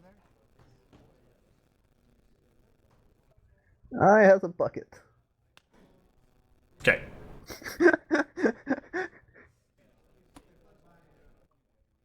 That's a confront. is it? It's Buckball. Cadence has It's +1. Buckball. Yes. My goodness, I need to remember the text on Buckball one of these days. Remains on my side until silver. 4 action tokens. Well, okay. Draw. It is I'll only take- a 2-point lead, actually, for Instagram. And Oh. No, you don't Big Mac your own. Big Mac to eat your own pirate ship. I mean, you do get the double confront. There no AT to stop you. I mean, he's got enough AT. He can and enough wreck. He can just throw down the Garble now. Yeah. Oh, Right, what a And Garble is points and threat. Front. Flip. this is been a tour de force from Instagram's side here. Yeah. Is your hand empty? Is that random or my choice? Your choice. I choose not to. Okay. This is probably gonna be an extra point then from Garble. Are you currently at I think so, yeah. 18. Yeah, no, you're way up. Okay. So yeah, score 1 bonus, score 1 Garble point, I think. Come on, Instagram. You don't even need a count at that stage. No, I Oh think no, it's fi- no, 5 they're to equal. 5. Okay. 1 for the bonus and 1 from Garble. I'm at 10. Oh, he scored a Garble point. Colin gets replaced with Cherryberry.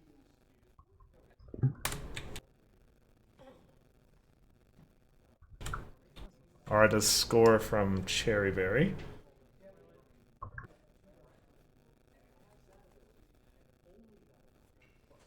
I think Garble has to be greater hand size, not equal. Yes, he definitely does. I think we can include, by the way, that Cheese is our ping guy. Yeah, duh.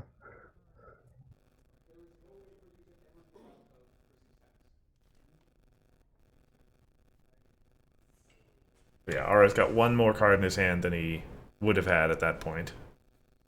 It's 4 in Instagram's. No, it's 5 in Instagram's hand. This- It would have been 4 in Okay. Ara's hand, so I think we're good.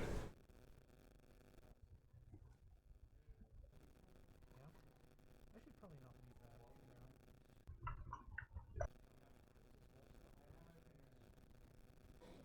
that. Anyway, it is Ara's turn. He will need a moment to recenter himself, I'm sure. Yeah. And think about what is the best way forward here. He is happy that there haven't been more troublemakers hitting the field. Yeah, I mean, there was only 2, but both of those were nasty. Like, this is the case where it wasn't even the troublemaker points that's been the problem. It's that both troublemakers made huge plays. Yeah. He's got that belly flop, which he really needs to play to get rid of Garble. But that's again, he needs his friends in play. Yeah. He needs the wreck. He needs Cadence is. I'll be surprised if Cadence even flips.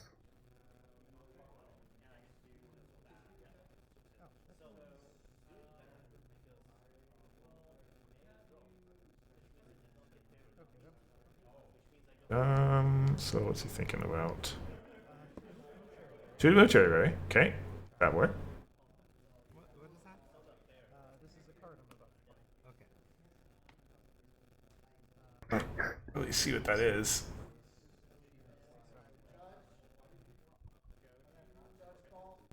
He paid 2 for it. Yeah. Where's DT? He stepped out. Are we gonna have a momentary I think so. pause for a judge call?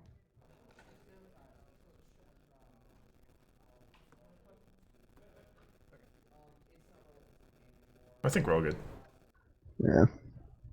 Either way, uh, whatever those cards are. Time passes. Oh, it's not relevant to the game anymore.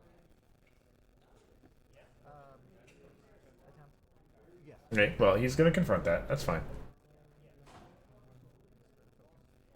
Pass turn. He saves an AT. He's saving that for a belly flop.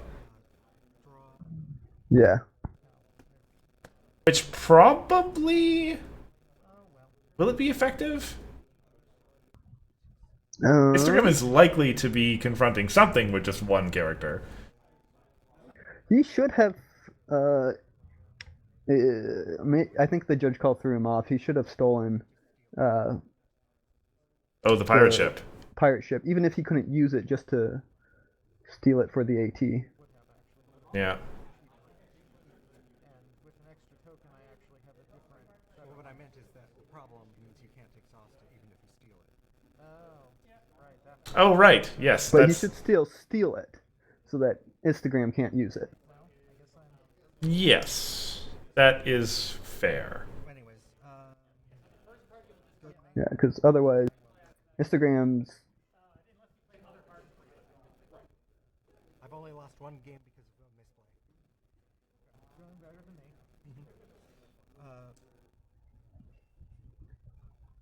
Main phase, pay one. What exactly that's- is the effect of Unity 15 Applejack again? Captain Jack. It puts a counter on everything at Unity 15. That's not the point. Elder Jack is can't be dismissed if she's at 4 power. Anything 4 or greater. Oh, well, yeah, that's yeah. But this will also work. Yeah, so there's going to be a belly flop happening. Yep. Single problem face off. Right, so he's at 11, single face off. Oh, yeah, Ara does not want to see that other belly flop go away. Ooh, yeah. It's kind of his key out here. No. Okay. I had to let the. Right. She's no longer online. Wow. And you're out of faction tokens. Your friends with 4 or more power can't be frightened or dismissed. Oh, she doesn't even have to have. Yeah, if just honest as the day is long was down. But either way, I think he's ahead enough that shooting for that would have been fine. Right, yeah, so Iskram scored the bonus point. I think Ara's going to get another. Give him credit, he's gotten lots of work out of Cherryberry. I think with his main isn't flipped, I think he scored all but 2 of those points off Cherryberry.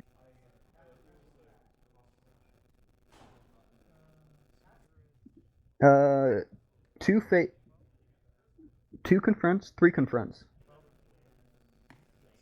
Yes, that sounds right to me. So yeah, How about the white one from AD?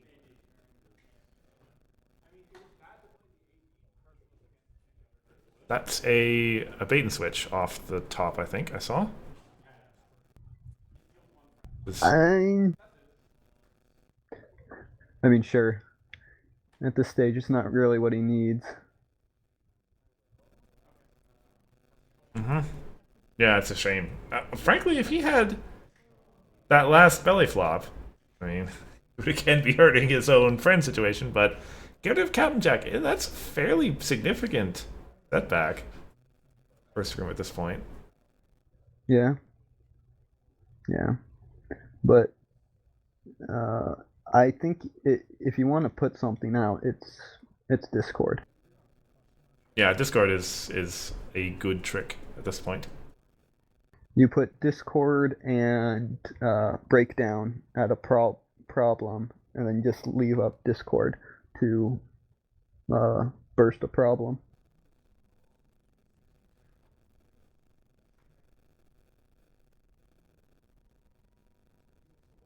Well, that's funny at least. Okay. Move up. That's Cherryberry again. Traveler again. She would be at what? A 6 power traveler, score problems when. Interesting. Oh, sure. Yeah, that works. Yes, that is stupid, but I admire it. Yes, I was. Thank you for making that observation. That's a very good point. Hey, that works. And that is eccentric too over at Lacking Lesson Plans now. Yeah, that actually does matter. 5 action tokens. And I left something in some. Actually, it matters a lot because that means AJ isn't large enough for either of them. That's right. Guess what he just threw though? His third garble. Fortunately, he can't play it and drop. Yeah, it's unfortunate. 1 AT short. Oh wait, yeah, he can. He's got ship. He just drops Garble and moves Catajack. Does that work? I mean, that's not a Yeah, DFO. No, it's not a DFO, but it gets you a confront. You've got a Garble out, and you now have a point. Yeah, okay, that's fair. And you have Garble out. Yeah. I think he's looking at Applejack though. Oh yeah, because that makes the Catajack safe.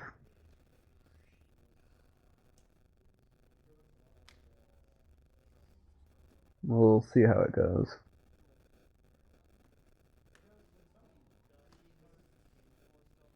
Nope, 4 is... Oh wait, is that what actually goes 4?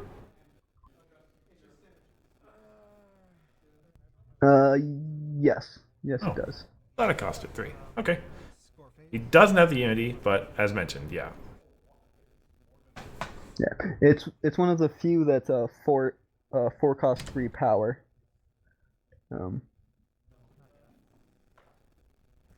Okay.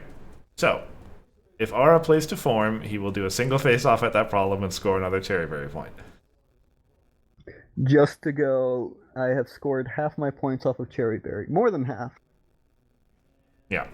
Or, yeah, he could move up Cherryberry, play Discord, and replace the problem.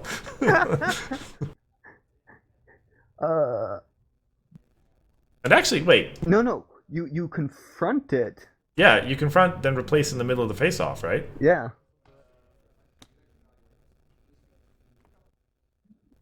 Okay.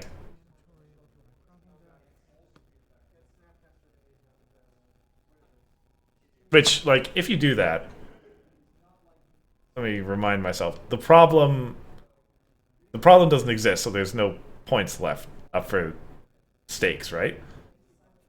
Right. Okay. In fact, I think the face-off ends because there's not the available space for the face-off no longer exists. Don't think that's how it works. Like, if What the... is it? Oh no. This is good. This actually does like meaningfully advance things. Pay 2. Move Cherryberry again. Okay. Traveler is optional, Instagram. Pay 1 below this. Yep, he's gonna do it. Oh no, he's not gonna do the face-off thing. He's just gonna... Yeah. He's not going for the...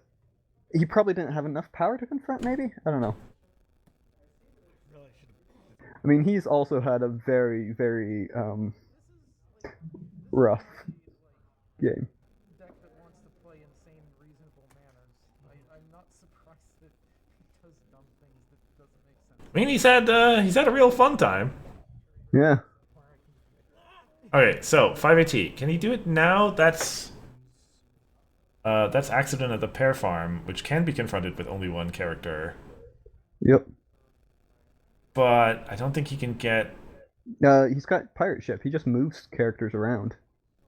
right, but so he moves Oh, like yeah, he needs Yeah, 8 yeah, at yeah. lacking lesson plans though. But yeah, he has enough AT to just do that. Yeah. I think. Exhaust pirate ship and pay 1. But yeah, he has a staff in hand. So yeah, he can just Right. do that. Jack here. but that's still not enough at 4 for my last garble. Well, yeah, that also works. Or But wait, no, it's that's eccentric too. not It doesn't enough. work. Yeah, that's right. Yeah, it's still not enough. To confront. Yep. Pass turn. Yeah, just one confront. Yeah, but there's now a garble out. Of course. All right. I mean, this game has had the memes in spades. So Yes, we have seen 3 garbles. oh, Sonata. Oh, Would Aura like a garble? that would just be the perfect thing to do.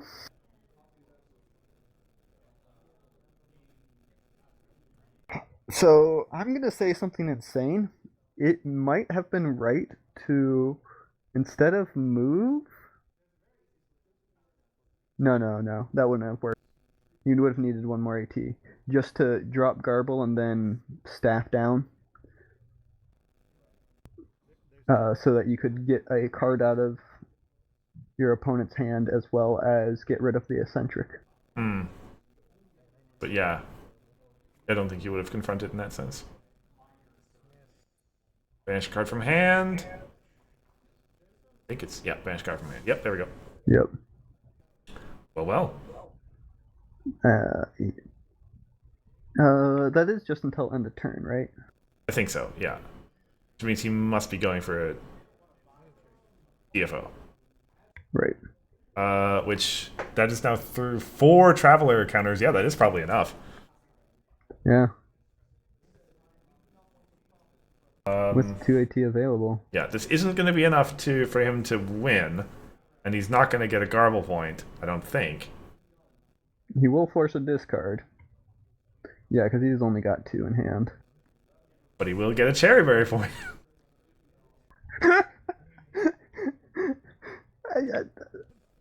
Berry has provided him a stupid amount of points. 6. It's the only reason.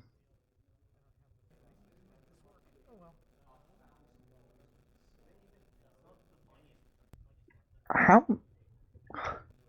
We might actually need to go back and see how many Cherry Berry's points have actually been scored. Go. Go. That brings up to 11. To 11, yep. There's 12 points. Oh.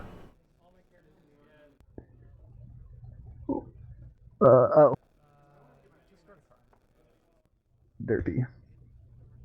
Yeah. Also, I think Discarding staff. I mean, yeah, actually. No way that's right.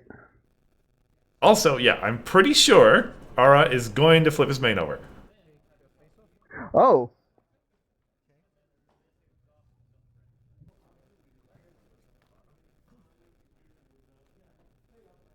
But I think Instagram's on 14. Yeah.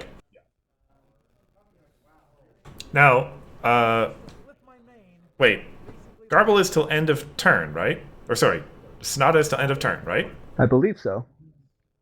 So I'm pretty sure that if Ara tried to put Garble in his hand, it would go to Instagram's hand, right? That makes sense. Yes. Yes, that appears to be how it works. Okay.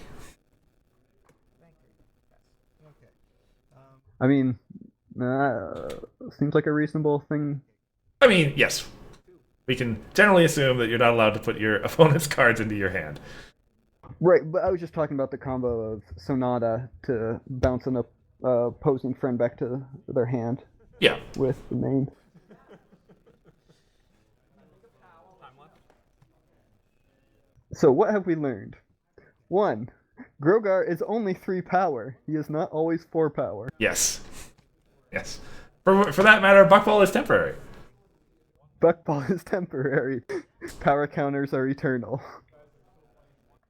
2. The other thing we have learned is that Cherry Berry lets you score way more points than you have any reasonable right to. Yep. He may have scored more points from Cherryberry than points from Confronts.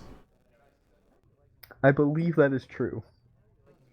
Because he scored off of a double confront. Prize is doing as well as it has because it's basically a core deck that I modified.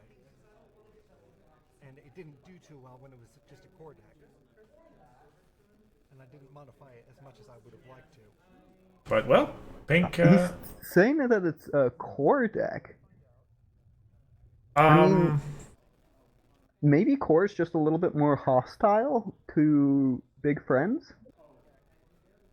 Well, I would assume that the person who played it in core is probably in our chat right now. Unless Prism Light left. No, Paige is there. Well, Instagram said he's been running it in core. Oh, okay. But You haven't played this. Okay. yeah, Prism, he likes the raw orange. Okay. He likes big orange, and I can't deny him that. It's double confront. Okay, now I double confront again, and my massive friends are untouchable. Yep. Okay. Yep. I mean, it's always been an alluring idea. Yeah, you can really hit fast at the end. Yeah. And my fingers are crossed that we'll get a lot more of it next set. Because I'm pretty sure we talked about this on Meticulous Talks. Orange is in an amazing position going into this rotation. I mean, yeah, that's true. It hasn't shot out, but it does have a lot of just good cards. Yeah, it has a lot of really great cards that aren't rotating, and a lot of the other colors are losing like pretty important stuff. It's kind of similar to how yellow was before the first rotation. Interesting. Well, that'll be interesting to see just how it turns out, and of course the new cards will always shake things up. Yes. The other thing is, I too have looked at this and have gone, what the hell am I going to do in the next core set? Yeah, fair enough. Yeah, as mentioned, the this next set, whatever it is going to be a quarter of the core card pool. So we shall see. And some long-time farm staples are just going to be gone. Mm-hmm. One thing, we have seen 2 farm decks, and we haven't seen my card.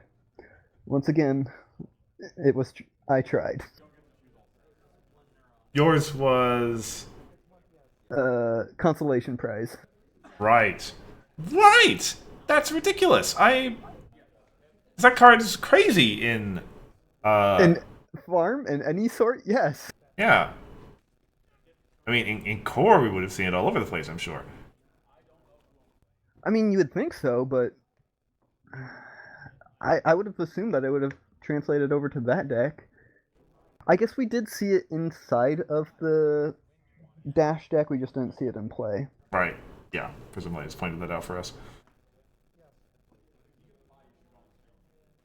So looking at RS phone there, I believe I saw it was only a minute and change left in before soft time. As mentioned, don't go anywhere if you're at home unless you have a place to be, because we have one more round left to play. We bring you not 4, but 5 matches here on CIM stream. Don't go anywhere, folks. We still got more for you. I'm not. Are you referencing something? If you are, I'm not familiar with it.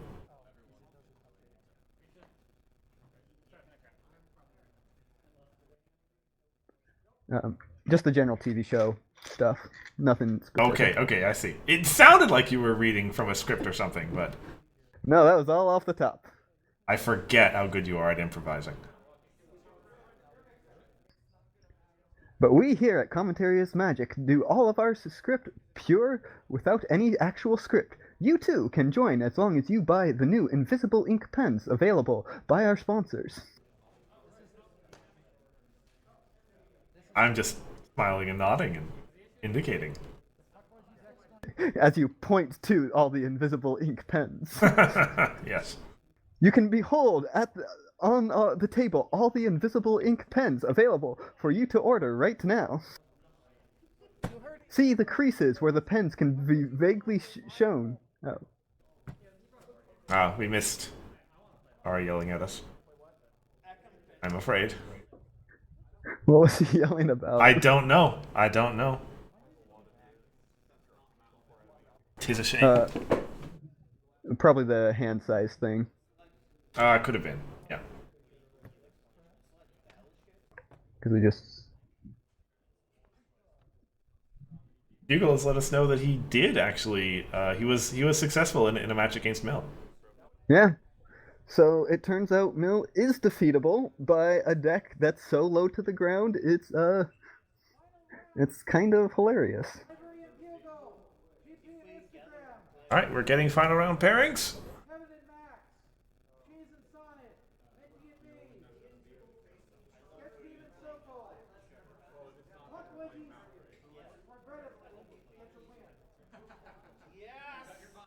Fuck what she's gotta buy. Wow, wow. It is unmillable.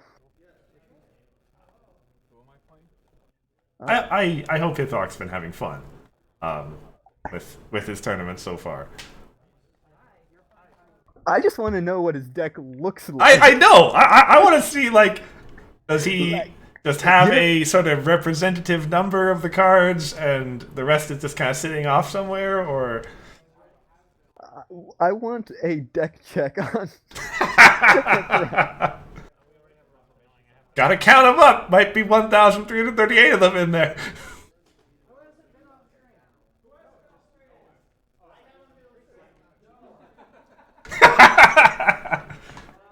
If I just volunteered to be on stream and I was just no.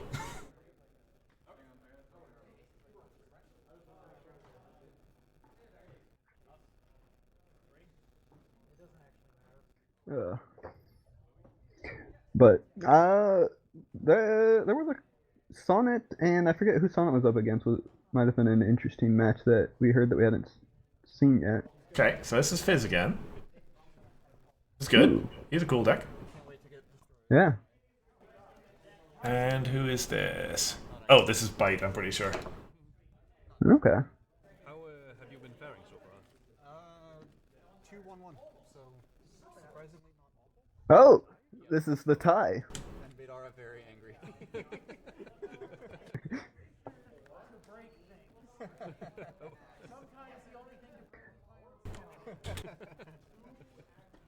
Alright, okay. Oh, the classic matchup. Well, we decide who the true leader of the Changelings is here. Yeah. Oh, and this is... Yeah, we know it's aggro versus aggro, so... This is going to be interesting. Yeah, I mean, I would typically give this over to Thorax, just because easier winning of the face-offs, but we'll see. Yeah, and well, we'll see if Bite is playing a kind of standard Thorax list, or if he's made adjustments. He's got some spice in it of some sort. But I'm curious if that will be Mill's only loss. Yeah, we'll see. Obviously, we'll get the standings after the tournament, after the Swiss rounds are over, after this round is over. And yeah, we'll see where things line up. Yeah. Who's the other player on the left? It's Fizz, the same Fizzban, the same guy that we saw before. Left, not right. Oh, left. Bitewave. He's Bitewave. he's one of Hithrock's coworkers, actually. Oh, okay. I've seen them before, but I couldn't remember where. Oh, I think it might have been at the HithCon. That would make sense. He was there. You've also been very good at destroying me. We haven't played that much, have we? Have we We played? played a couple games. We played at HithCon. I think that was basically it. Yeah. Yeah. It is the same. We got the Canadians. Yeah. Well, I remember this being very painful. yeah. I don't think Fizz is actually Canadian. Chrysalis is I not. think he's European. Chrysalis No. is wrong. But also a good friend of Hithrock's. Right. So, who are you rooting for in this matchup? Man, tough question. Let's see. And I assume you mean from a purely flavorful perspective, right? Of course. Of course, yes. That's the thing. Aura's already had a pretty bad day in that last game, so I think Chrysalis needs a win here. Fair enough.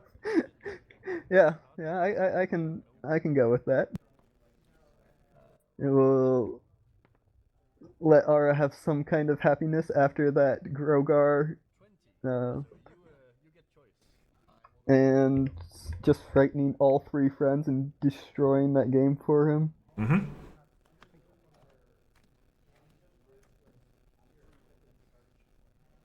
Oh, yes, okay. Thorax is going to be going first.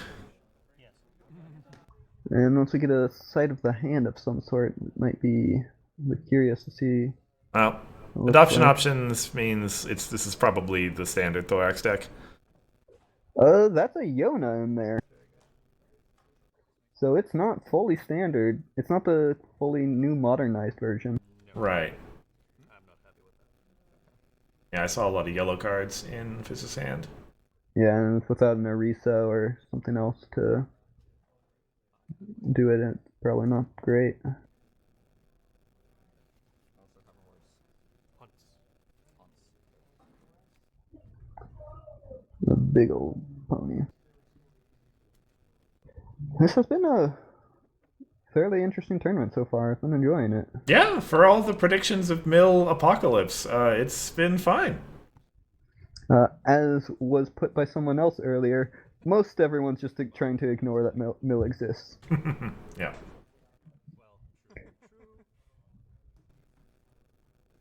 Okay. See what we get over on the right here. Thorax going first is definitely gonna help Thorax for sure. Well, one Tibble, that's good. He's gonna need to draw those for sure. Is there yellow entry? I don't know that I saw one. Because you can't really have typical, like, based on your main reliance for entry. Mm-hmm. I mean, yeah, you need white entry for that matter. Is that a speech in there, maybe? There might be a speech in there that won't. Which, yeah, speech isn't particularly useful. Till he pays 3 to flip his main over, at least. Yeah. So might just get outcosted.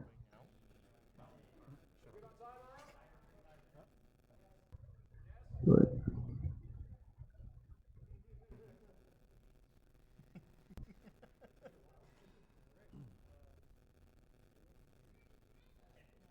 Okay, we're starting things off here. Bring packs. Alright. Okay, well, yeah, he's taking the 3 and immediate flip. Yep. So that's sure. That actually will buy time for sure. Pay the cost again. Yeah. And then if you play 3 or more cards, I guess actually that the going second is a lot stronger with Chrysalis. I forgot about that. I remembered it a while ago, but Yeah. So yeah, he's gonna have a long ways to go if he thinks about unflipping Chrysalis for sure. Thorax, we know it doesn't have any zero cost cards in his deck. plenty of ones though. Plenty of ones, but they're not. They have fairly high requirement. Yeah, yeah. But he's got Buckball, so Brian's available. All right, so yeah, that speech into yellow is now perfectly reasonable entry. Yeah.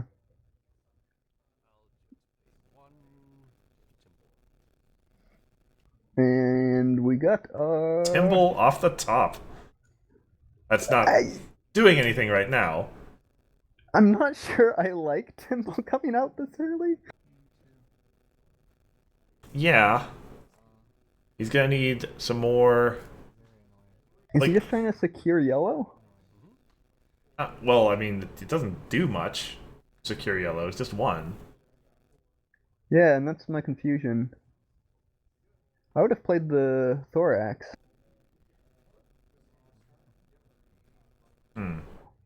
It's not like he has to use AT. He would have still had AT on the next turn. Right, for sure. And as mentioned, yeah, it's usually best to wait with your Timbles until you're gonna score points with them. But 6 AT is starting at the region where you might be able to flip Chrissy. Yeah. Wouldn't it be nice if Bite had the gummy to come into play? Oh, yeah. Oh, playing 4 for a day shift. Hey, day shift is finally at an appropriate cost. Yeah, she probably still would have seen play if she cost 4, yeah. There's the sad truth. Alright, but that gets Thorax online. Yep. We got points rolling through. But that's a lot of AT dumped into not flipping Chrysalis, so Chrysalis is actually going to be a very big pain right now. Mm-hmm. Yeah, so that was the Thorax that boosts, I think. That Fizz just played, so yeah. Confront. Is it? Okay. I can't tell with the glare. I was thinking it was a little unfortunate. It's the one that gives +2 to another changeling when it enters play. Okay.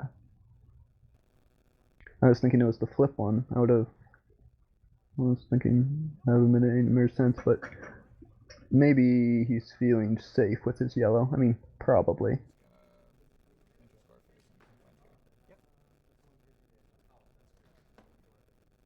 Chrysalis does actually really push forward to the style of, hey, let's just confront the problems, and now I'm going to score a bunch more points because I've got Timble.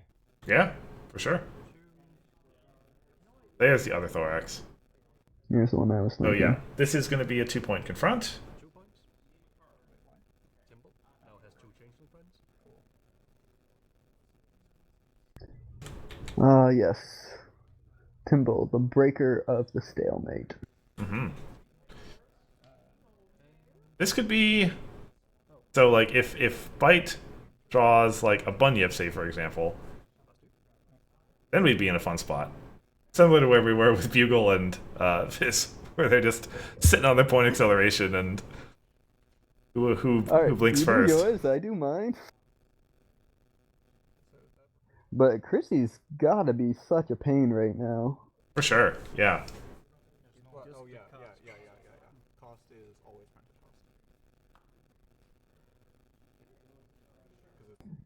cost. And man, Chrissy just got so much better going second because she really does stall out, and it's not like your opponent can get on the board pre her because they only have 2 AT. Mm-hmm.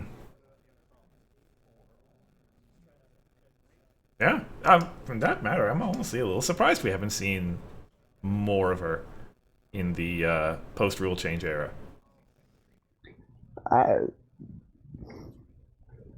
She's easily gotten around, I guess, but she's still a hard card to build for. Yeah. And she's still a white main, so there's always that. I think Bite probably just holds here to guarantee unflipping Chrysalis next turn. I Probably. really wouldn't want to do anything that doesn't unflip Chrysalis at this point. Two problems after play.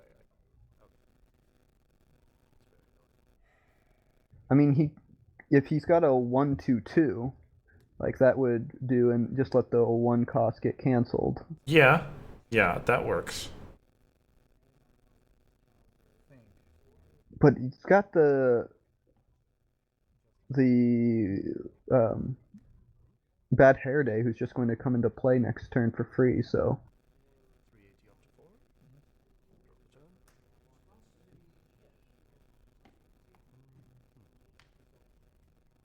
Which Yona is that in his hand right now?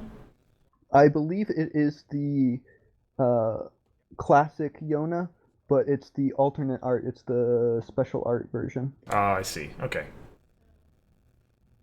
But she hits 3+, and as we can see, there's not a lot of 3+. Mm-hmm. Spooky ruins. You flip one fewer cards face offs. Sure. If you would face, I can exhaust it, and then you don't. Ah, yes, the white yellow. I'm sorry. Did you want to do stuff?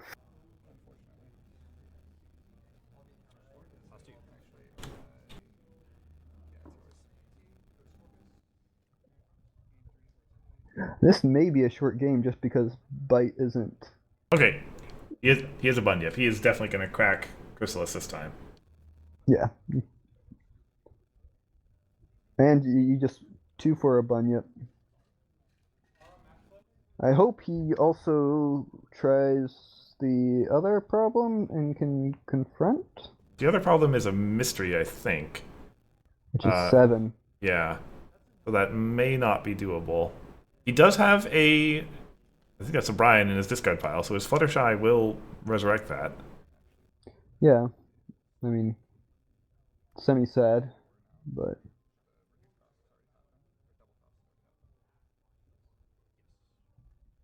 So how much AC you had started with 8?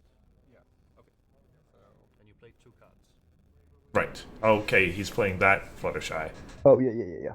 That one... Go Shy. Yeah. Well, I mean, good to have it. It's not going to allow him to DFO yet in the current state, but... No, but it will be very good in a moment as long as he gets down one more friend. Yeah, I'm gonna play my 3rd card. Okay. Yeah, so that's... And if he had just put Bunyip over there, I think that would have been Oh, enough. shoot! Yeah, what a thought.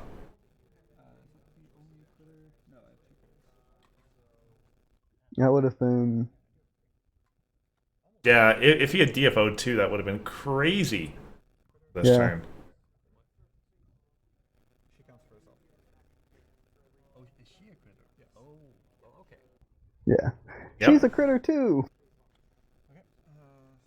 Score phase. Because we didn't want her not to be able to do anything if she was the only one out, right? Cranko Shy is a lot of fun. I should not make fun of her that much. I mean, yeah, she is a major threat in this game. Fizz is still going to be able to score 2 points with his Timble this turn, and that's actually a herd of Adoring Fans in his hand, so he could score 3 points this turn.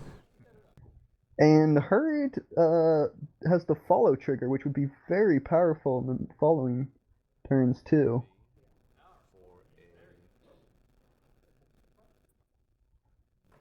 Thinking about another Thorax.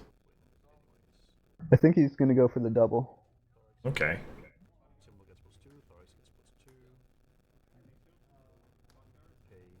Oh yeah, his main's unflipped, so that is a 4 buck ball. She gets +2. Oh yeah.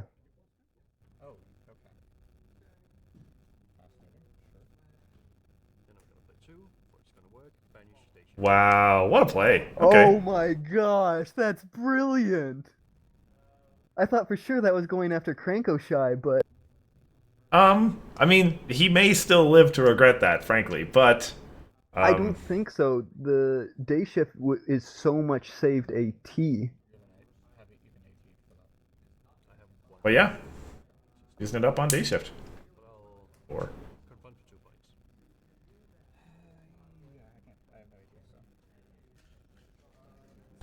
takes him to 7, if I'm not mistaken. Yeah, I think that's correct. And then We're at 7. Oh, okay. I think. Isn't it 4? Yeah, it's 7.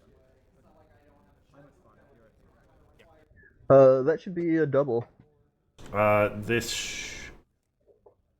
Yes, that should be a double. Yes, that should be a double. I remembered the text on Buckball problem. Buckball strategy. Remember to ping Hithrock. He's paying attention. Yep, I just did.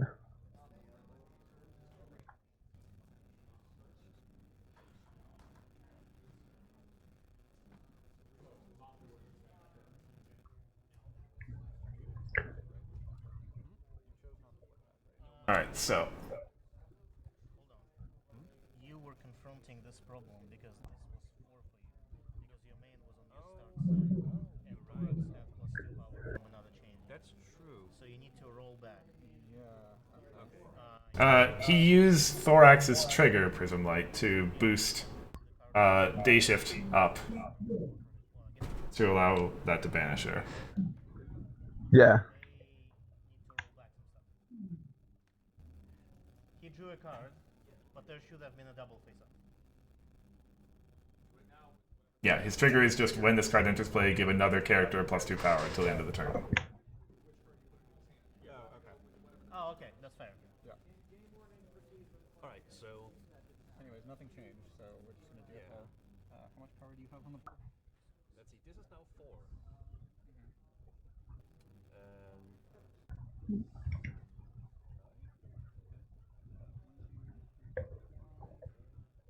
And 9. 6, 7, 8, 9, 10, 11, 12. Alright, so we're just going to resolve this DFO. This does not count. It's exhausted. It counts for Thorax. Oh, right. You have a lot of power. It does not count for Thorax. It does not count for Thorax, that's right. Cares about printed power, not being a critter.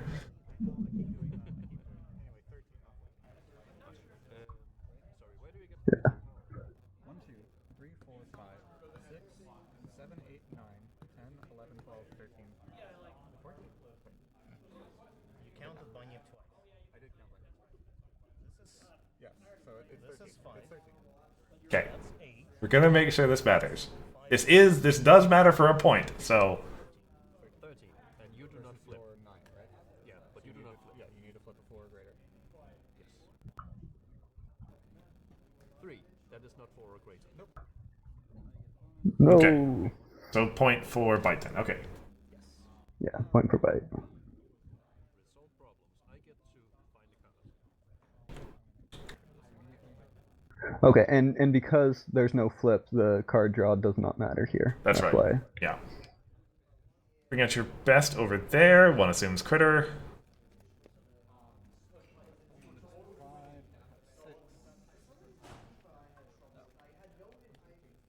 5, 6. Wait, this was happening on.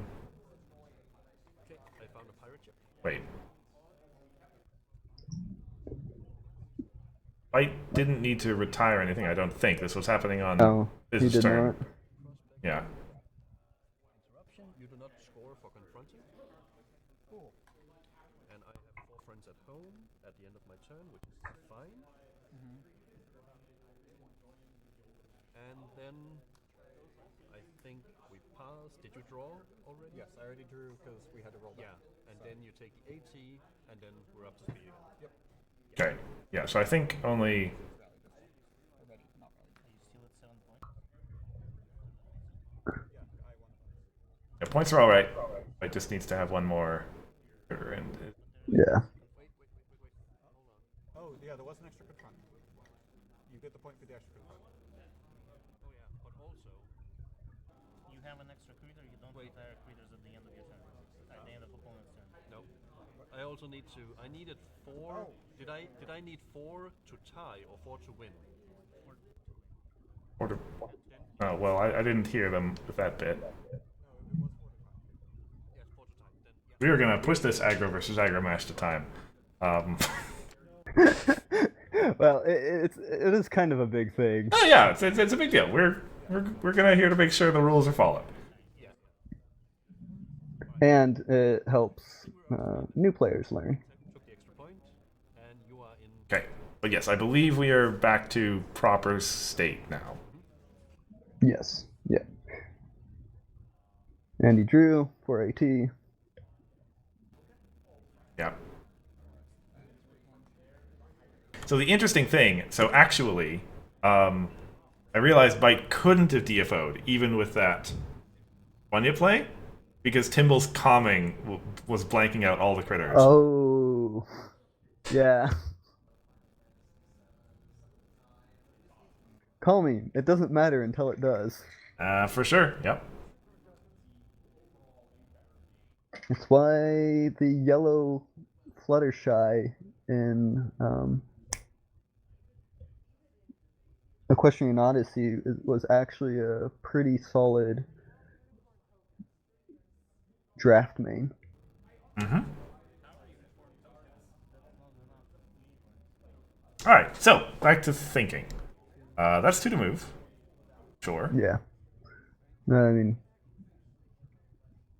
And then you Krenko to the other problem as much. I'm sorry, that's not bring out your best. That's the other one. Tokens are still friends. Oh, so this is that's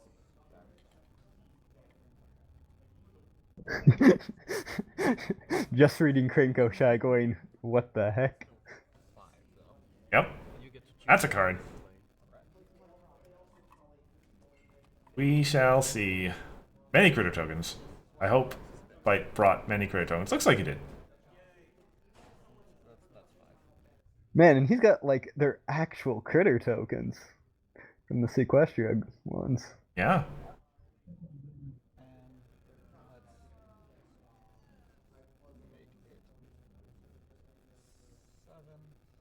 Okay, this should be a DFO. Starks has a bajillion power.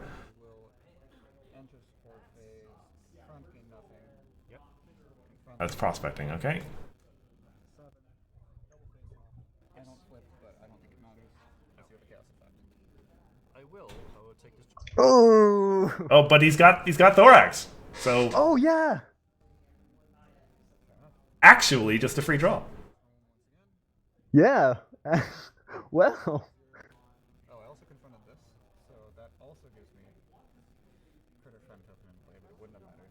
I'll put it in the front now. Okay. And 2 bonus. Bite gets. Yeah.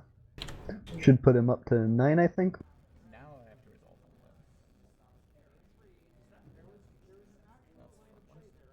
that. So unfortunately, I don't think Aura will appreciate Fizz winning, because this Chrysalis deck has benefited from 2 separate Thorax friends for 2 very key plays already.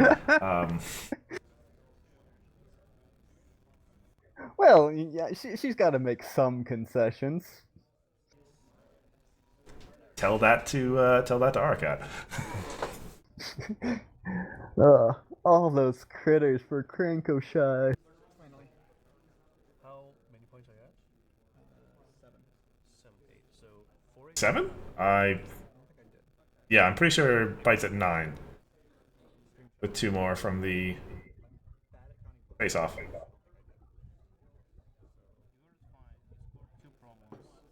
but no. one was.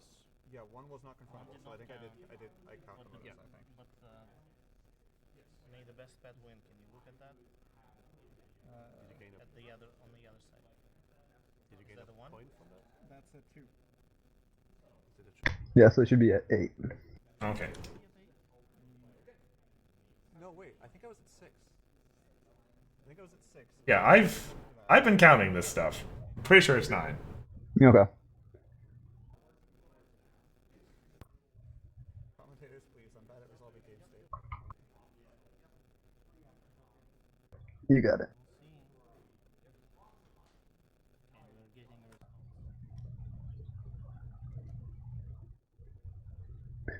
Small delay. Yeah, you should have 9 points. 9 points. Okay, cool. Much better. Right. Okay, Woo. it's his turn. 4AT. Up to 5. In the confusion of it all. I mean, of course it's confusing. There's changelings on both sides here.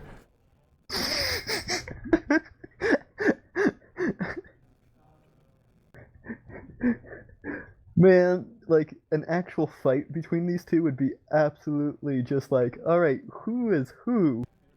Mm-hmm. We got 3 thoraxes on one side, 1 on the other. Fluttershy just spewing critters everywhere. That only counts for me. Okay.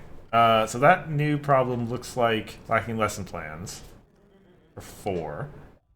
And that's distracted lead actress for 5. Symbol here. Distracted lead actress is a little interesting given all the 2s and Arista. Pirate such. 1. Pirate ship symbol here. Okay. 2, 3. Oh no, it's 3, 4. Okay. I'm surprised Timble didn't go. Oh, he's got more. No. Right, so stores and confronts 1, I guess? He could have had 2 more points there. It seems like it, yeah. Oh, I see what he's doing. Oh, he's calming on both? Yeah, Crankoshai does nothing. Yeah, that's a fair point. It lets him score a point, like one of his problems could get pushed back if his problem could get pushed back. But, you know, that's just Thorax doing Thorax stuff. Yeah. I wouldn't say Fluttershy does nothing. Those all do still count for Thorax. Right, but it prevents a problem from being confronted. Yeah, it prevents a DFO for sure. Which is what Bite is probably going for here, not thinking about the calming. Yeah. This is going to be a very, very rude awakening. Can actually do that. What are the traits among your resources? The traits. He's thinking about a raccoon rampage here. Yep. Unfortunately, it means like I'll only get rid of 1. My worst nightmare. I face off against the troublemaker. I raccoon rampage through all 3 of your resources. Oh. Oof. Location and assets. Is it 1 location and 1 asset? Yes, it's 1 location Yeah. and 1 asset of your choice. Strictly speaking, Yeah. they are retired, not dismissed, but yes. That only makes it worse.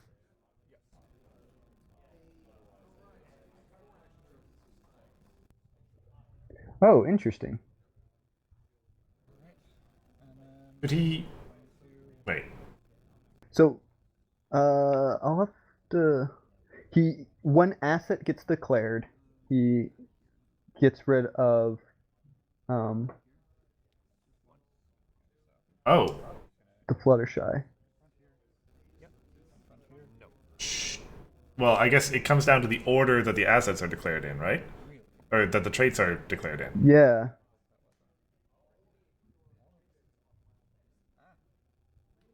Yeah, no, that he declared location then asset. So does that mean they should have both gone? Yes. 8, 9, 10, 11 versus your. I will take this into my hand. Okay. You get the 1 bonus. There was a single face-off. Yeah. 5 now.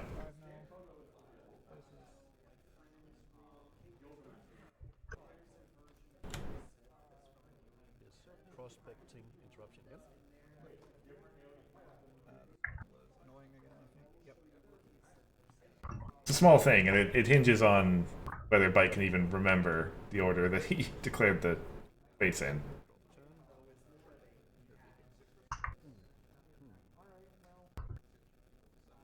we'll see.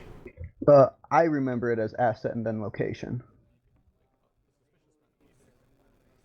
which I think it was just coincidence. Yeah.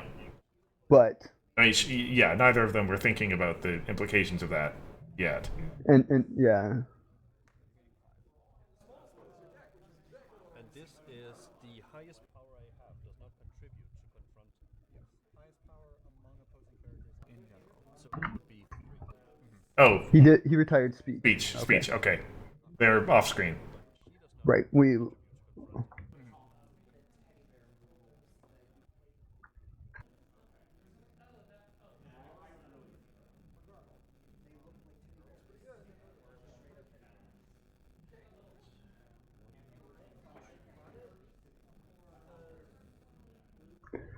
Okay. Okay, so it is his turn. Can you please keep your cards within this line so they're seen on screen? If I've been keeping track of things properly, he has 8 points. That. Let me see if I have this correctly. I think he's got something planned. Pay 1. He's got 3 points off Tiamat. Timble. Yeah, we know he has the herd in hand, so that'll be pretty good. And if he can double Oh confront, my goodness! yeah, we saw that go into his hand Right, earlier. right, yeah. And we got an ultimate Timble action going on here. And then 2 to move a friend up, which would be 3, 4, 5 with the winning the face off. Here's another pirate ship. Okay. Moves up Thorax. Yep. There is a single face off here now. Those critters have power again. And Arissa is 3, so it's all good. Confront for 4 points. That is how the cards work. Unfortunately, I have no.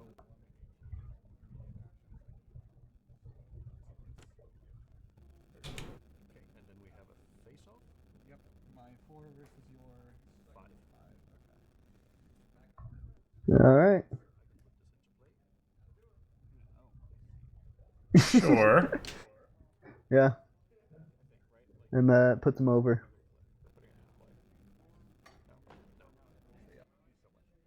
So 13.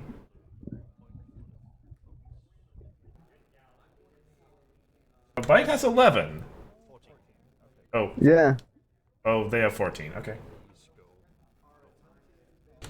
So, like, It is not impossible that Yeah. Bite just double confronts here. we'll see what the problems are. 1 here.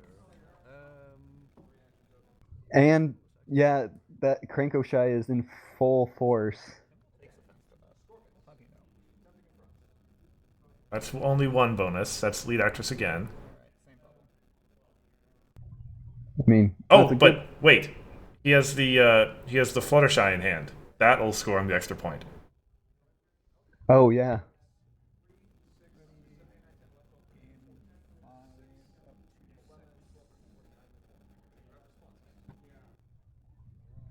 Yeah, and you just shove Thorax to the other side. Yeah. Now, I think Fizz does have 1 AT. A scary story could stop or confront. Well, the one that Thorax is trying to do. Yeah. So what you need is sufficient power at both that. Oh, yeah.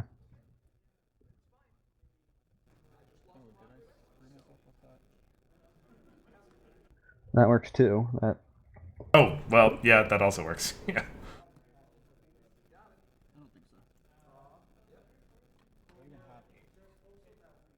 three, 7, 8, 4, 8, 9 critters. Well, okay, give him credit. He did bring enough critter tokens. I don't know if I've seen this many since the old days of Zipperwill. Yeah. enter score phase, confront here.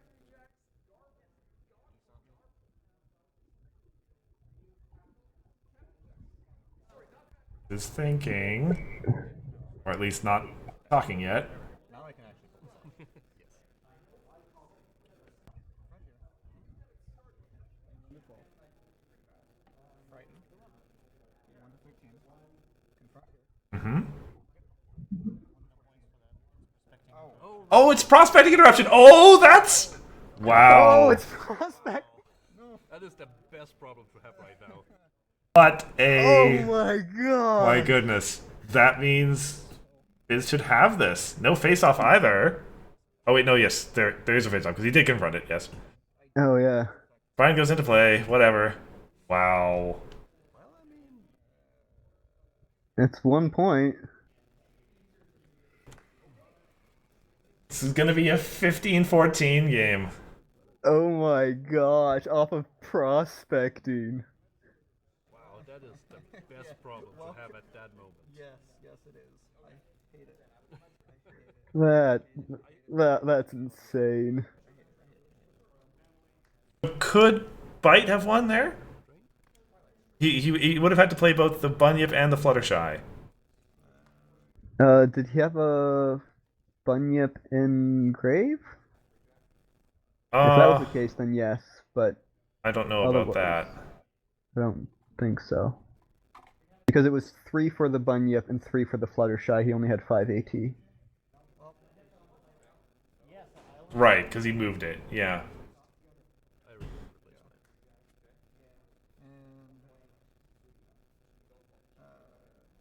And critters have +1, not that it matters. My critters have +1, not that it matters. I don't.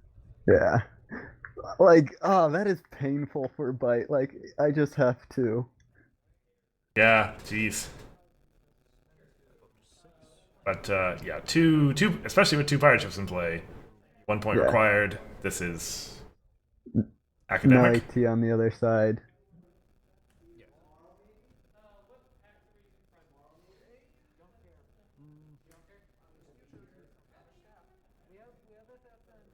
Yeah, I'm just. Man, he played to the outs he had, and Mm-hmm.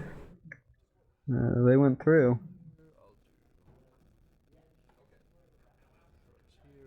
Yep. That'll do it. Just do what you got. No point in saving your Yep. AT. What a game. Well played to both of them. Wow, that was a game. There, instead of playing the second pirate ship, you use Defend the Hive to move the thing for 1 AT, and you hurt the 14 which would give you 4 points instead of 3. Don't rub it in here, Throck. He won the game. So no, I did not know. Yeah, it's fine.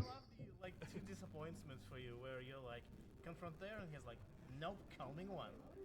And then, okay, I'll score for that. Nope, respecting interruption. It's one of the best problems. It's the worst problem to be up at that time. Anyway. Yeah, that was incredible. Yeah, that was a wonderful, wonderful match to end us off on our Yeah. stream table. Good way to end it. That officially makes Thorax as the most common deck we saw. I suppose so. Yes. Outside of Chrysalis, of course. Well, yeah, Which saw. we did see Chrysalis twice. Nice. And we saw yellow or white the most? We saw white the most. Yeah. What year is this? Yeah. The correct answer is never. I don't know if that's ever been true. Well, there was 2 years ago at BABSCon an adventure. There were like 3 Octavia decks. Oh, okay. Yeah, that's fair. But it certainly has been quite the event.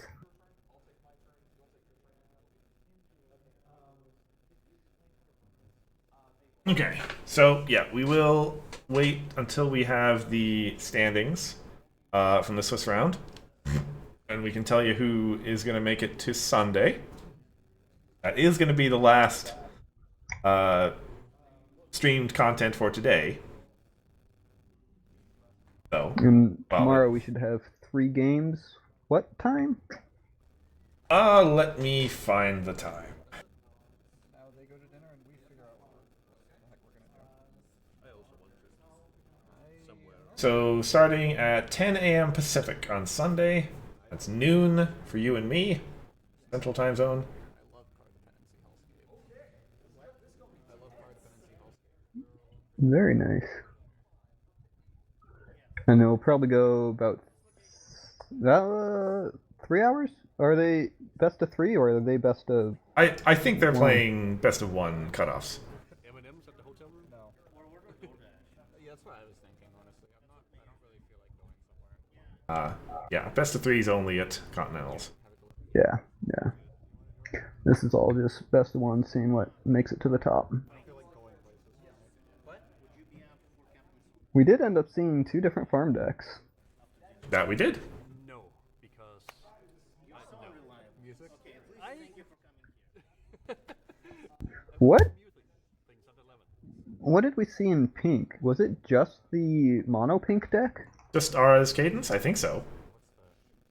If we start at midnight, Yeah, we didn't And even see any secondary pink.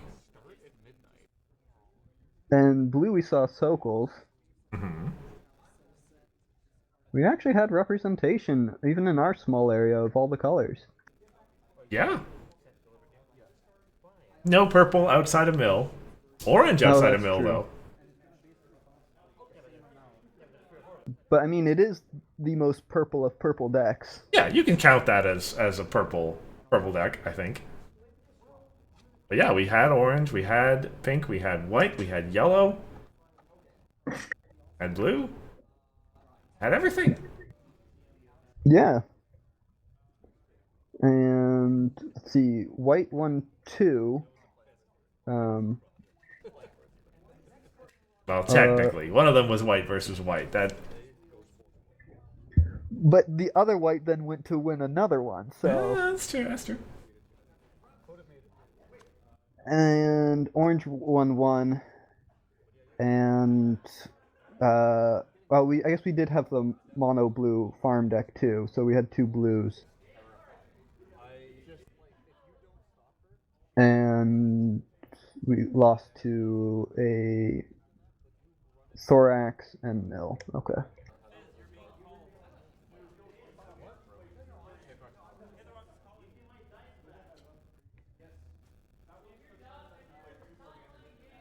Either way, this has been a very entertaining environment so far. Yeah, I've been I entertained. look forward to seeing the top stuff tomorrow. I hope that our friends in chat were also entertained. It was fun having you, all of you. I see Pages that comes in every once in a while just to leave us a PogChamp. I'll assume that's Animal and Prism who have been with you most of the time. Oh no, it's Oh yeah, Pages has joined us. he's here. Oh, maybe he just joined now. But it's been a good time. I'm certainly seeing many other fellows in the user chat listing, so I know we have many who have not actually submitted messages. You are all appreciated. I will Every say. one of you is dear to our hearts to know that this game continues in ways we never would have thought long after it died. And yet we carry its corpse along, enjoying every moment of it and reviving it with about, 4 times a year. Right, awfully macabre way of thinking of it. I mean, considering how tight knit the groups are now, it's actually pretty impressive that the game has lasted and done so much work at this stage. Yeah, honestly, I continue to be impressed by the trickle of new players that we see every so often. Yeah. Like, yeah, it seems every month there's usually like a couple new folks who show up in the Discord. Maybe some of them are just looking to sell cards, but there's always like a couple who, Still something. yeah.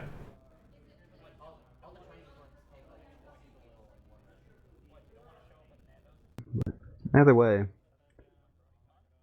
will be a really fun future. Although I almost hope that Mill takes it just so that we can go, look, guys, Mill is a problem. Because, we were talking yesterday about how it might be the boogeyman, but if CCG players, our final standings. Oh, here we go. Final standings going into top 8. Top cut. First, Bugle. Second, Instagram. Third, Fizzband. Fourth, Grand Pause. Fifth, Ivory. Sixth, Kevin. 7, Big Cheese. 8, myself. 9, White Wave. 10, Max. 11, Sonnet. 12, Sketch Beam. Mayo, Hidrock, Minty, Sokol. If Grand Pause is only 4th seed, then that means that some people beat the Mill deck. yeah. Well,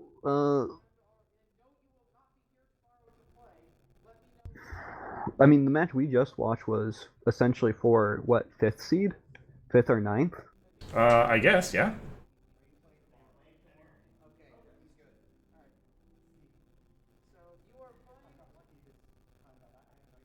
But Max dropped down. I was surprised. Yeah, so GP was 3-2. So yeah, 2 losses. Spike should still show up in case somebody else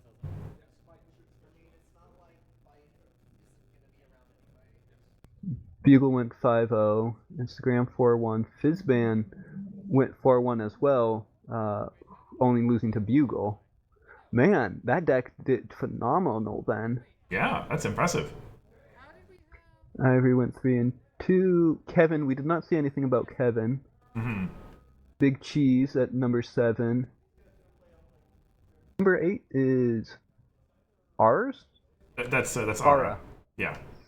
Yeah, okay. Who? Wait. Did Aura draw? Aura was the one who drew. He was the one who tied. Oh, that's amazing. Oh. Oh, that's phenomenal. Yeah, I think. I think they've stopped the floor feed. Yeah. What I tell you, both Max and Sketch aren't in the top. So I guess it's just Instagram though had the Orange Farm, right? Mm-hmm. Yeah, so I guess Orange Farm is still Farm devours a deck unprepared for it. So no surprise that it's at least up there, but that's interesting. As we saw Fizzbands lost. GP we knew lost to Bugle once. Who was his other loss to? Was it Aura? Is that why Aura's at 53? Or it could be Ivory. Ivory's at 58. My guess is it was either Aura or Ivory. I mean, Aura with the Cadence, yeah, it could in principle have dealt with Mill, and Ivory was playing Thorax, so that's also a logical guess. Yeah. I don't think, as interesting as Fizzman's deck is, I don't think he would have gotten there. But, I mean, I'm really surprised at how powerful that Changeling deck ended up. Yeah. That was impressive. Well, I mean, frankly, we mentioned going second with Chrysalis. That is actually pretty huge. If yeah, you can get it it, definitely puts a much bigger target on it.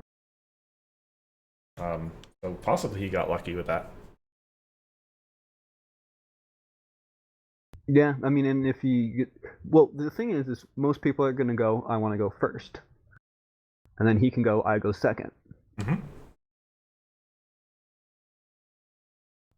Because the only one who wouldn't be that is Instagram, right? Because Instagram wants the troublemaker move up, confront, get the point, and then fight face off. Mm-hmm.